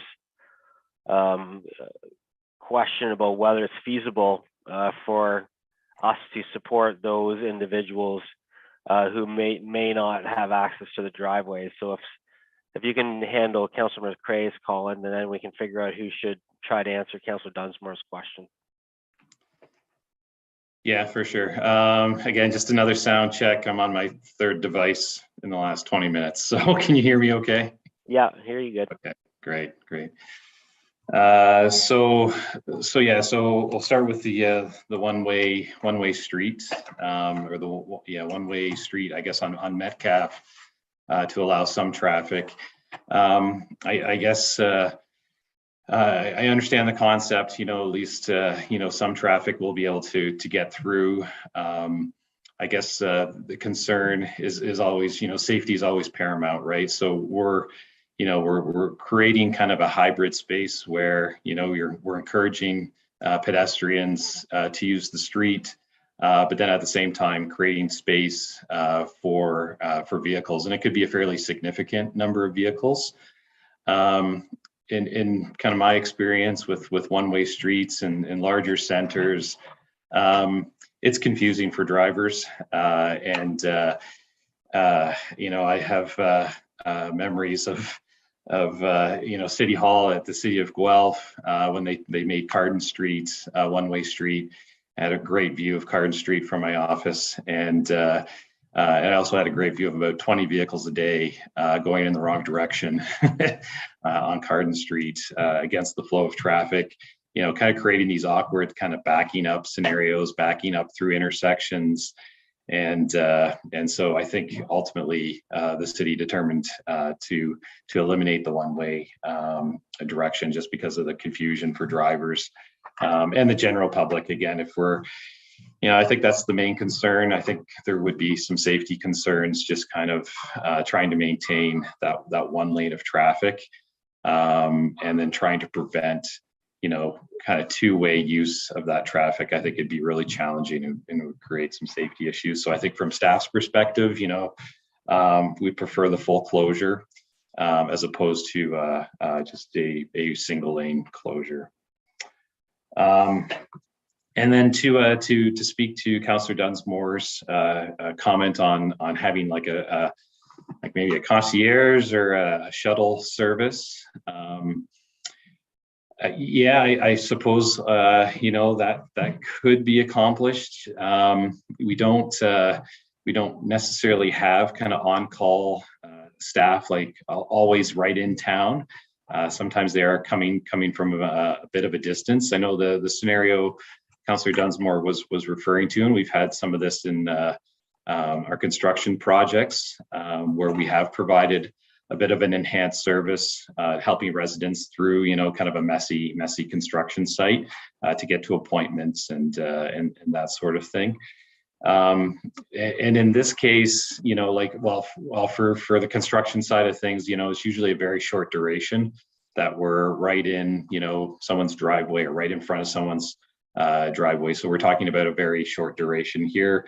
We'd essentially need to provide the service. I think that's being envisioned is have someone in town essentially available kind of throughout the whole closure to provide that service. And there'd be I think some significant cost to provide that service, to bring somebody kind of in and out, or like what we would use for construction, like a flag person, to essentially escort a vehicle on an as required basis through the closure. There'd be some costs. We could certainly come up with an estimate and present that back to council, but to have someone kind of on call and kind of at the ready to provide that service, I think would be fairly costly, but certainly something that staff could come up if council so wishes to get an estimate of those costs. Okay, thanks, councillors, for those comments. Councillor McWayne, additional comments from council? Thanks, Mayor. You didn't ask Colin for any comments on my two recommendations, so I will ask that now. One was making Getty Street North one way for additional parking, and the other was providing parking spots for the residents who can't access their driveway, giving them reserved parking spots on Church Street. I mean, both of them are just around the corner from Church Street. So the concierge service that Councillor Dunsmore mentioned might work out just fine with one of our parking people being assigned that role, or the parking people being assigned that role, but allowing parking spaces just around the corner on Church Street would at least mean that they can go out for the day and not have to worry about parking, halfway to Fergus when they come back home. So are either of those possible, either the one-way street or the reserved parking spaces? Colin? Yeah, thanks for the question, Councillor McElwain, through Mayor Linton. So for Getty Street, creating the one-way parking, I think the questions come up. Can we do angle parking on both sides if we created a one-way scenario there? And certainly that would open up additional space on either side. I kind of go back. It's a similar response, I think, to the Metcalfe Street one-way proposal, where it would be confusing for drivers. There'd be a lot of kind of driving the wrong way, which from staff's perspective would create a safety hazard. We don't really have a lot of one-way streets in the community. There's of course Church Street. But I think a busy downtown street like that's been 2 lanes for a long time, I think would pose a bit of a challenge to try to create kind of temporary one-way scenario just for the closures, as well as the angle parking. I just, I think that, again, I think that would be confusing and cause a lot of kind of drivers going the wrong way. And then the other question regarding the kind of the permitted spaces on Church Street just for those business owners. I think it just becomes an enforcement issue, right? Like, how do you reserve those specific sites without the ability to issue tickets and tow vehicles that are interfering with those sites? So, certainly if we want to dedicate specific parking spaces for certain persons or certain persons associated with a certain property, staff, we need to work with clerks and kind of our parking bylaw to determine how we would in any way be able to enforce that, because that's currently not something that we're able to enforce at this point in time. Councilor McElwain, follow-on? Thank you. Yes, I do. First of all, I wasn't suggesting that Getty Street be one-way temporarily. I'm suggesting it should be one-way permanently. So it wouldn't be a temporary situation. As far as the reserved parking, I mean, if those 2 individual residents who don't have access to the driveway were given a pass to put on their dashboard when they parked there, and there was a no parking sign put there, I mean, it doesn't seem like it's that big a deal to be able to enforce that. We do have parking people out on the street every day, so I'm just suggesting that a compromise can sometimes work, and it would help us actually meet the recommendation from the BIA members. Councilor McCray? Thank you, Mayor Linton. Through you, I'm just thinking related to the 2 residents who are looking for assigned parking. Could we not do something as simple as several orange cones with a sign in it that says reserved parking, and then just put them on a couple of parking spaces on Church Street? You see that done for church weddings and funerals. Could we not just do something as simple as that? And they just get out, move them, park their cars, and put the cones inside their cars until they need to leave.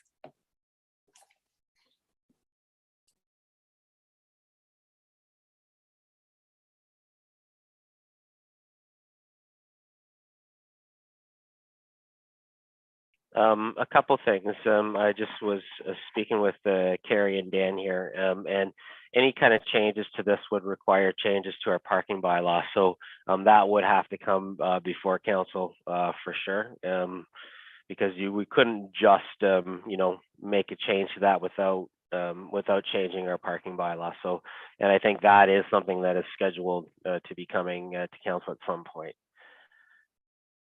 Any other questions, comments from council? Councilor Foster? Thank you, Mayor. I was troubled when we hired the parking company that we incurred all of the costs and almost none of the revenue. So I'm happy to hear we have a revenue sharing agreement. But my question is maybe to Dan Wilson, do we have also down a cost sharing agreement? I was going from memory, I believe the parking enforcement contract was over $100,000. Will the county share in the cost since we're sharing with them the revenue?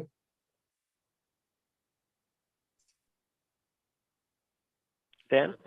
Yeah, through Mayor Linton, thank you for the question, Councillor Foster. No, at this point, this is just considered a pilot program undertaken by Center Wellington. So we are bearing the full cost of the pilot program. I have a couple comments. I think thanks again for all the work that's been done on this. This is a real tough one, and I've been, like the rest of the members of council, I've been thinking a lot about what's the right plan of attack for this one. We have to take it seriously. The 79% of survey respondents indicated that they were in favor of some form of street closure. And I think we all recognize that the number of months that we were closed last year and the year before was too long, and we wouldn't go back to something like that. So I think in my mind, what I'm trying to come to grips with is what's the number that we should be closed for. I don't think that we should move away from closures. I think it's been an excellent move from the town to move towards pedestrian only streets.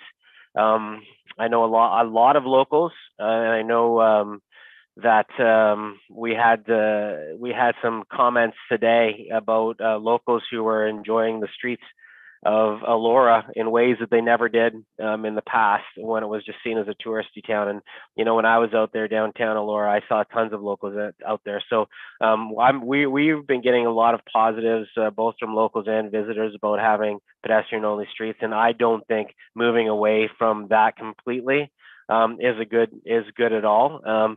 So I'd be in favor of targeted pedestrian only streets.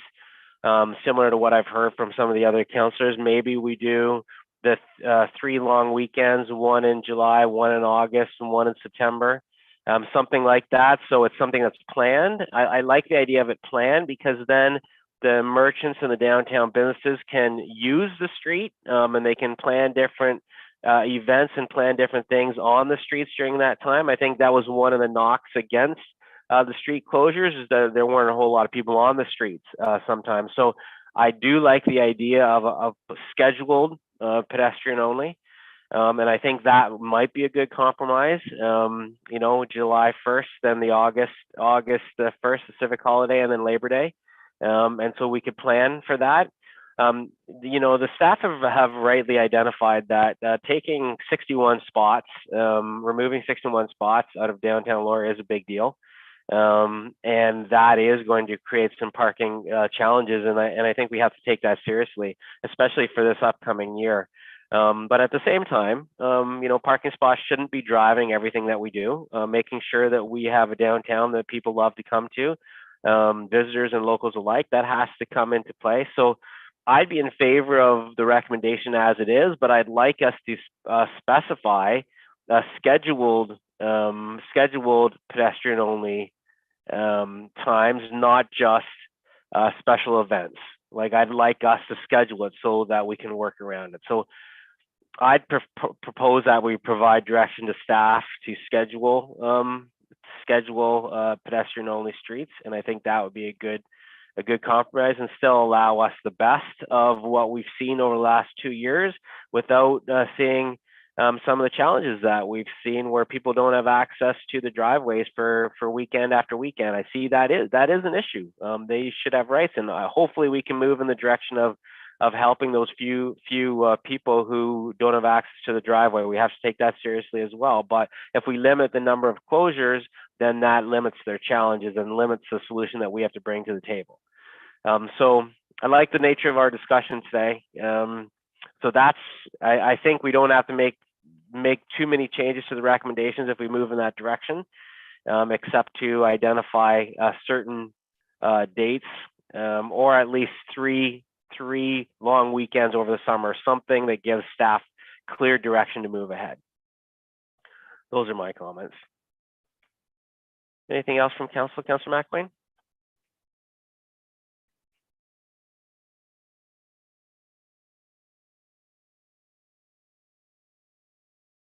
You're still muted, Councillor McElwain.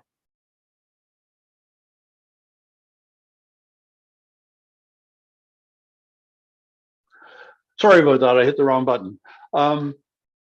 Followed on your suggestion, and perhaps what we should do is give staff direction to work with the BIA to identify what weekends we're going, to keep the roads closed, versus just identifying them on our own. Because the long weekends may not be the best because they're already busy. I don't know. I'm just that's a BIA decision, not mine. Yeah, that's a good comment for sure. Any other comments from council? Councillor Dunsmore? Yeah, if we're going to go down that path, I'm okay with a limited number, but somebody still needs to address the 2 residents that don't get access to their homes from Friday night until Sunday night. So what are we going to do about helping them? I see this in Italy where they've got the streets closed. There's always a car that comes down from a shop owner or a delivery. We have to find a way to make it feasible for those people. So I would vote for something that you've suggested, Mayor Linton, if we direct staff to find a solution for those 2 homes that do not get access to their property. Councillor Foster?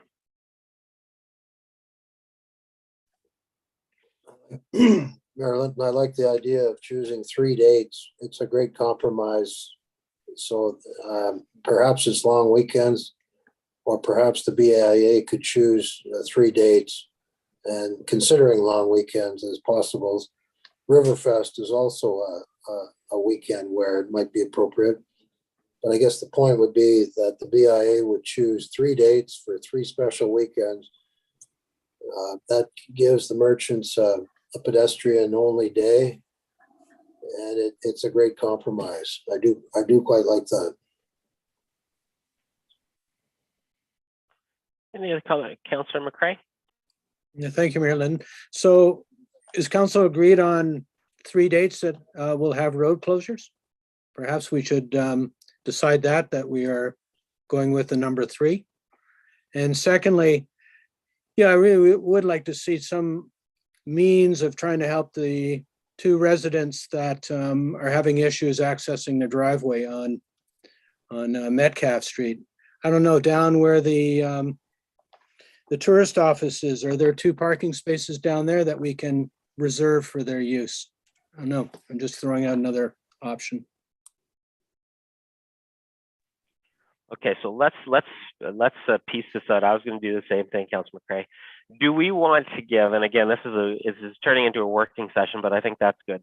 Do we want to give a little bit of flexibility? I really like Councillor McElwain's idea of giving the Elora BIA the opportunity to talk about what those dates are. Should we give them a little leeway, say 3 or 4 dates, and then have them weigh into what those dates should be, just to make sure that we give them enough flexibility to work with their business, because they know their business better than we do.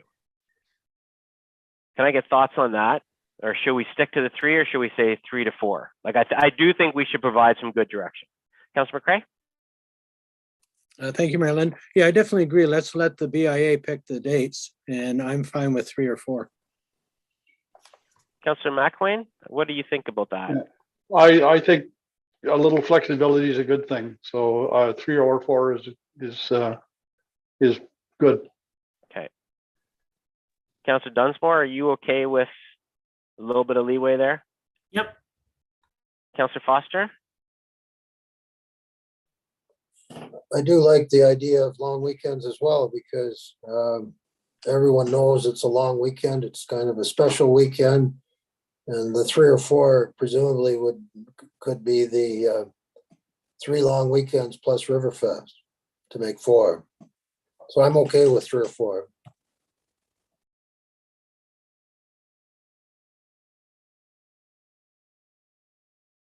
Okay, so I want to make sure we build that into the recommendation for staff's purposes. So I'm going to reword that. And I want to take each of our recommendations and make sure we're clear on each of the 3. And then I want to make sure we're touching on what Councillor McCrae was talking about as well. But maybe we can kind of handle each recommendation on its own to kind of cross it off. So the first recommendation, let's do the easy ones first. The first one is that the Council of the Township of Center Wellington authorize Township staff to implement the shuttle pilot project. Can I get a mover for that recommendation? Councillor Dunsmore, second by Councillor Foster. All in favor of that one? Okay, that's carried. Cross that one off. The second one is that the Council of the Township of Center Wellington authorize the mayor and clerk to execute a private property parking bylaw. Moved by Councillor Dunsmore, second by Councillor McCrae. All in favor of that? And that's carried. Okay. So now let's try to get the first one right. That the Council of the Township of Center Wellington approve the 2022 parking strategy as outlined in report COA 2022-04 dated April 19th, 2022, including discussions with the Elora BAA of choosing between 3 and 4 dates for pedestrian only street closures. And then we want to add in what Councillor McCrae and Councillor Dunsmore were talking about, and that staff be directed to find solutions to the property owners that do not have access to their driveways during the street closures. Can I get a mover for that? Councillor McElwain, seconded by Councillor Dunsmore. All in favor? And that is carried. Good discussion, Council.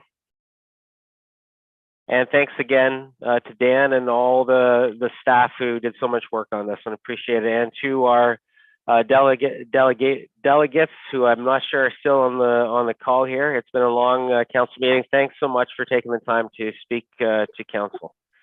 Thank you. Okay, moving on to our last item on the agenda, 7.10, sidewalk patio cafes and display bylaw. And I will turn it over to our Managing Director of Infrastructure Services, Colin Baker. All right, thanks, Mayor Linton. Through you to council. So another true team effort here. So similar to the parking strategy, essentially the same team has been convened and looking at preparing the sidewalk patio cafe and sidewalk display bylaw. So really this builds off work that's been kind of ongoing over the last 2 years with the downtown closures and the establishment of additional patio space for restaurants, for cafes, and also for sidewalk displays. So this is kind of the culmination of kind of the policy that the council will recall passed around this time last year. And this kind of puts the policy wording and the framework kind of into bylaw.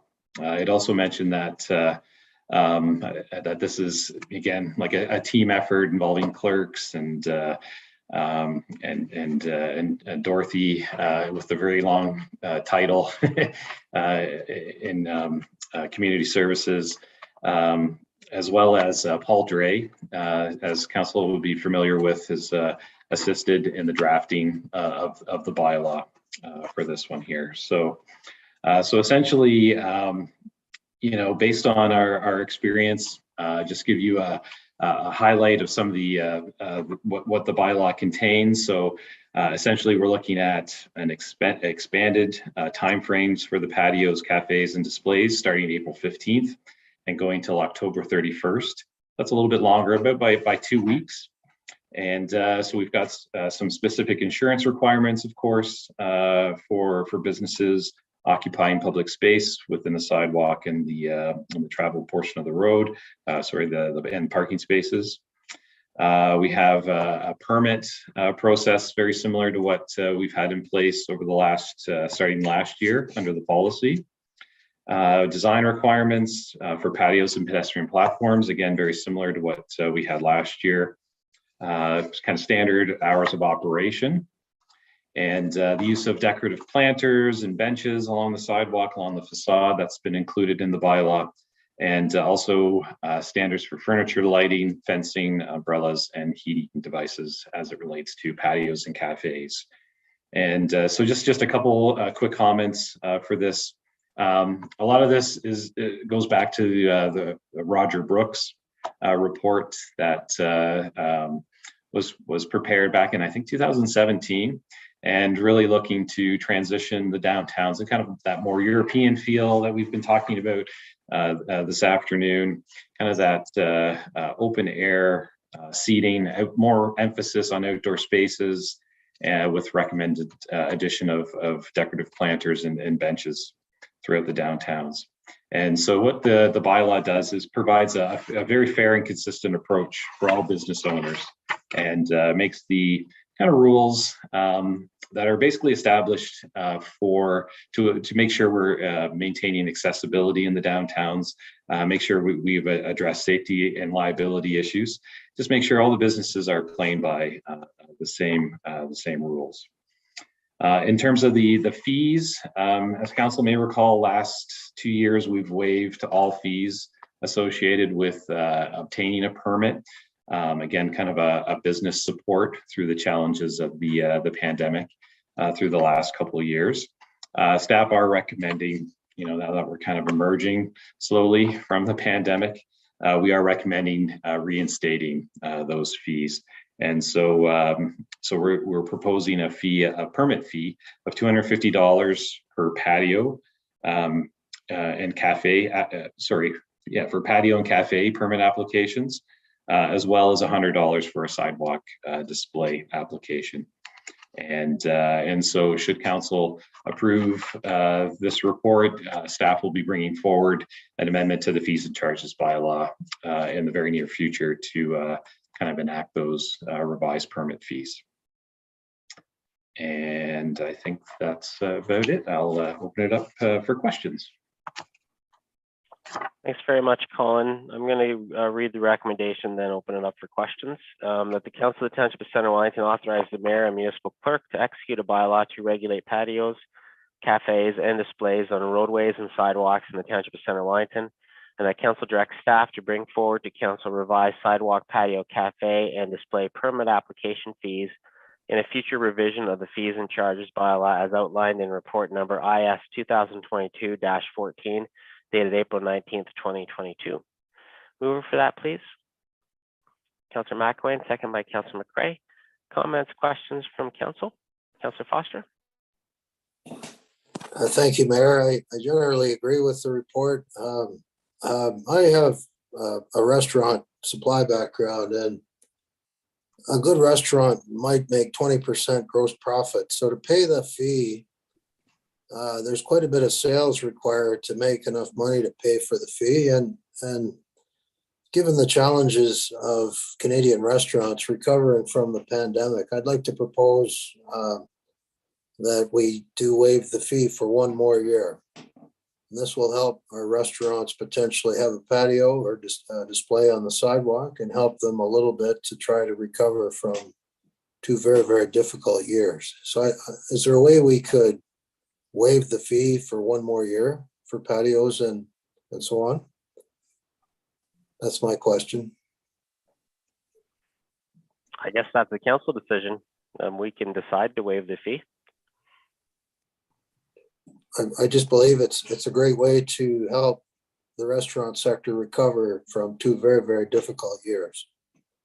Okay, so you want to propose that amendment to the recommendation? Yeah, I'll make a motion to amend that, just to add a clause that we waive the fee for one additional year as a COVID recovery strategy to support the restaurant sector, who are the primary users of this item. All right, can I get a seconder for that amendment? Councillor Dunsmore? I'll wait. I'll read a revised recommendation in a second, but I'll see if there's any other comments from council. Councillor McCray? Thank you, Mayor Linton, through you. Yeah, I agree with the need for this bylaw. My only concern with the bylaw is that does not address outdoor speakers. Last year, I received complaints about speaker wars on Metcalfe Street with businesses competing over each other's din. Noise carries, define containment within a patio area. Relying on our existing noise bylaw does not address the issue of this noise pollution. If the spirit and intent of the bylaw are to reduce the impact of patio activities on the surrounding public space, then banning the use of outdoor speakers is a must. I'd like to put forward a motion to include a ban on outdoor speakers in the bylaw.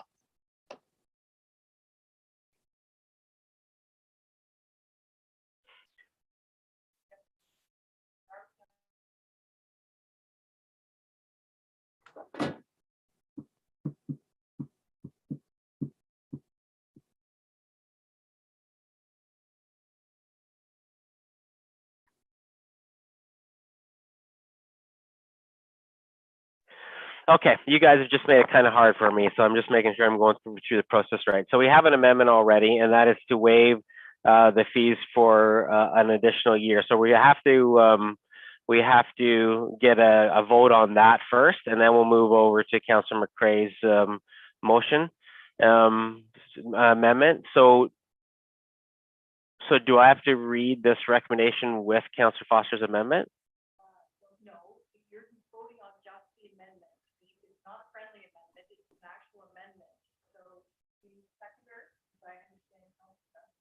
Yeah. Yeah.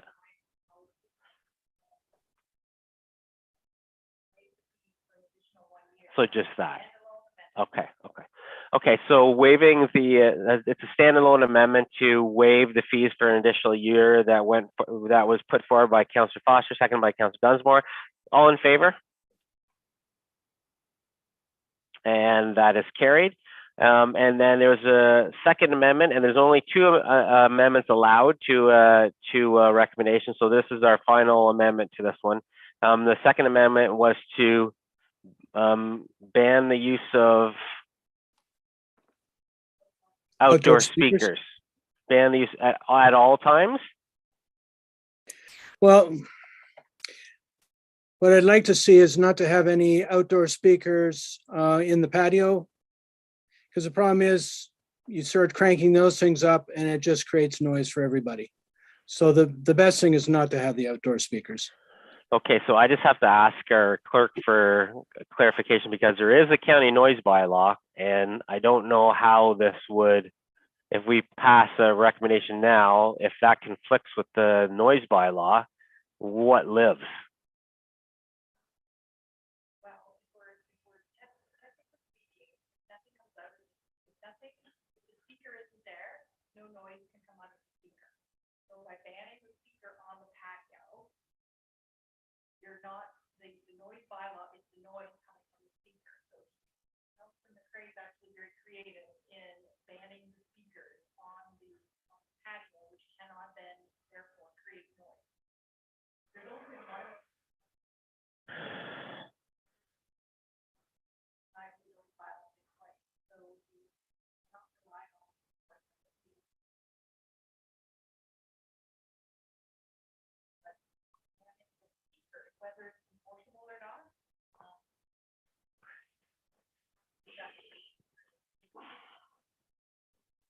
Okay, so you're banning speakers, not necessarily the noise coming from the speaker, and that's how you're getting it away from the noise bylaw.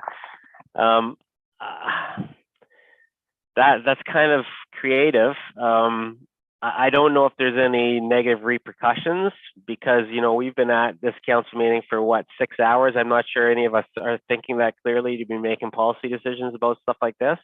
But if you want to ban speaker, if you want to put a motion forward to ban a physical speaker from an outdoor patio, it's within your rights to put that forward. Yeah, that was my intent, is because the noise bylaw, you can't control the noise through our existing bylaw. The other thought was, okay, let's not allow outdoor speakers. If you don't have the speaker, you don't have the noise, no problem.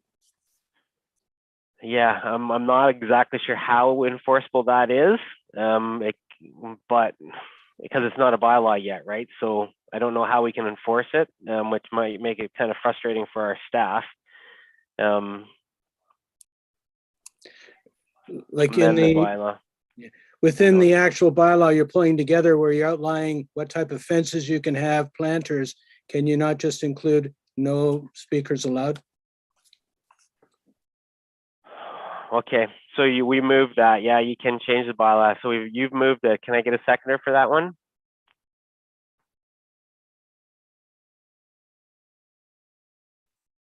Okay. So without a seconder, we won't have a discussion about it. So that amendment will die then. Now, do we go back to the main recommendation, or where are we now? I got a few questions if I could ask. We got to, sorry, Councilor Dunsmore, we got to know what's on the floor right now, though, before we start opening up to just having a conversation. Sorry, now that you have dealt with both amendments, you could entertain more amendments. You can only deal with 2 amendments to a main motion at a time. So now that you have dealt with those 2 amendments, you can open it up for further amendments, or you could go back to your main motion. If you're ready to call the question on your main motion, then you can do so, or you can entertain additional amendments. Now that those 2 have been dealt with, you're only permitted 2 amendments at any one time. Okay, thanks, Carrie. Any other comments, thoughts from Councilor Dunsmore? Yeah, I have a couple of questions for Colin, and it's I know you've specified in the bylaw the materials and that need to be used, and so I want to make sure that we are still making sure they have to have insurance, so that it's their insurance on that patio. If somebody slips or falls, it's their dime, not the taxpayers. And who inspects the materials that they use? Do we send a building inspector out to have a look at it? Yep, through Mayor Linton. Yeah, thanks for the question, Councilor Dunsmore. So, yeah, so for the materials, we're asking for a plan, right? So before they're going out and buying expensive materials, let's be on the same page with what they're proposing, and so we're looking at approving, reviewing, approving, providing comments, tweaking before we issue the permit. So hopefully, we catch those or nip those issues in the bud, so to speak.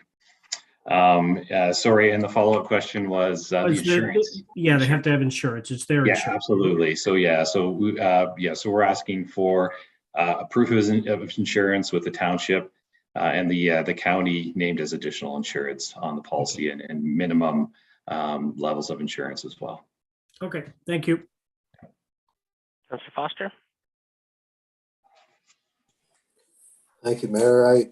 I understand, and I wanted to speak to Councillor McCrae's idea about noise. I understand the intent, Ian, and I'm just wondering, my question for perhaps Carrie would be, is there a way we could deal with the spirit and intent of the idea of at least limiting loud noise?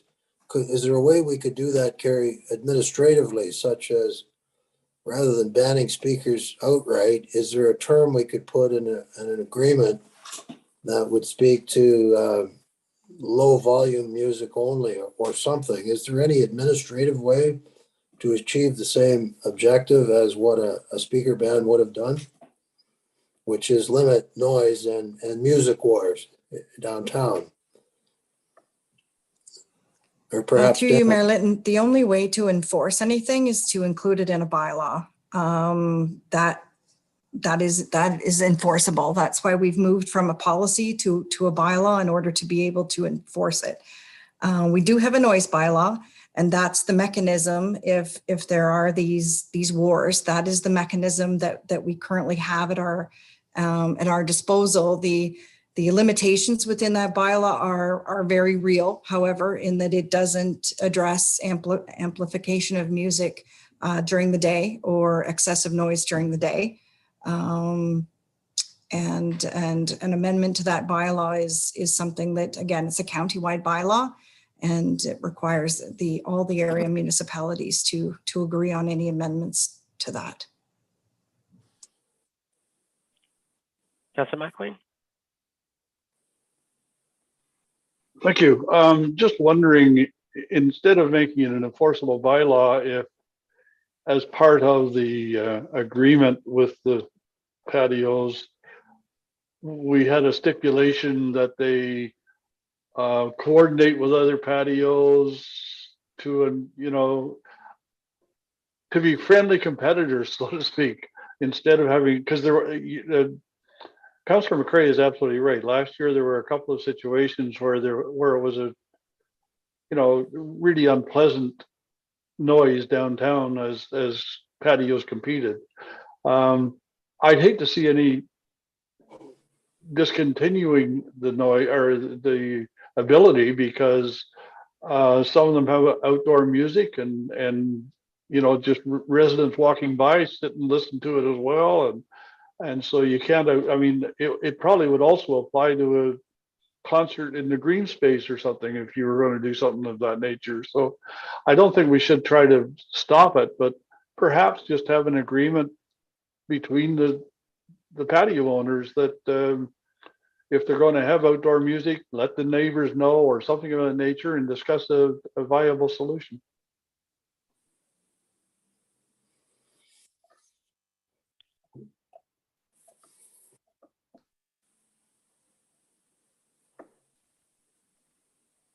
Yeah, I guess, yeah, I think, and I was just chatting with Carrie again, there might be an opportunity to bring this to a BIA meeting and just talk that it's an issue and see if we can get some collaboration among a little bit of peer pressure at a BIA perspective.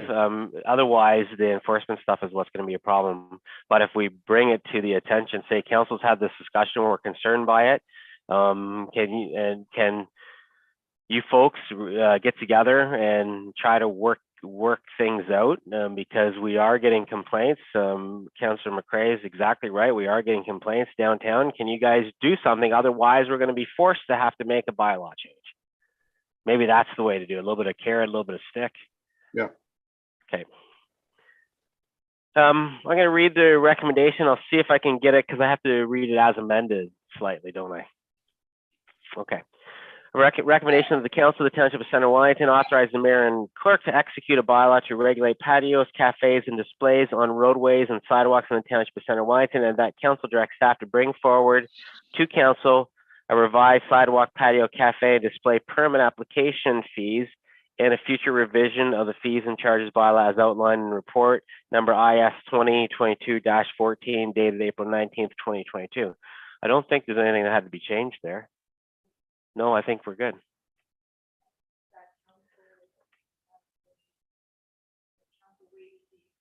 Okay.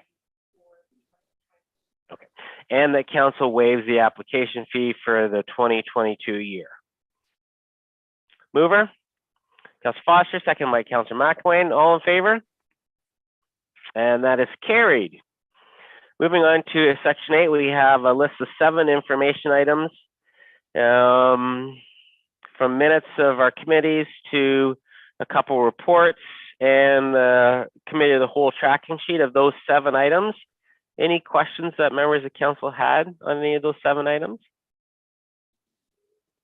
Okay. And at that, we unfortunately, we do have a closed meeting. So I'll ask if Member of council can, I have a recommendation of the council of the Township of Center Wellington convene in closed session in accordance with section 239(2)(c) and H to discuss proposed acquisitions of land by the municipality and information explicitly supplied in confidence to the municipality or local board by Canada, a province or territory, or a crown agency of any of them. Mover to go into closed, Councillor Dunsmore, seconded by Councillor McCray. All in favor? Okay, we'll go into close. We're just going to give our clerk a couple minutes to make sure that we only have the right folks on this call, and we'll see you in about 2 minutes.